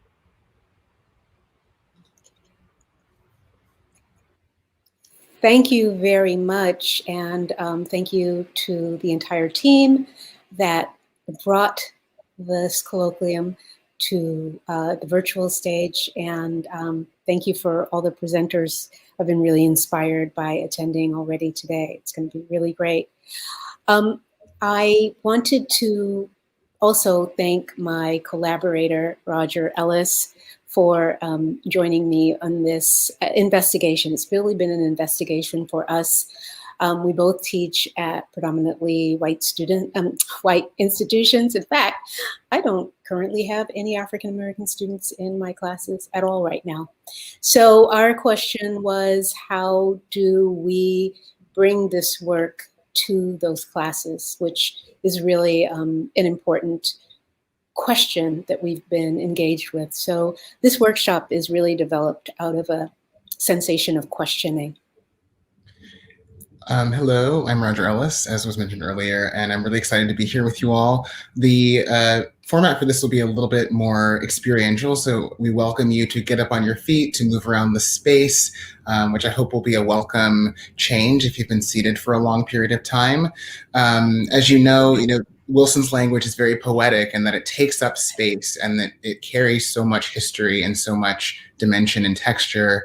And what we really want to look at is exploring how to physically embody this work, particularly in a primarily white institution where maybe assigning material to white students from an August Wilson play is not appropriate in a scene study class. Perhaps that's a debate that's obviously open right now that we're discussing. But we want to find a way that we can enter into a deep engagement with this material in a way that honors the intention of it and the history and the complexity of these characters and stories. And one of the ways to do that is through somatic practices, through hybrid approaches to voice. And we're differentiating that from speech by saying that voice is differentiated from speech, and Margaret will speak more about that in a moment. My primary lens is movement and dance and physical theater. And so I will introduce you to some ways in which we can explore Wilson's work through the body. All right. Thank you, Roger. And I teach voice, speech, and acting. And a lot of my focus is on the voice side of speech, because most of the young actors that I meet with and engage with, their ability just to make sound is sort of rooted just in their contemporary practices or something maybe that they've learned in another class about right sounds or how to make sound. And I feel like to enter this work, one of the things that I want to do is allow them space to make sounds that they don't normally make, and hoping that that will awaken their imaginations to the language, so that when we arrive at the language, it is already starting from a large space, a large vocal gesture, a large physical gesture beyond the day-to-day.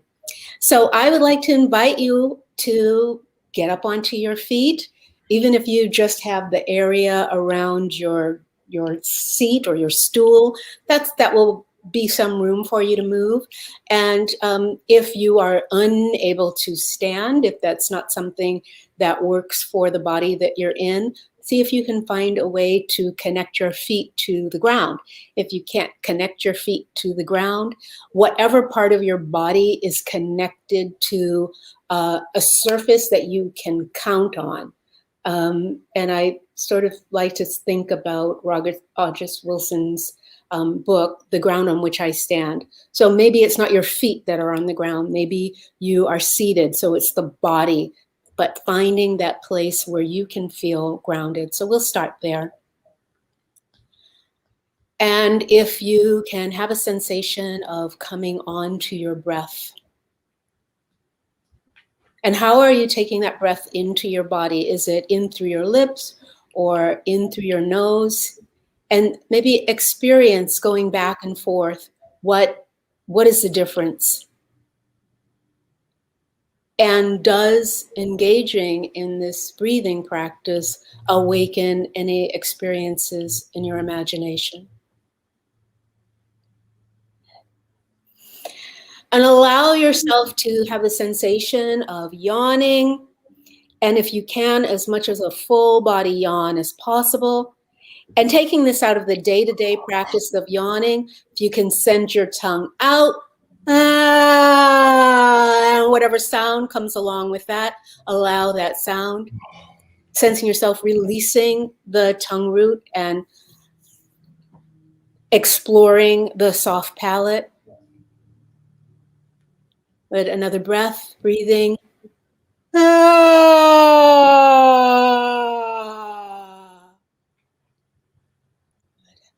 And one more, inhale and let it out, sending the tongue out.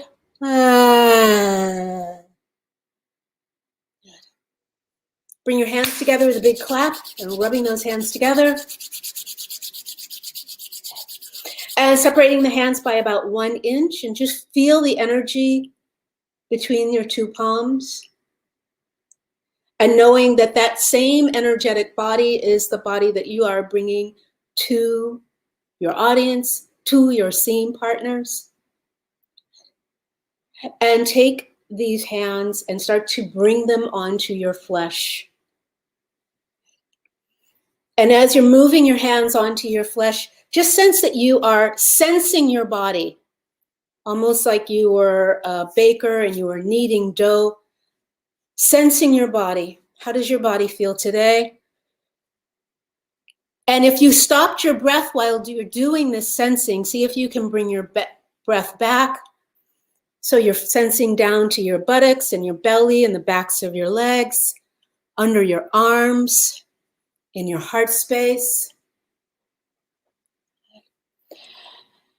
And bringing your hands very gently up into the area of your vocal tract. And with the next inhalation, see if you can have a sense that you are drawing the color blue into your body. And as you bring that color blue into your body, see if you can have a sensation that you are widening this space.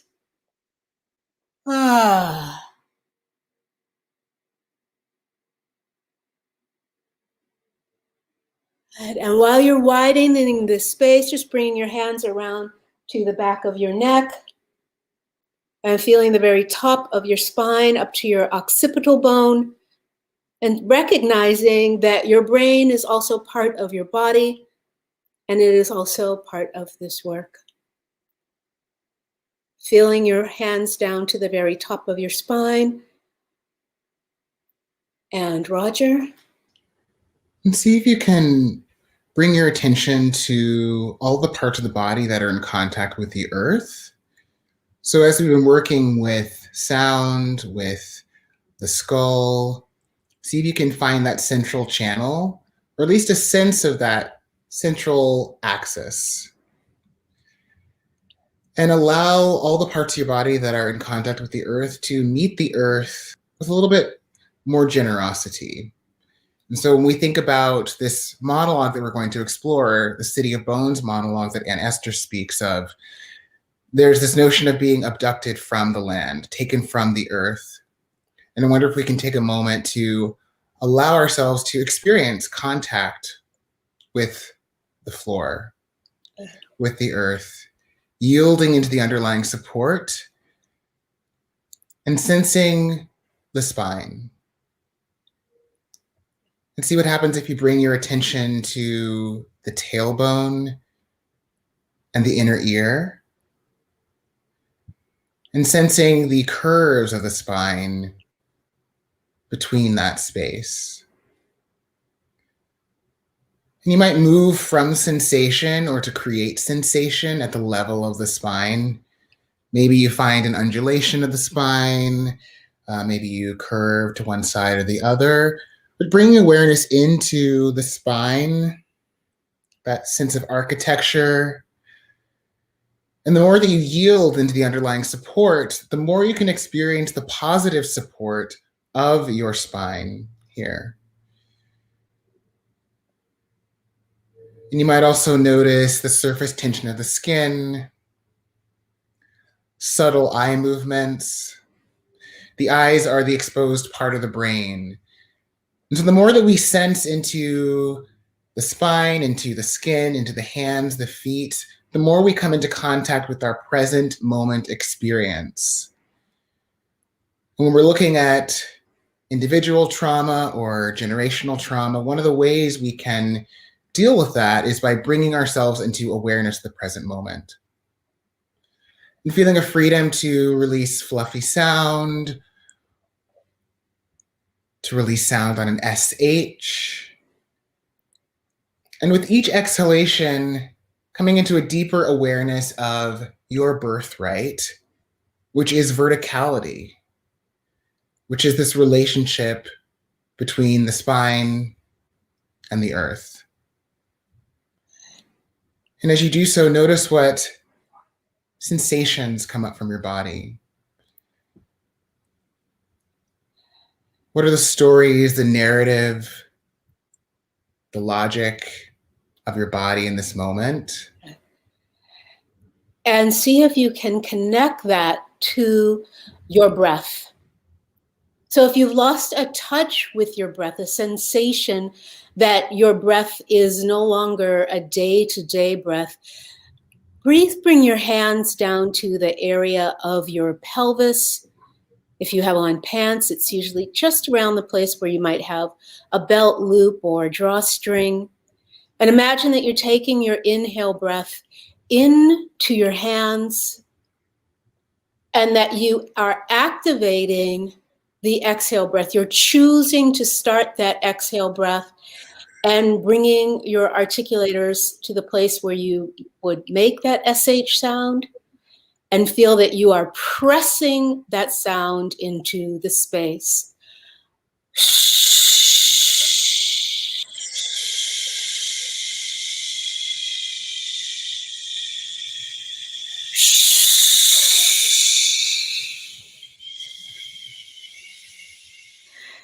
And taking the wide part of your tongue, the blade of your tongue, and bringing it underneath at the gum ridge of your lower teeth and letting the tongue fan out like a wave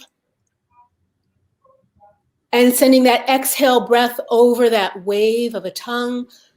And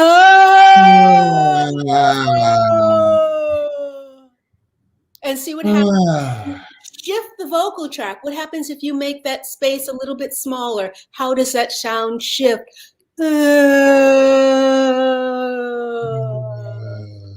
And maybe opening the mouth and then closing it. So we're going from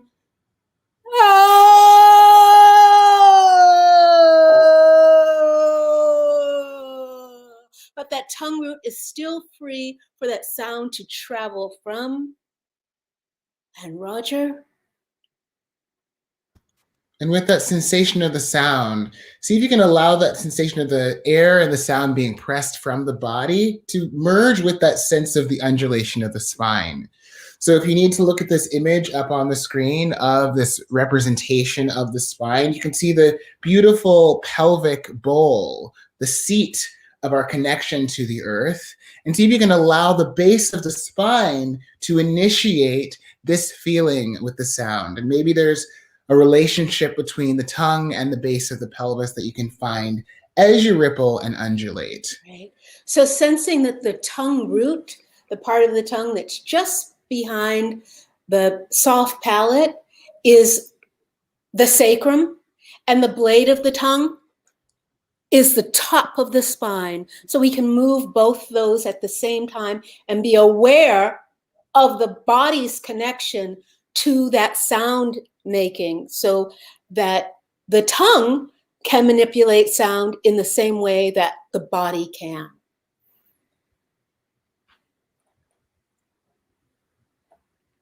And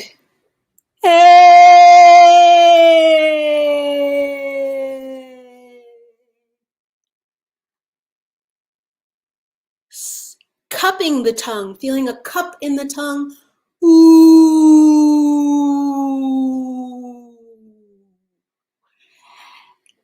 I open the mouth. And what happens if you close it? What happens if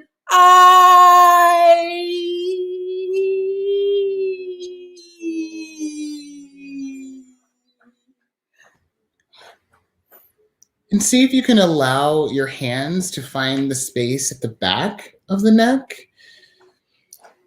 At the beginning of our exploration, we found the front space of this channel. And there is a curve of the spine. The cervical curve of the spine meets the back of the throat. So the spine is actually quite deep. We can feel the vertebra if you touch the back of your neck. You can feel the process of the vertebra, but actually the center of the spine is much deeper and more centrally located. And then see if you can place your hands in your belly. And imagine that the hands have eyes that can see into the base of the spine.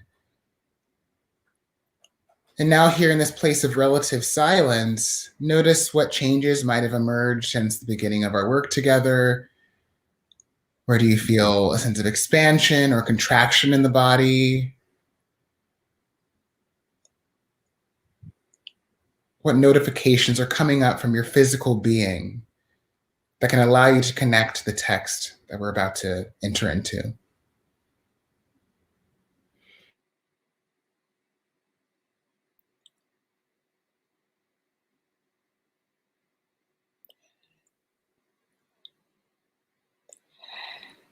And just as we ask you to consider the length of a lament,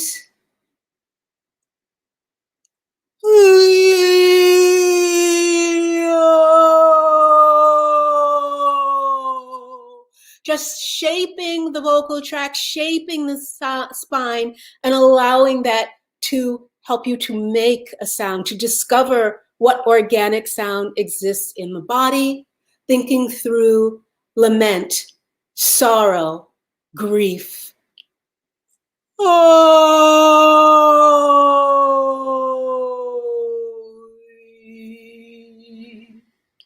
Maybe that lament lives in the heart space. So what if you allow the sound to feel like it's initiating or emerging from the heart space? Maybe you can use your hand to bring some sensation and awareness into the heart space. And it's that central point between the inner ear and the tailbone. That place of community, that place of that we draw our loved ones towards when we bring them into an embrace. Just allowing the heat from the hands to bring some awareness into the heart space, and see if you can explore that long open sound of the lament from the heart space.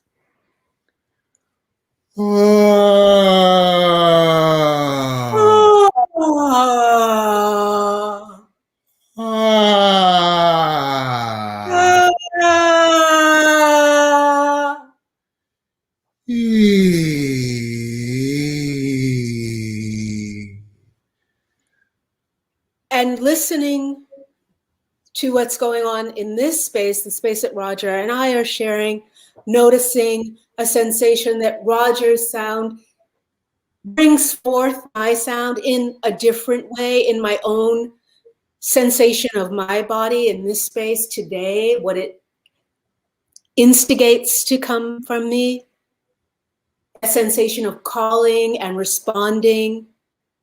When languages between different people of color were different, and it was the sound, through the sound, that we communicated our stories. Ooh. Ooh. So even as we aren't sharing the same physical space, you're experiencing our sound waves, you're experiencing our vowels, which hold our emotional content. And so can you imagine that we are sharing our breath, even though we're not able to see you? Maybe you can have the sense that we are sharing our breath and sharing our sound.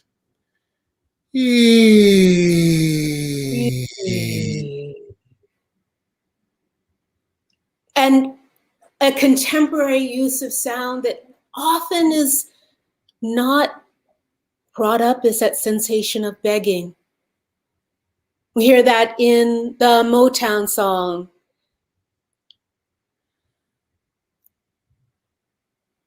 We hear that in Marvin Gaye. Ooh. Please, please, please, please, please.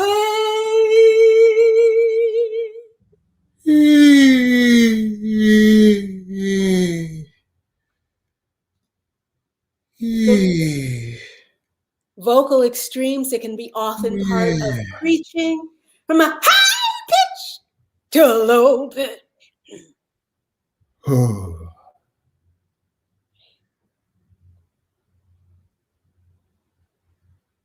We'll pause with the sound making for a moment. And if you have a small piece of paper or a big piece of paper,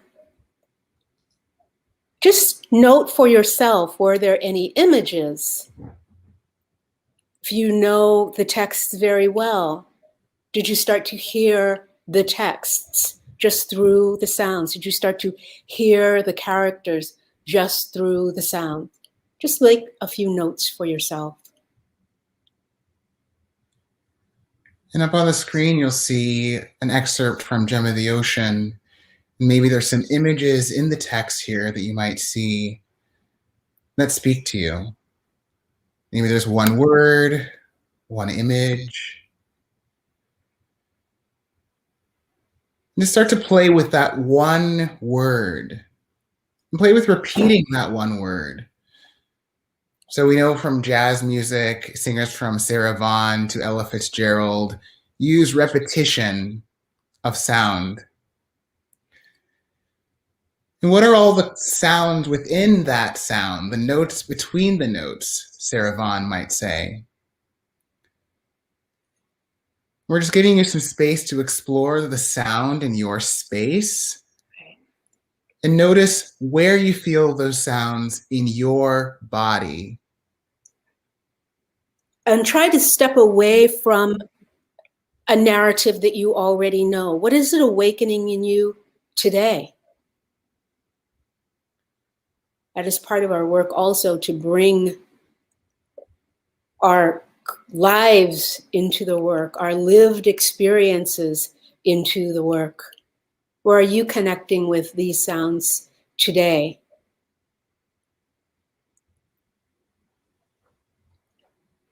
What does it feel like? What is the sensation of a burning tongue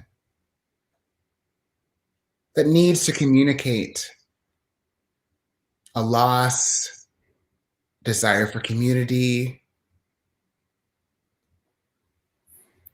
departure from a land that you know, a sense of pride, a sense of connection to the ancestors?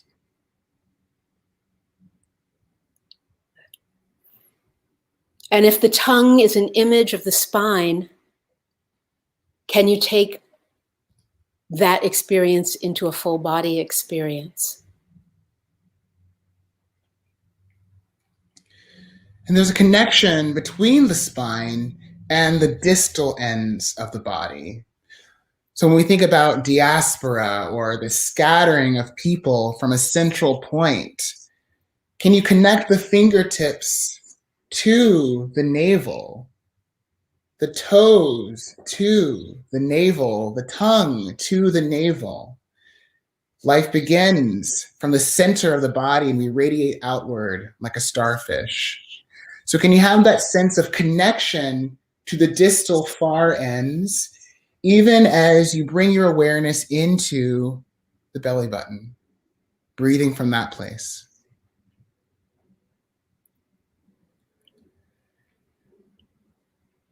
Allowing words to spill out. And can you take that distal experience and take it 50% into your body and sense that it is still spilling out of your body with the same amount of energy?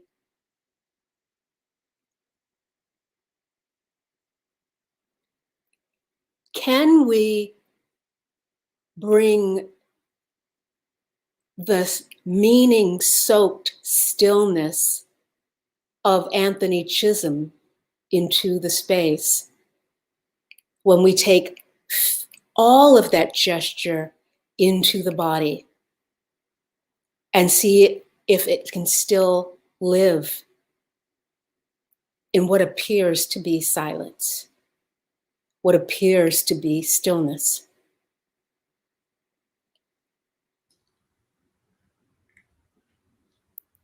And within us, you might experience that architecture of the skeleton again, noticing all the parts of the body that are in contact with the earth, that are experiencing the positive support of the earth. And then noticing as well the blood, the fluids, the oceanic sensibility inside of us, and our connection to our ancestors encoded in our DNA, encoded in our bones.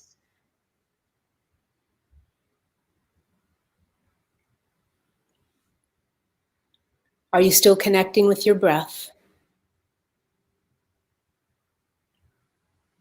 Check in with your body to see if there's some part that has gone away or locked away and is no longer present in this experience, and see if you can bring it back. And if your eyes aren't in the room, I invite you to bring them back into the room, allowing your gaze to land upon concrete objects in your space,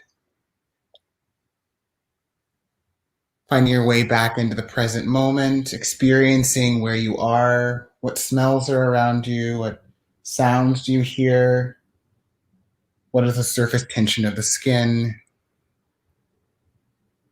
subtle eye movements, swallowing, breathing.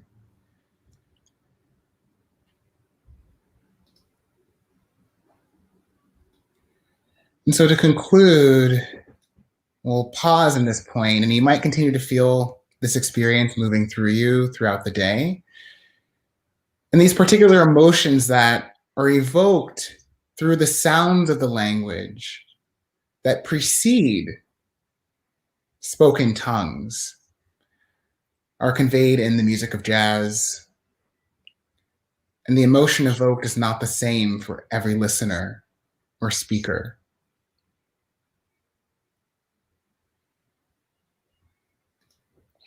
Okay. All right. Thank you. I think that we can make some space for conversation at this time. Absolutely. I don't see our questions yet, but I'd love to know your perspective at being at a PWI and navigating work that you'd rather do, which may not speak to other cultures. Right. Well, I'll just go first. It's really it's been one of the challenges of my life. Like, I want to bring this work into the classroom, but how do I bring it in respectfully? And on the opportunity when I do have an African American student in the class, how do I avoid making that student the representative for all of Blackness? But how can, at the same time, I give that student the room that they need to explore their own history, culture, and emotional connection to this material? And these are some of the things that I'm playing with just starting with the sound of the language and not thinking to connect it unless it is your cultural experience to connect it to the narrative. One thing I would say is it's always important to work from the center of your experience. And I definitely think it's important to work from my experience as a Black person in America. And regardless of whether students will be cast in August Wilson plays, they need to know about August Wilson. They need to know who Sarah Vaughan and Alberta Hunter are. They need to know these references. And so I refer to those as a default rather than Aristotle or some other perspectives, because if this work isn't taught, then it won't be. And I would be complicit in the erasure of my own culture. But it's navigating how to do it in a respectful way. And so one of the benefits of being a movement teacher is that I can have more abstract, open-ended, full-body explorations with the material, with the themes, with the sound, with the sensation of the language that would be more difficult perhaps in a traditional acting class. So I think that requires us to expand how we teach acting.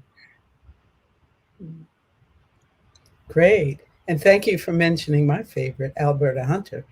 The next question is, what drew you to movement, and how do you communicate and create enthusiasm about it for others, particularly with a society so closed off?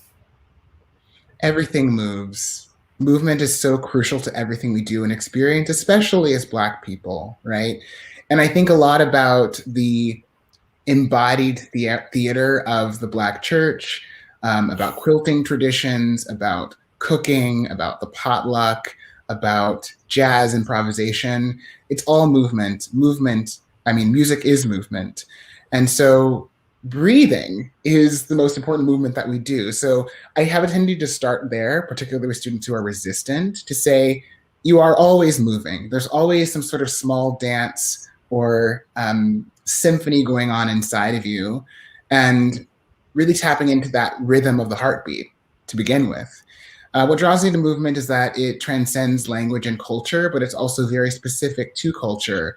And it also has a really strong function, particularly in Black cultures, of processing trauma through physical embodiment. And that's where the ecstatic traditions of song and dance really serve not just an important cultural function, but actually a way in which we can clear out some of the physically held trauma that is involved in Black life. Where I teach is very small, so that's a good thing and a bad thing, because my acting class is very based in movement, and students sort of know that now. So it's, and again, I've never been a dancer, but I do come to acting from a dance lens. I do come to acting from a voice and movement lens. So this is the way I come in the gate to teach, scene work. This is where I start. Yeah. All right. I'd like to know what playwrights are your favorites, and who, in your opinion, have particularly tapped into the lyricism of language, environment, stage, direction. I have been doing quite a lot of work with the language and specifically the stage directions and environment of Adrienne Kennedy. Very undersung and underexplored in both academic and professional theater. And have a long-term project that I've been working with her plays as a group that is explored together. And I'm also a huge fan of Dominique Morisseau, who's also just straight poetry. I'm really drawn to the work of Bill T. Jones and Ishmael Houston Jones, who might not particularly be traditionally known as playwrights, but they use language and text in their work in really interesting ways. And also George C. Wolfe. when you think about the Color Museum, but also, I mean, things that he directed and devised, and the way in which he documents the history of Black life through musical theater in a parallel way, I would say, to the Century Cycle. When you think of Shuffle Along or the Color Museum, of course, Spunk. Spunk, bringing the noise, bringing the funk, and really hitting on these. It's another parallel to the Century Cycle, I would say. So I would say that. I mean, I think of dance as language, and I think of language as dance, and that there's actually more in common between these different expressions than we might believe. I think that's also part of my interest in going beyond this like binary notion of just words or just movement. The body moves, the body sings, and the voice dances. That is so beautiful. So when you are looking at the people that you're going to work with, what training prepares them for approaching works from a movement perspective? A sensitivity to the present moment through physical experiencing. And Alita earlier mentioned, people or someone had a question about people being closed off. And, it's because it hurts to feel. It hurts to feel what it is to be Black. It hurts to feel, and not necessarily identity, but how we are treated, and to see these depictions of violence, right? And when you think about it's really easy to be closed off and to try and be like Teflon, or to try and become a statue. But that actually robs us from one of the most beautiful things that we have, which is our bodies, our experience, our history, our culture. And if we cut ourselves off from that, then we cut ourselves off. If we cut ourselves off from our bodies, we kind of do double the work of oppression, I think. So for me, I think it's a willingness and understanding to be with yourself, to witness yourself, to center yourself, and to care for your body, especially in a time when we see so many representations of violence against Black bodies. Mm-hmm.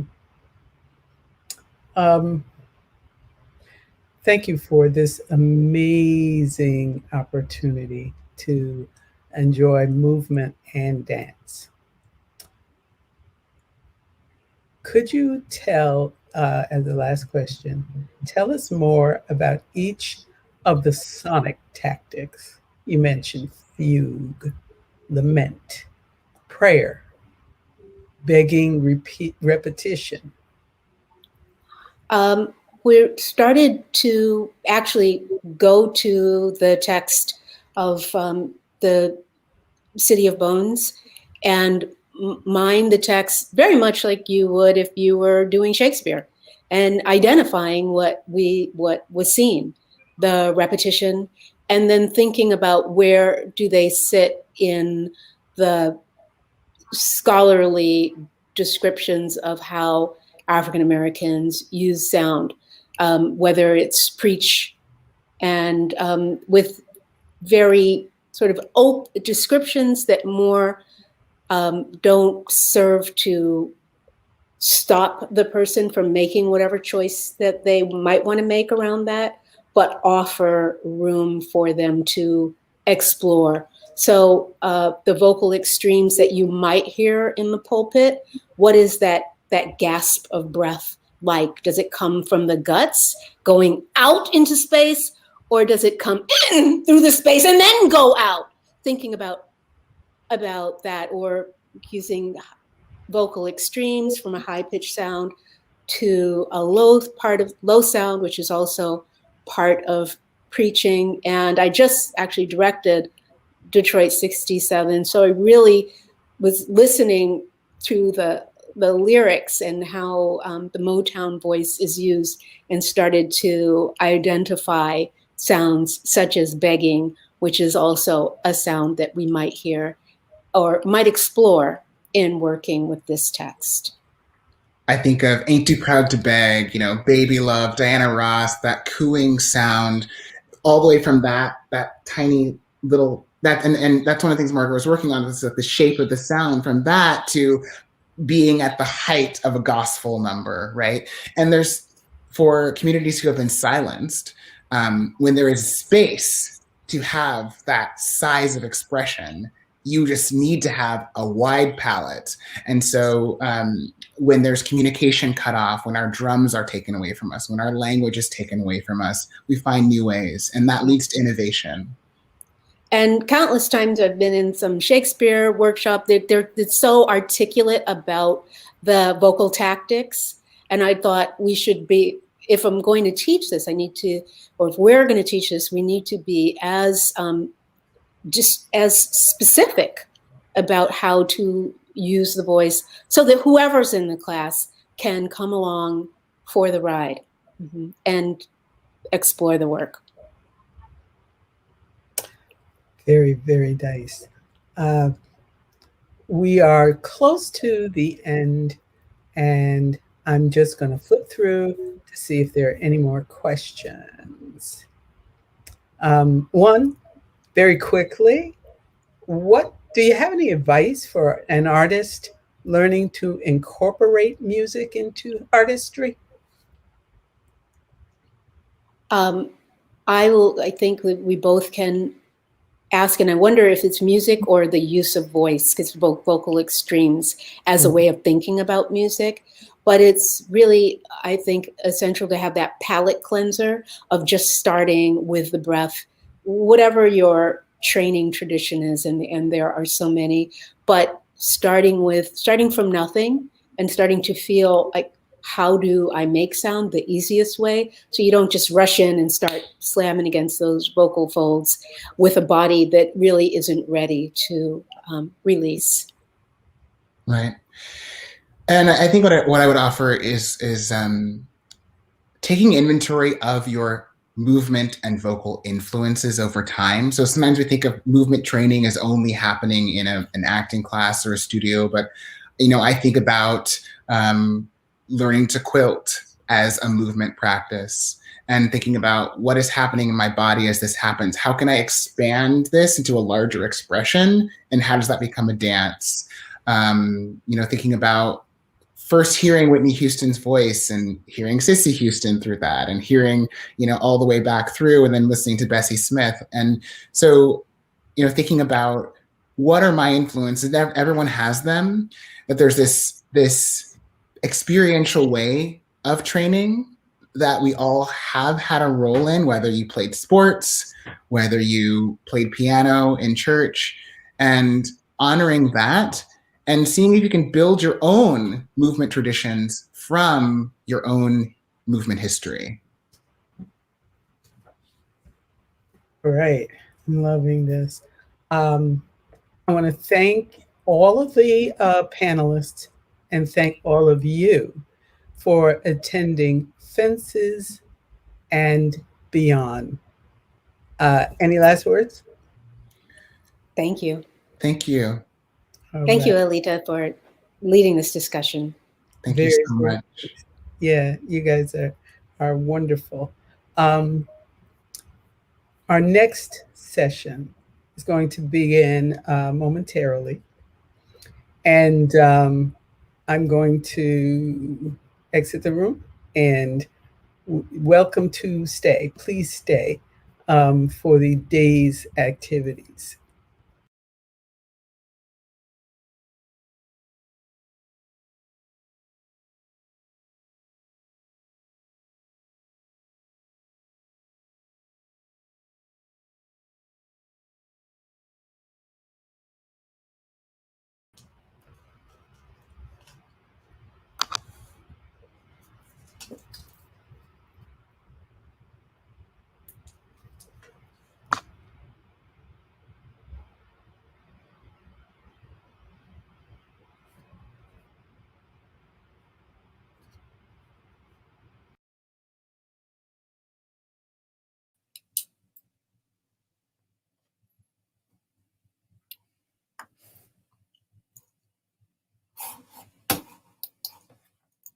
Okay, everyone, am I on?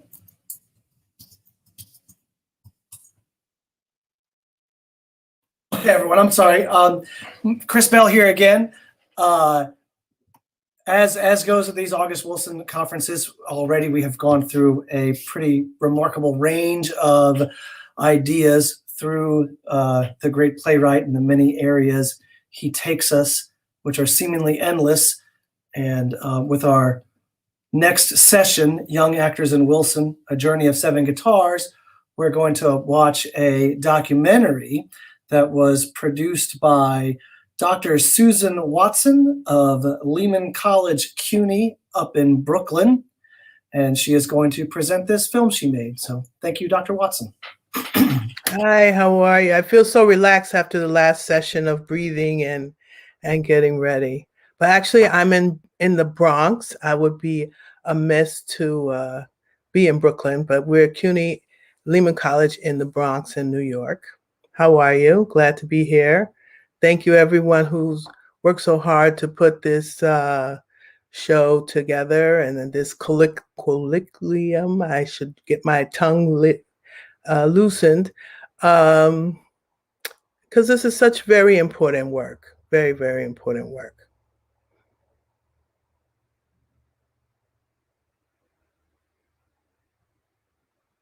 Hello, I guess I should keep talking. Oh, they're putting it.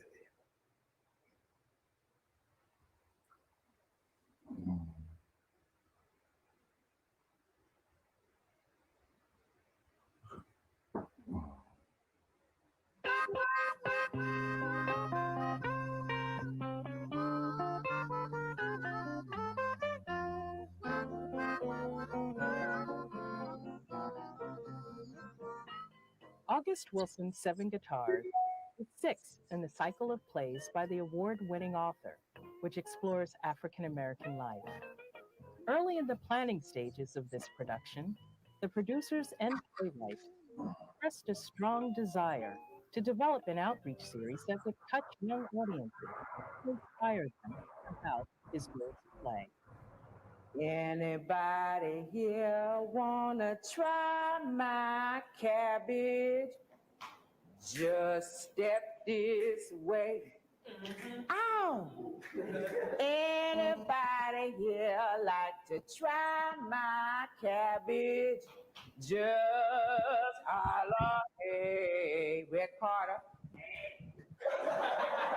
I gave some to the parson, he shook with glee, took a collection, gave it all to me. Yo, anybody here like to try good cabbage?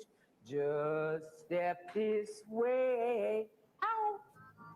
This began the overture of striking chords on Broadway and in the community, and the journey of seven guitars.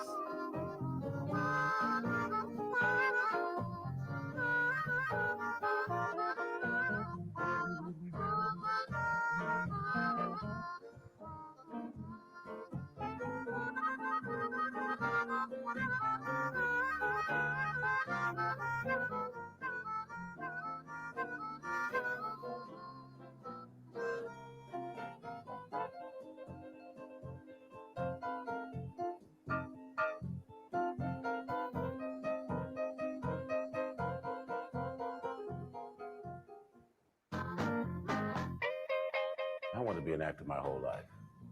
When I found out that August was having a play, then I knew I was coming. So I traveled from California all the way to the East Coast just really to be in Seven Guitars. I saw Ma Rainey's Black Bottom, and it changed me. And that's how the whole process has been. It's been like a clue here, a clue there, a clue here. Everything was very general, and then as we got closer and closer to New York, everything became much more specific. Is there a need for Black theater moving into the 90s? Emphatically, yes. As a playwright, August Wilson's work is known for his poetic love of language and expression. Ironically, Wilson quit high school at age 15 and shortly thereafter bought his first typewriter. When I bought the typewriter, Wilson said, that meant I was going to write. In terms of influence on my work, he offers, I have what I call my 4 Bs: Romare Bearden, Amiri Baraka, Jorge Luis Borges, and the biggest B of all, the blues. Oh, I love the blues. I've always loved the blues. I love the blues. I want to be a blues singer myself. Clicking past your house about 2:45 with a sidewalk Sunday strawberry surprise. I got a cherry popsicle right on time. I got a big stick, mama, that'll blow your mind. 'Cause I'm your ice cream man. I'm a one-man band. I'm your ice cream man, baby. I'll be good to you. Well, the blues is, life. The blues tell stories about life and what happens in life. It's many people's journeys, growing up, living in the South, migrating, um, your struggle through life. The blues ain't very sad. The blues is a celebration of life. Um, and I think that is one of the things that moves Floyd because he can tell every aspect of his own story. When you see me coming and you got no change, don't worry, baby, it can be arranged. If you show me you can smile, honey, just for me, I'll fix you with a drumstick and I do it for free. 'Cause I'm your ice cream man. I'm a one-man band. I'm your ice cream man, baby, I'll be good to you. The journey of this blues play began at the Goodman Theater in Chicago, prior to traveling to the Huntington Theater in Boston.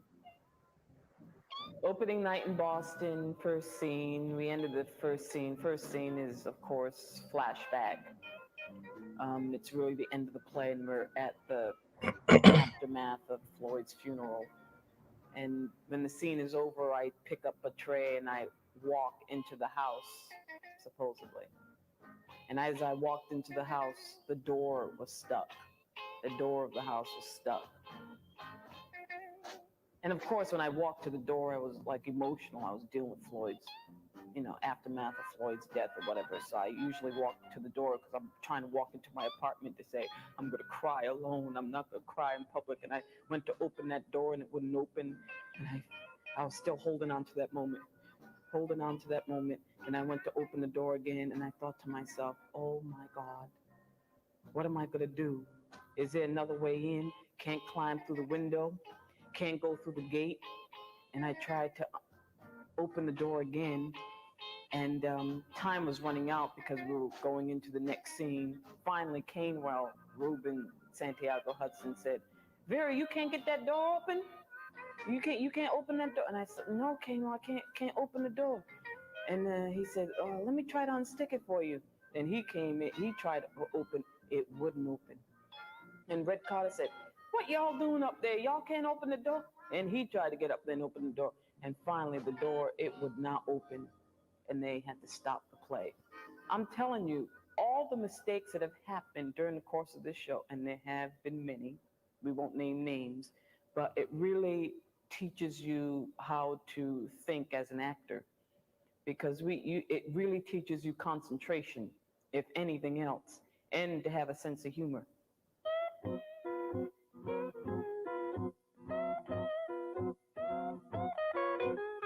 I joined the company on November the 27th in San Francisco, their second stop prior to coming to Broadway.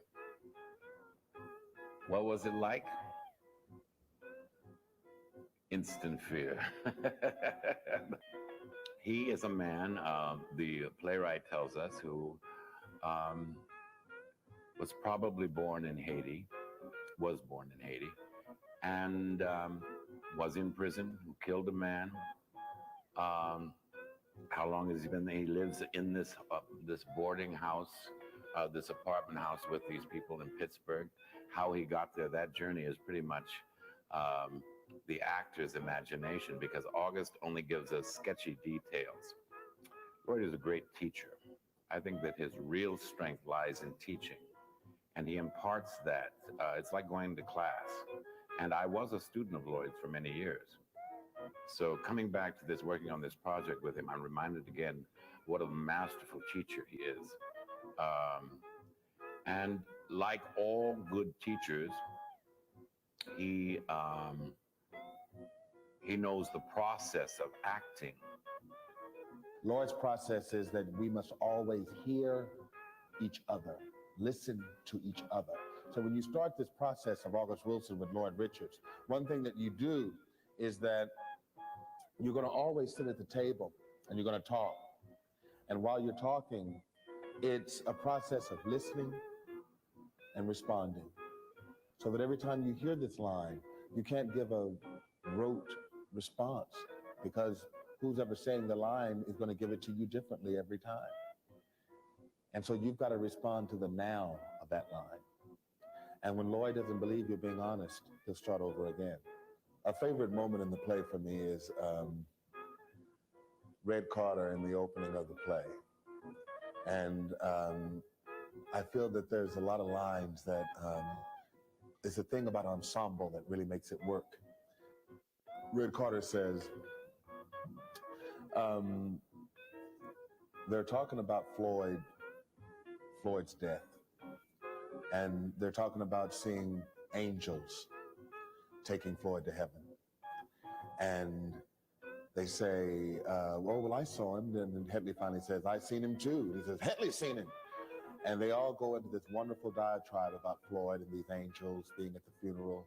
And he says, Canewell says that he dropped the dirt. He picked up some handful of dirt and he dropped it down in the grave. And he could hear it when it hit the grave. And when it hit the casket, it was sort of wet and made a sound when it hit. And he says, Vera says, yeah. She said, and they carried him away. And Red Carter says, well, that go to show you I don't know too much about nothing, because I always swore Floyd was going straight to hell.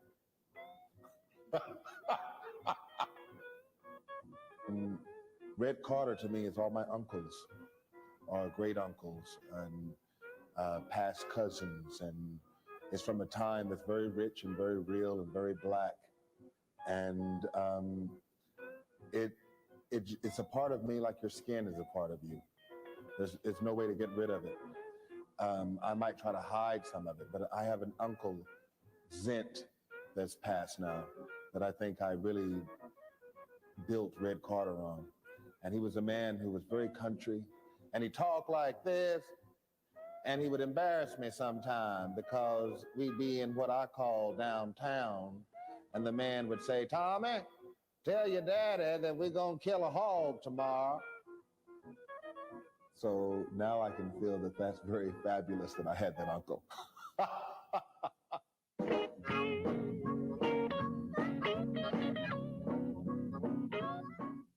The discovery of Ruby was a long, tedious process that I really don't feel like I felt comfortable with Ruby and with the discovery until after we opened on Broadway.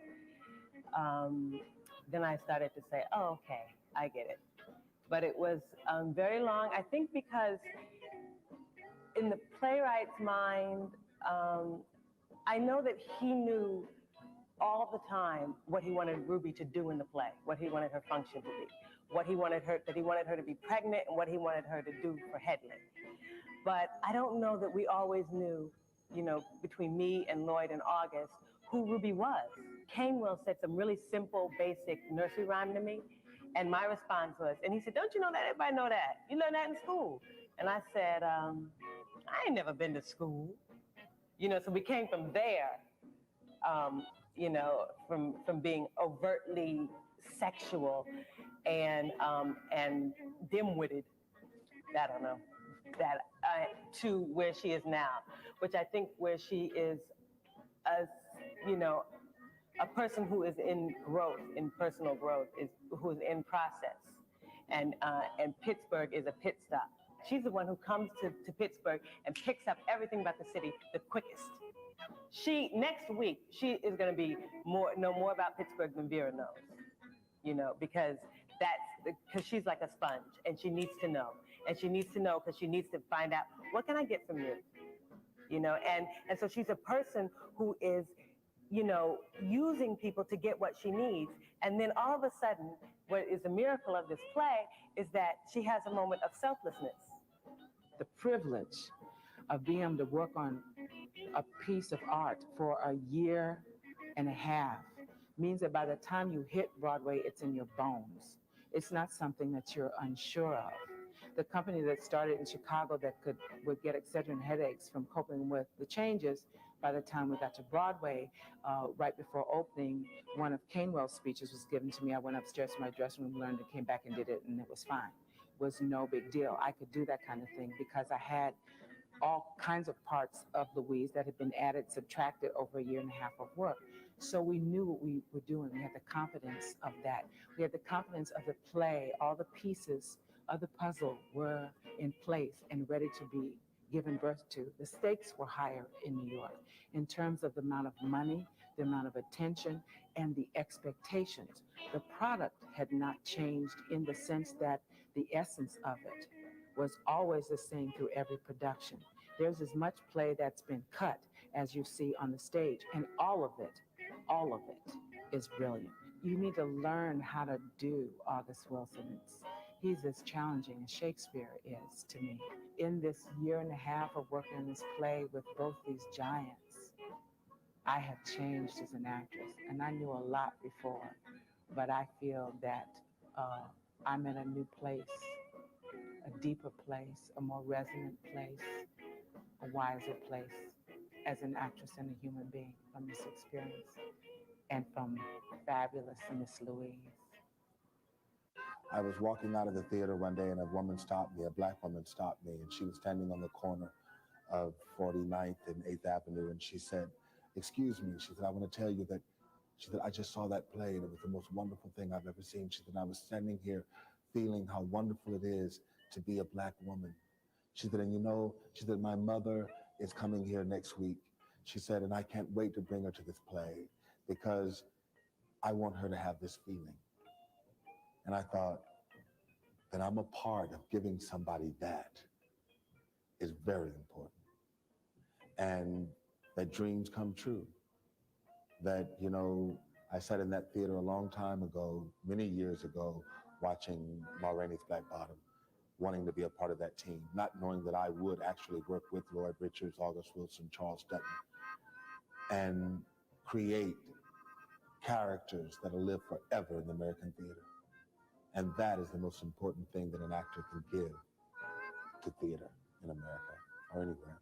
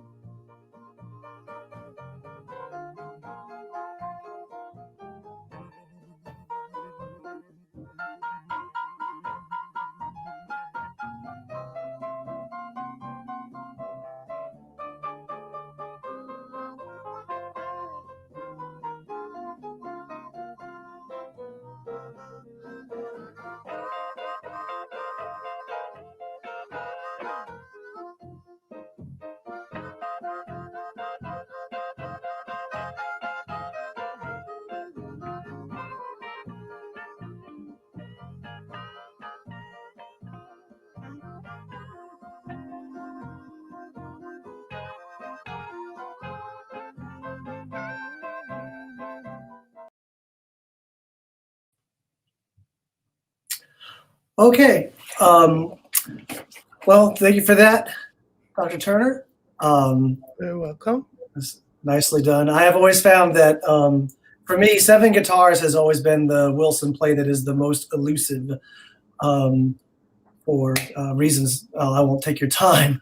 Okay. But as we are waiting for people to throw us some questions, can you tell us the background of the making of the film and what led you to it and things like that? Sure, sure.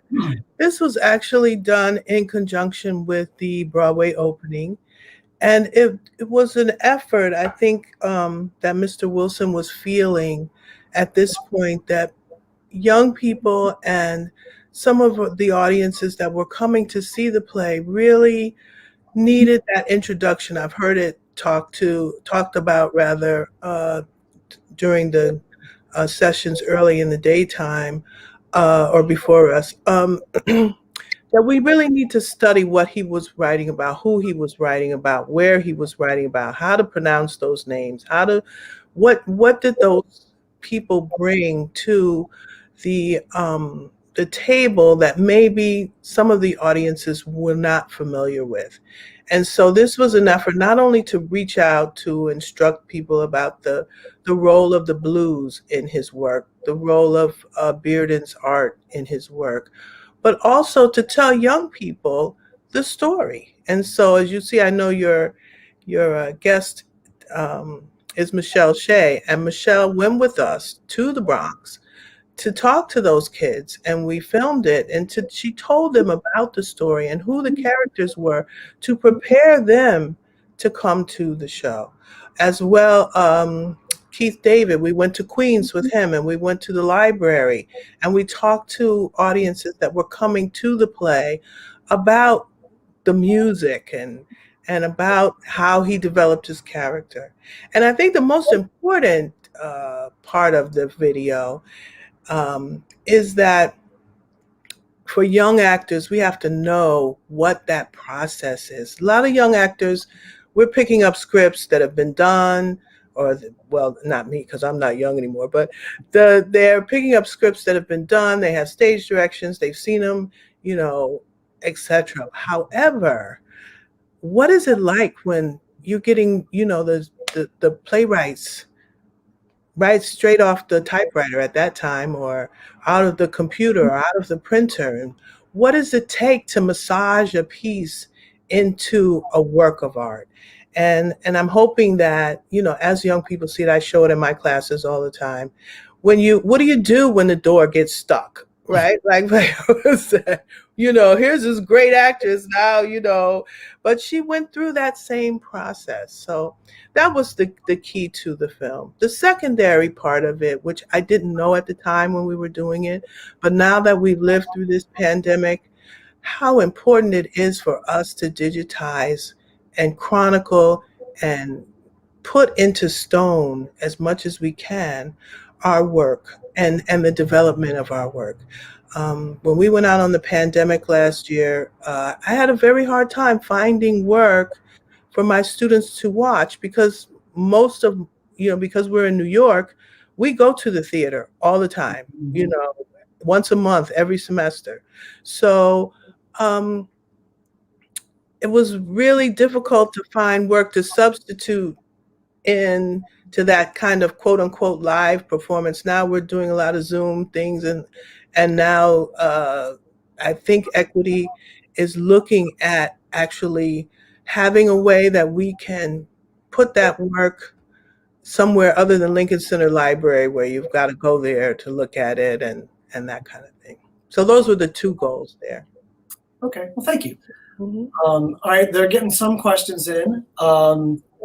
The first one asks, what do you feel is the most impactful lesson from Seven Guitars on the audience of that time period?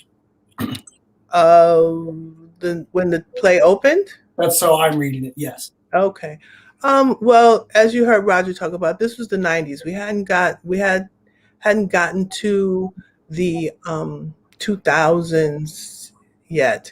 So I think a lot of people were still looking for role models on stage. They were still looking for the validity of those characters, those people in their family that sometimes made them duck a little bit because they spoke in broken English or whatever, but there was a beauty and a strength and a value in the characters, all the characters that August brought to the stage, but particularly in Seven Guitars, there was a beauty to them that sometimes in a larger society we try to shun away from. So I think that was one of the most valuable ones.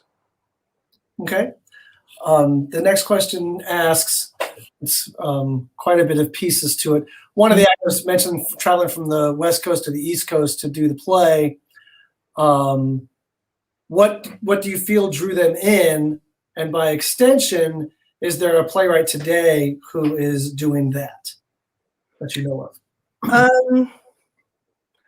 Well, I think that was Michelle Shea said. She said that. And there was a migration in maybe the late 80s, early 90s of a lot of Black actors, a lot of people from New York to LA because it was seen as the opportunity, to do television, to do film, to really make a name for yourself. I think once August Wilson's plays were being done, she was drawn to it in a way that I think people maybe look at Dominique or Katori's work now.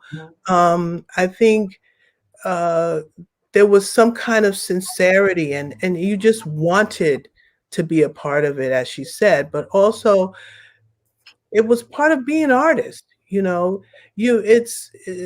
When you go to California, you might get a commercial, or you might do a short film or whatever.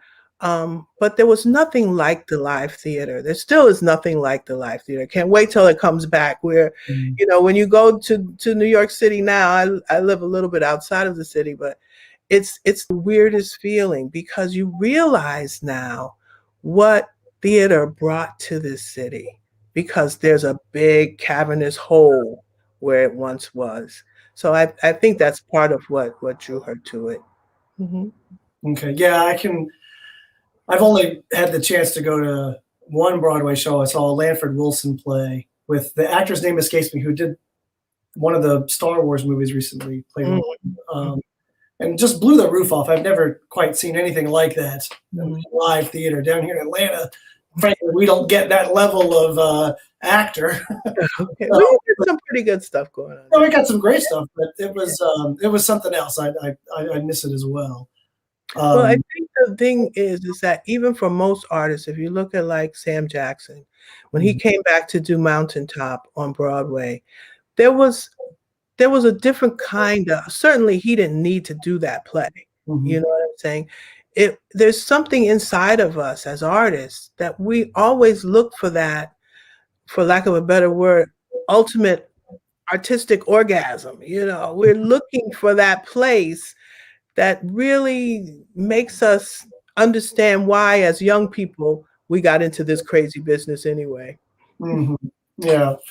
Okay. Well, the next question is, I guess, more of a literary one, perhaps. What do you feel is the significance of the biblical supernatural allusions that appear in this play and so many other August Wilson plays? Well, I think you get back to who we are as a people. Certainly, if you watched Skip Gates' series on the Black church, you can see how significant the Bible is in the Black culture, in the Black traditions, what it has done for us from slavery up to yesterday. And even the leadership and the guidance and the patience and the endurance and the tenacity that has taught us as a people, I think is what August was capturing there. I don't know how you I don't know even about the whole supernatural part of it, because I think that's part of that. It's woven into that tradition.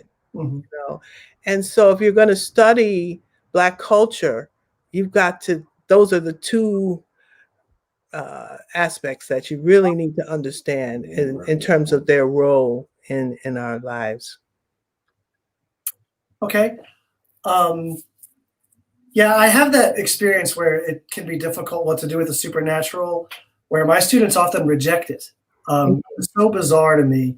I'm thinking of like I taught Song of Solomon recently, and Milkman flies at the end, and they really largely reject that. And I always have to say, Hamlet is a play about a ghost.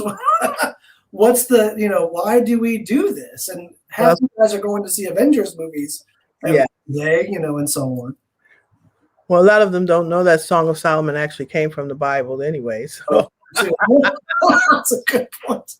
So, again, it's the intensity of it, I think. And it's guided us through so much in the world. Because the Black people are all over the world, but you will find some commonalities, and those are some of them.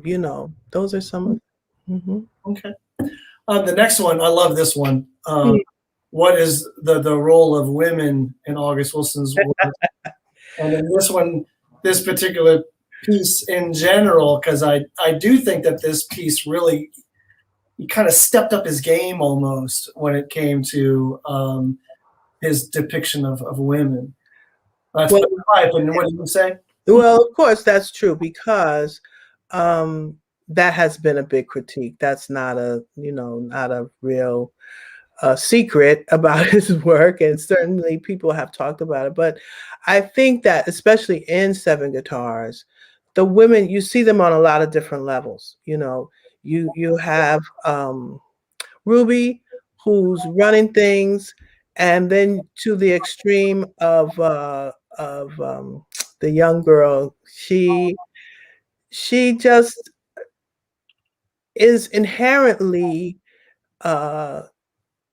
I don't want to say, she calls herself dim-witted in the in the video, but there's a beauty about that process of learning.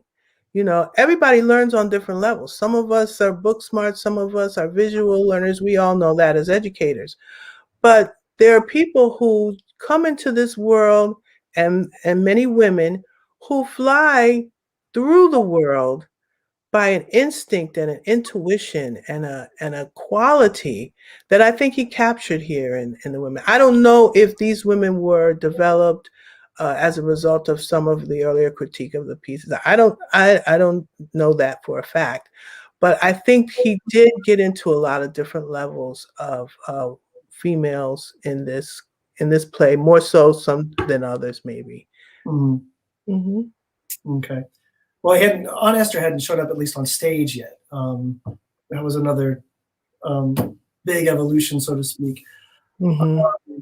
And then, of course, there's Ruby in King Hedda II, where I call her country, when she shows up in Seven Guitars, and when she appears in King Hedda II, it's almost like a different character. Yeah. Grown and lived a full life. Right. It becomes one of his fantastically developed characters, because it gave her all that stage time. Mm-hmm. This asks, what is your opinion of how August Wilson uses discussion and conversation, long monologues, to examine broader topics? Well, I think that especially among the kind of informal times when they're sitting around the table or they're conversating in the yard, you get the sense that his voice is coming through those characters. His opinion on who we are and where we come from, and how we can't deny that, and we can't, and we shouldn't hang our head, when we think about our history. It gives the colors. Sometimes we think about standards, and that, I think earlier someone was talking about how you have to dress when you go to the theater, and how you have to walk and talk and etc. But one thing I learned from live theater is that Black audiences love live theater, and they love to talk back to you, and they love for you to hear. I mean, maybe not take pictures like they did with Whoopi, but that call and response from the audience to the actors is a very important part of it. And I once directed a play called The River Niger, and I was going to kind of a school like your last guest taught at, I went to a small school in Ohio where there were 6 theater majors that were of color. And we actually violated the theater protocol program rules and did a show off the theater calendar. Mm. And we almost all got suspended, but since we were all together, they couldn't suspend us all. But when the professors heard about the show, and it was sponsored by the African American Theater, not theater, African American Studies Department, there was one row of white people in the theater the night we opened, and it was all of our teachers, all of our professors. So we were all like, oh no, what's going to happen now? So when I got to theater history on Monday, the professor said to me, okay, well, he said to the class, before we start talking about the Greeks and the Romans and all of those things, we're going to talk about a play I saw on Friday night. And he talked about the audience interaction because, of course, people came to see the play were not theater majors. They were all the Black students from the campus longing for some kind of social outlet. Mm-hmm. But it's interesting. You have to study that.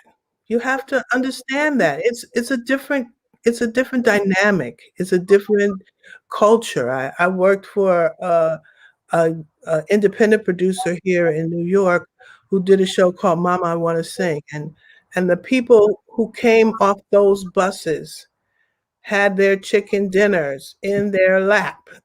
Okay. And there were hundreds of them that came for years to see this show. And, at first when I came from downtown to work up at that theater, and I said to the producer, I said, you want to let these people eat in the theater? What? She said, yes.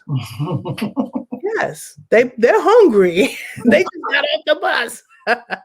And they really, it was kind of like when we study Shakespeare and you learn that Shakespearean plays were done all day long and people were sitting out in the yard and they talked back. And, it's only today that we've gotten so strict and stringent. Mm-hmm. So I don't know if that answers the question or not, but I was just thinking that down here, I go to all the shows at True Colors. Mm-hmm. Kenny Leon. Mm-hmm. Yeah, now it's Jamil Jude is now the artistic director. Okay.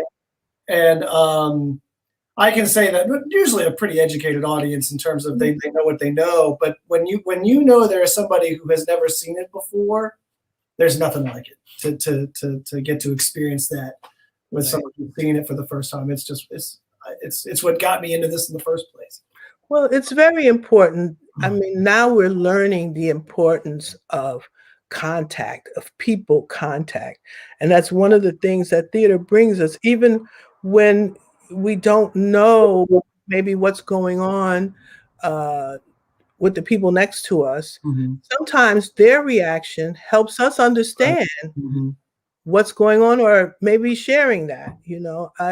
I've seen that happen a lot. You go see a play with a primarily European audience or European-based audience, and it's a whole different play. Mm-hmm. And even if you just mix it up a little bit, because Black people laugh at different things, and then sometimes people who don't understand that will say, "Oh, I thought that was funny, but I wasn't sure if I was supposed to laugh or not." So since they laugh, then I can laugh. Right. So that community exchange is so important. I mean, we're learning so much now as a result of this pandemic of what human contact is about. And I often ask my students, so why theater? Why do we need theater? What's the point of it? Why can't we just do this? Why can't we just watch plays on the computer and sit on the couch or, sit in the backyard or whatever? But there is some value to that human contact. There is some value to that human exchange. And when we learn this cultural exchange from each other, it lasts much longer than if we're reading about it in a book or watching it on a TV. I think there's nothing like the sweat and the spit in the theater. There's nothing like it. I'm sure most people here agree with that. Mhm. The next question asks, August Wilson said he was a Black nationalist. And while one certainly sees that in How I Learned to Drive, no, how I Learned When I Learned, I'm sorry. What evidence do you see of nationalism in his other plays? Well, I'm going to say this because in my African American theater class, we study his speech. And I say to my students often, here's a man who was at the height of his career. I don't mean to circumvent your question, but I think his speech that he did to Theater Communications Group in Princeton was the height of his nationalism. And he had to sacrifice so much to stand up and make that speech. I don't know who he discussed it with. I don't know who was anticipating it. All I know is that here's this man, and this is the way I pose it to my class. You've got 3 or 4 or 5 plays on Broadway that have been to Broadway, one touring around the country. You're the favorite son, and you make a speech like this, and I make them read it and understand what he was saying. I mean, piece like the video that we did was part of what he was getting at. He said, I've taken these plays all around the country and I don't even know if they're good because no Black people have seen them. You know, what is this about? So I think the height of his nationalism and his courage as a human being, as an artist, was to be able to stand in front of all those Lord Theater artistic directors, et cetera, and make this speech.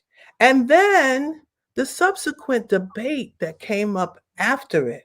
I was at the New Yorker Club, whatever it was over there, when they did the Brustein debate. Yes, the Brustein and him.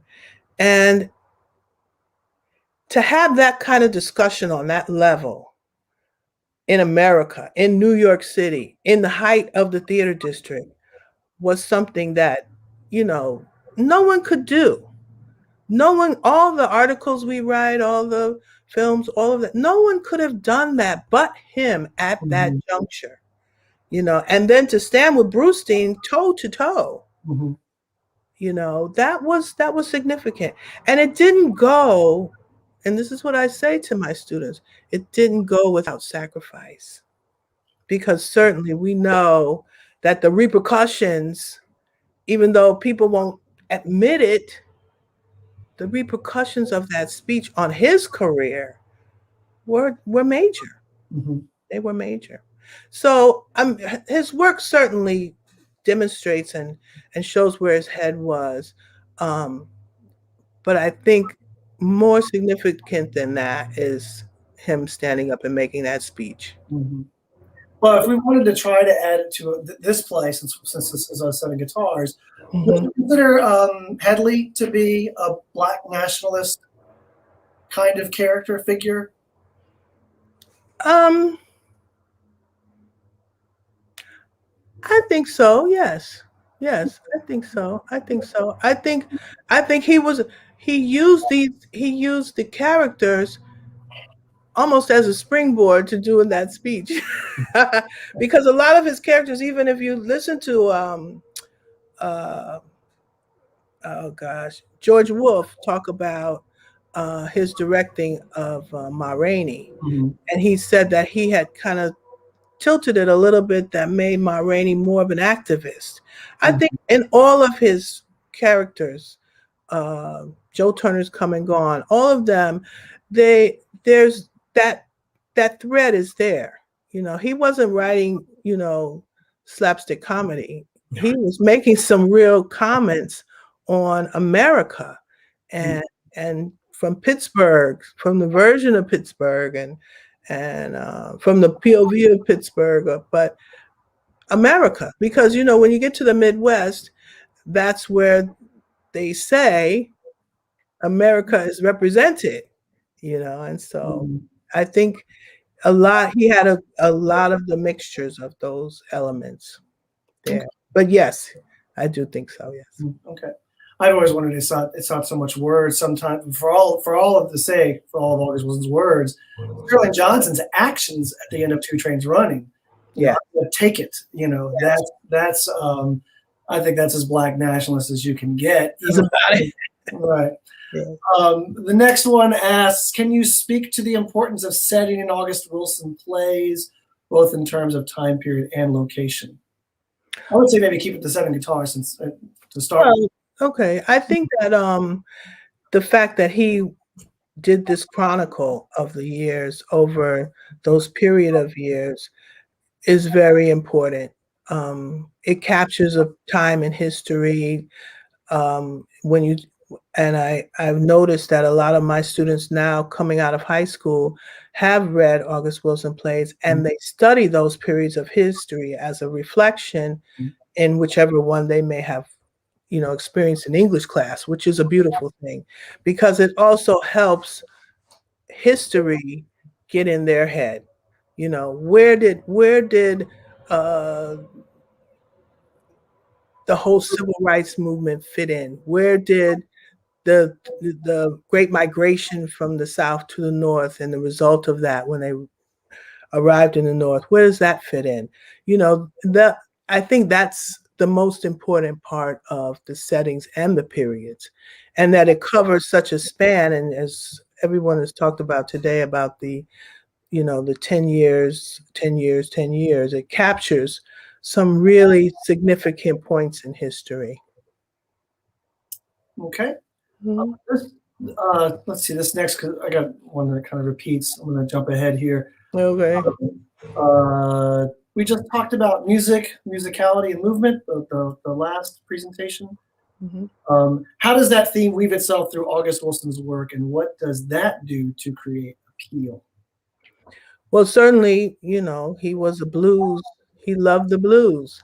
And the blues is like Keith says in the video, the blues isn't always sad. A lot of people say, oh, the blues is sad, but sometimes the blues tells a story very much like country music or, ballads or librettos and opera and things like that.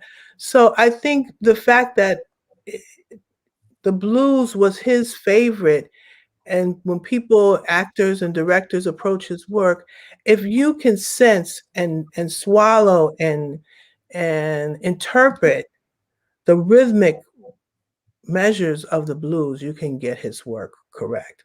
It's very challenging work. I tell young actors, especially when they want to do monologues from August Wilson,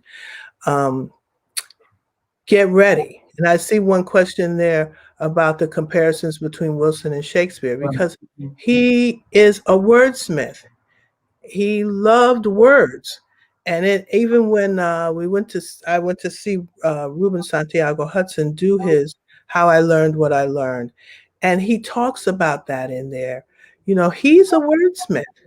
And if you're going, as opposed to some of our other writers, maybe like Charles Fuller or Joseph Walker, who are very much into quick dialogue. If you want to do August Wilson, you got to get that rhythm and you got to get those words right. And that's why it was so important. I think the session right before this about using your breath and your sensibilities and listening to the musicality of the words, because sometimes it's not always about what he was saying, it's how he was saying, how rhythmically he was saying it, how was it coming across, who answered what they were, when they're doing dialogue, who answered that dialogue, how did they answer it, was it a or was it a monologue, so but the music leads you to that. I think when you study the blues, you'll find it. You'll find that rhythm that he was looking for. That was at the base of his work. Right. The Shakespeare question is always interesting to me because I think what a lot of people, of course, just want to sublimate him to Shakespeare, which of course is wrong. Mm-hmm. Same thing with the Arthur Miller comparisons, I think have kind of died out. But at first it was this guy's Arthur Miller 2.0, which is absurd as far as I'm concerned. And I rather like Miller, but that's not what I'm getting at. Mm-hmm. But how do you feel about the Shakespeare comparison? Is it because a lot of people react really strongly against the Shakespeare comparison, and other people say, well, if you want to talk language, name me another playwright besides Shakespeare that can rumble with August Wilson. And I've heard that take as well. Well, I think if you look at Paddy Chayefsky, and he wrote about the Bronx, if I'm going to do a play by him, I got to know what the Bronx was about when he was writing those plays. And I think in most sense, when people are using Shakespeare, they feel that Shakespeare is the only kind of play you really have to do literary critical work on in order to perform. Mm-hmm. And that's not true. And that's not, especially not true with August Wilson's work, but also it has been dismissed in a lot of Black playwrights' work. You know, you have to know, when I did a piece by Indesha Ida Mae Holland about the Mississippi Delta, it was written in a certain kind of dialect, and you needed to understand what that dialectic was in order to even direct it, much less perform it. And I think in terms of August Wilson, I'm sensing, and the way that I use it is that people only think about studying the culture of Hamlet, you know, or understanding the dynamics of Macbeth, or even knowing what Othello was bringing to the table from being a Moor. And they don't really apply it to contemporary theater, which is wrong. Mm-hmm. We need to know, like I said, what was the Bronx like that Paddy, because it's certainly Paddy Chayefsky was writing about a very different Bronx than the one I teach in right now. Right. Mm-hmm. You know? And if you don't know those sensibilities, you don't study that, we don't understand that, you do it wrong. And I'm thinking, at least mostly that I understand, people are comparing that Shakespearean comparison. It does have to do with the language, but it also has to do with digging into who these people are and what their situation was, because most people don't bring that information to the table. Mm-hmm. I understand that. Mm-hmm. This person asks, how do you feel the issues that were brought up in Seven Guitars tie into what we're experiencing today, Black Lives Matter, Me Too, and movements like that? Well, all those movements, not to group them, but they address people's feeling of being helpless, of being disenfranchised, of being treated unfairly. And certainly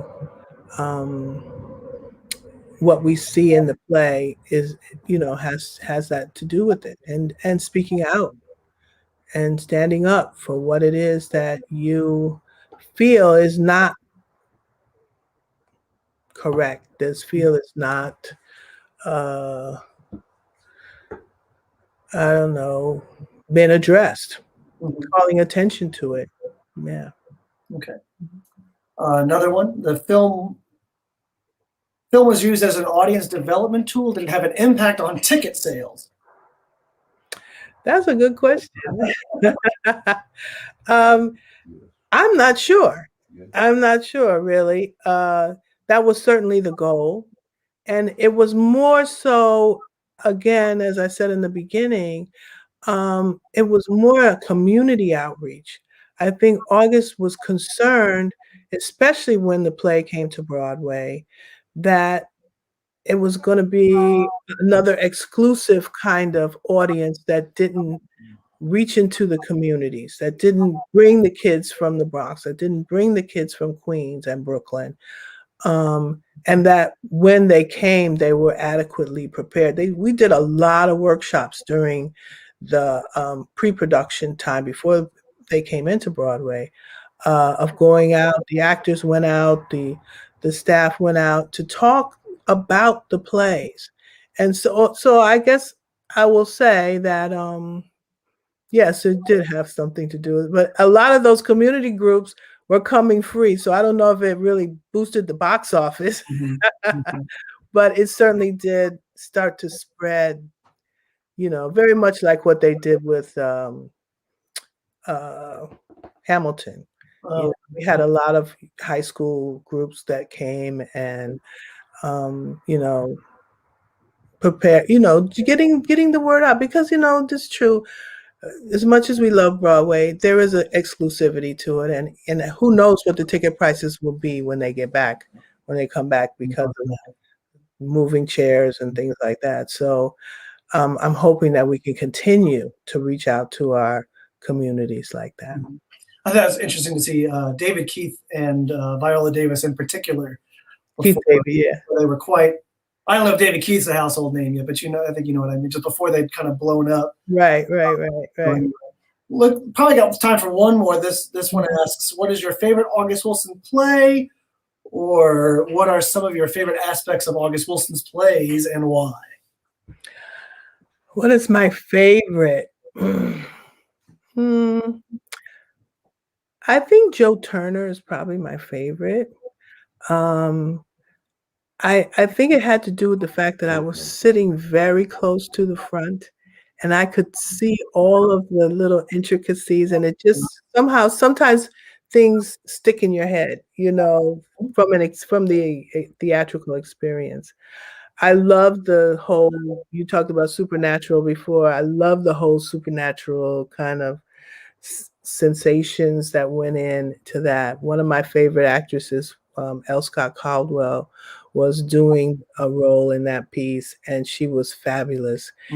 And it was also a play where we started seeing a little more depth to his women.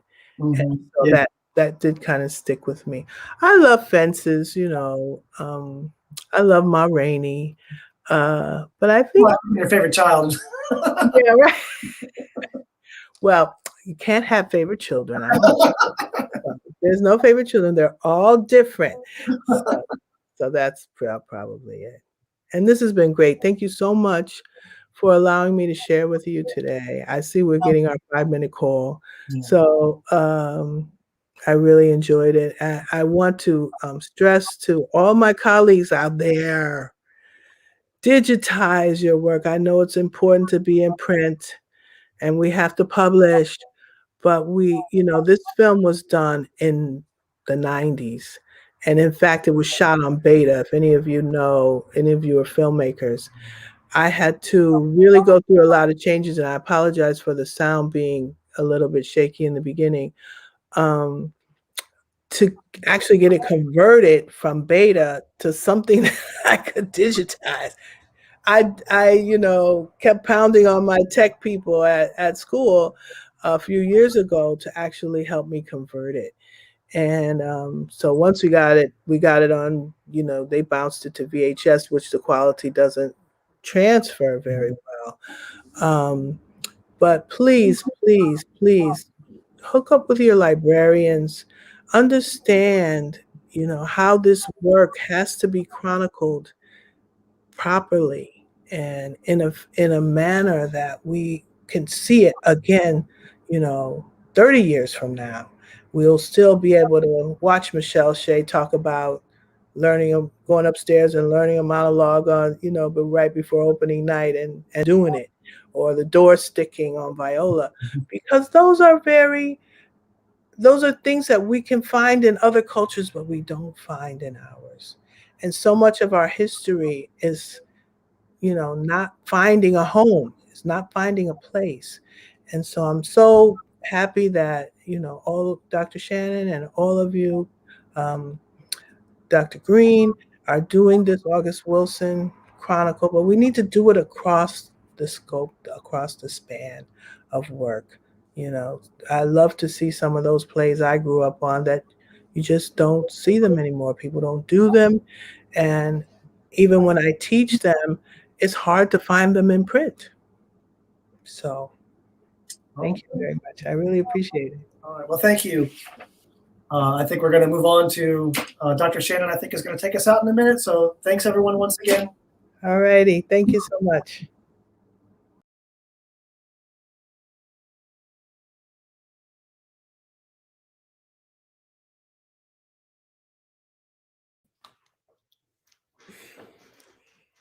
Dr. Bell, I'm not going to take you out. Remember language now, the meaning. I'm going to instead thank you all for a wonderful first day. I want to thank the speakers. I want to thank the moderators. I want to thank you, the audience, for your excellent questions and for hanging in there from 10:30 this morning until now. I hope you were able to at least step away to get a bite to eat. But this has been marvelous. I've been taking a lot of notes. If you haven't seen me around, I've been jotting down notes. And I have a couple of reactions. You didn't see me on the chat. It's because I was taking notes. In that first session, first of all, I want to thank my colleague, Dr. Ladrika Menson-Fur, for doing an awesome job moderating those two panels. It was like more of a conversation. We were at one point wondering just whose presentation is this? But it was a lovely exchange of ideas. And it's quite evident that Dr. Menson-Fur is an August Wilson Scholar in her own right. We go way back in that regard. And I think especially after the first session with Mr. Daw, I was thinking to myself that Ladrika and I will probably be vying to be first in line once the University of Pittsburgh makes August Wilson's archives available. I'm sure we're going to be there in that line, trying to get in the door to have those materials. So we appreciate that information. And also, much of the passion that was demonstrated in that panel with Dr. Bell, thank you also for your excellent moderation. We've certainly gotten our money's worth out of you today. But in the panel on fences, if the passion was a little bit heightened, I want to let you know that my colleague, Dr. Menson-Fur, has a book on August Wilson, and as do I, and brought it out as a shameless plug. Some of you may know about it. It's August Wilson's Fences, a reference guide, published in 2003 by Greenwood. Dr. Menson-Fur has a book on fences as well, so she knows quite a bit of what she speaks about. That panel on directing was interesting also. I jotted down a couple of thoughts in terms of the research, where the research might go. I'd be interested in, I didn't hear, yes, I did. I take it back. I did hear Lloyd Richard's name mentioned because we are, paying homage to the late Marion McClinton, but we need to go way, way back and start with Lloyd Richards, of course, who discovered August Wilson through the script Ma Rainey's Black Bottom. But that's some research. That's a fertile area for research. The relationships between those various directors of August Wilson. Kenny Leon also at one point stepped into the role as August Wilson's director. So there's an area.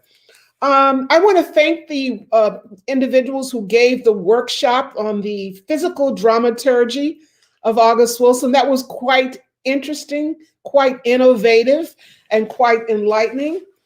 In terms of the dramaturgy, the Journey of Seven Guitars, the video that we just watched, I was fascinated, just as Dr.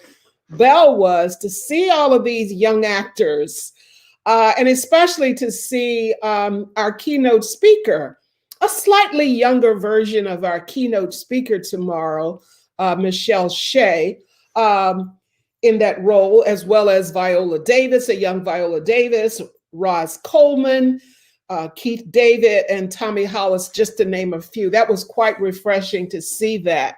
I'm so glad that you were able to capture that. And you're absolutely right about the need to digitize information. It's all about preserving this wonderful information for scholarship. The digital material can also be employed in future scholarship.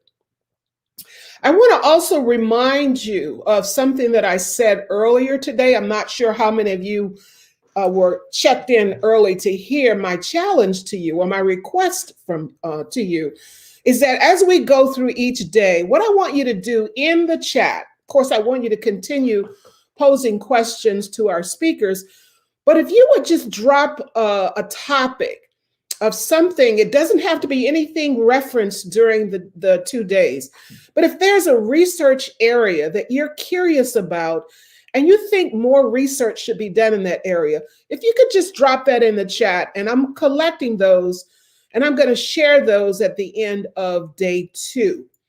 So I think that's it for my list. I want to thank you all for hanging in there, sticking with us today, and we look forward to seeing you tomorrow. Have a good evening.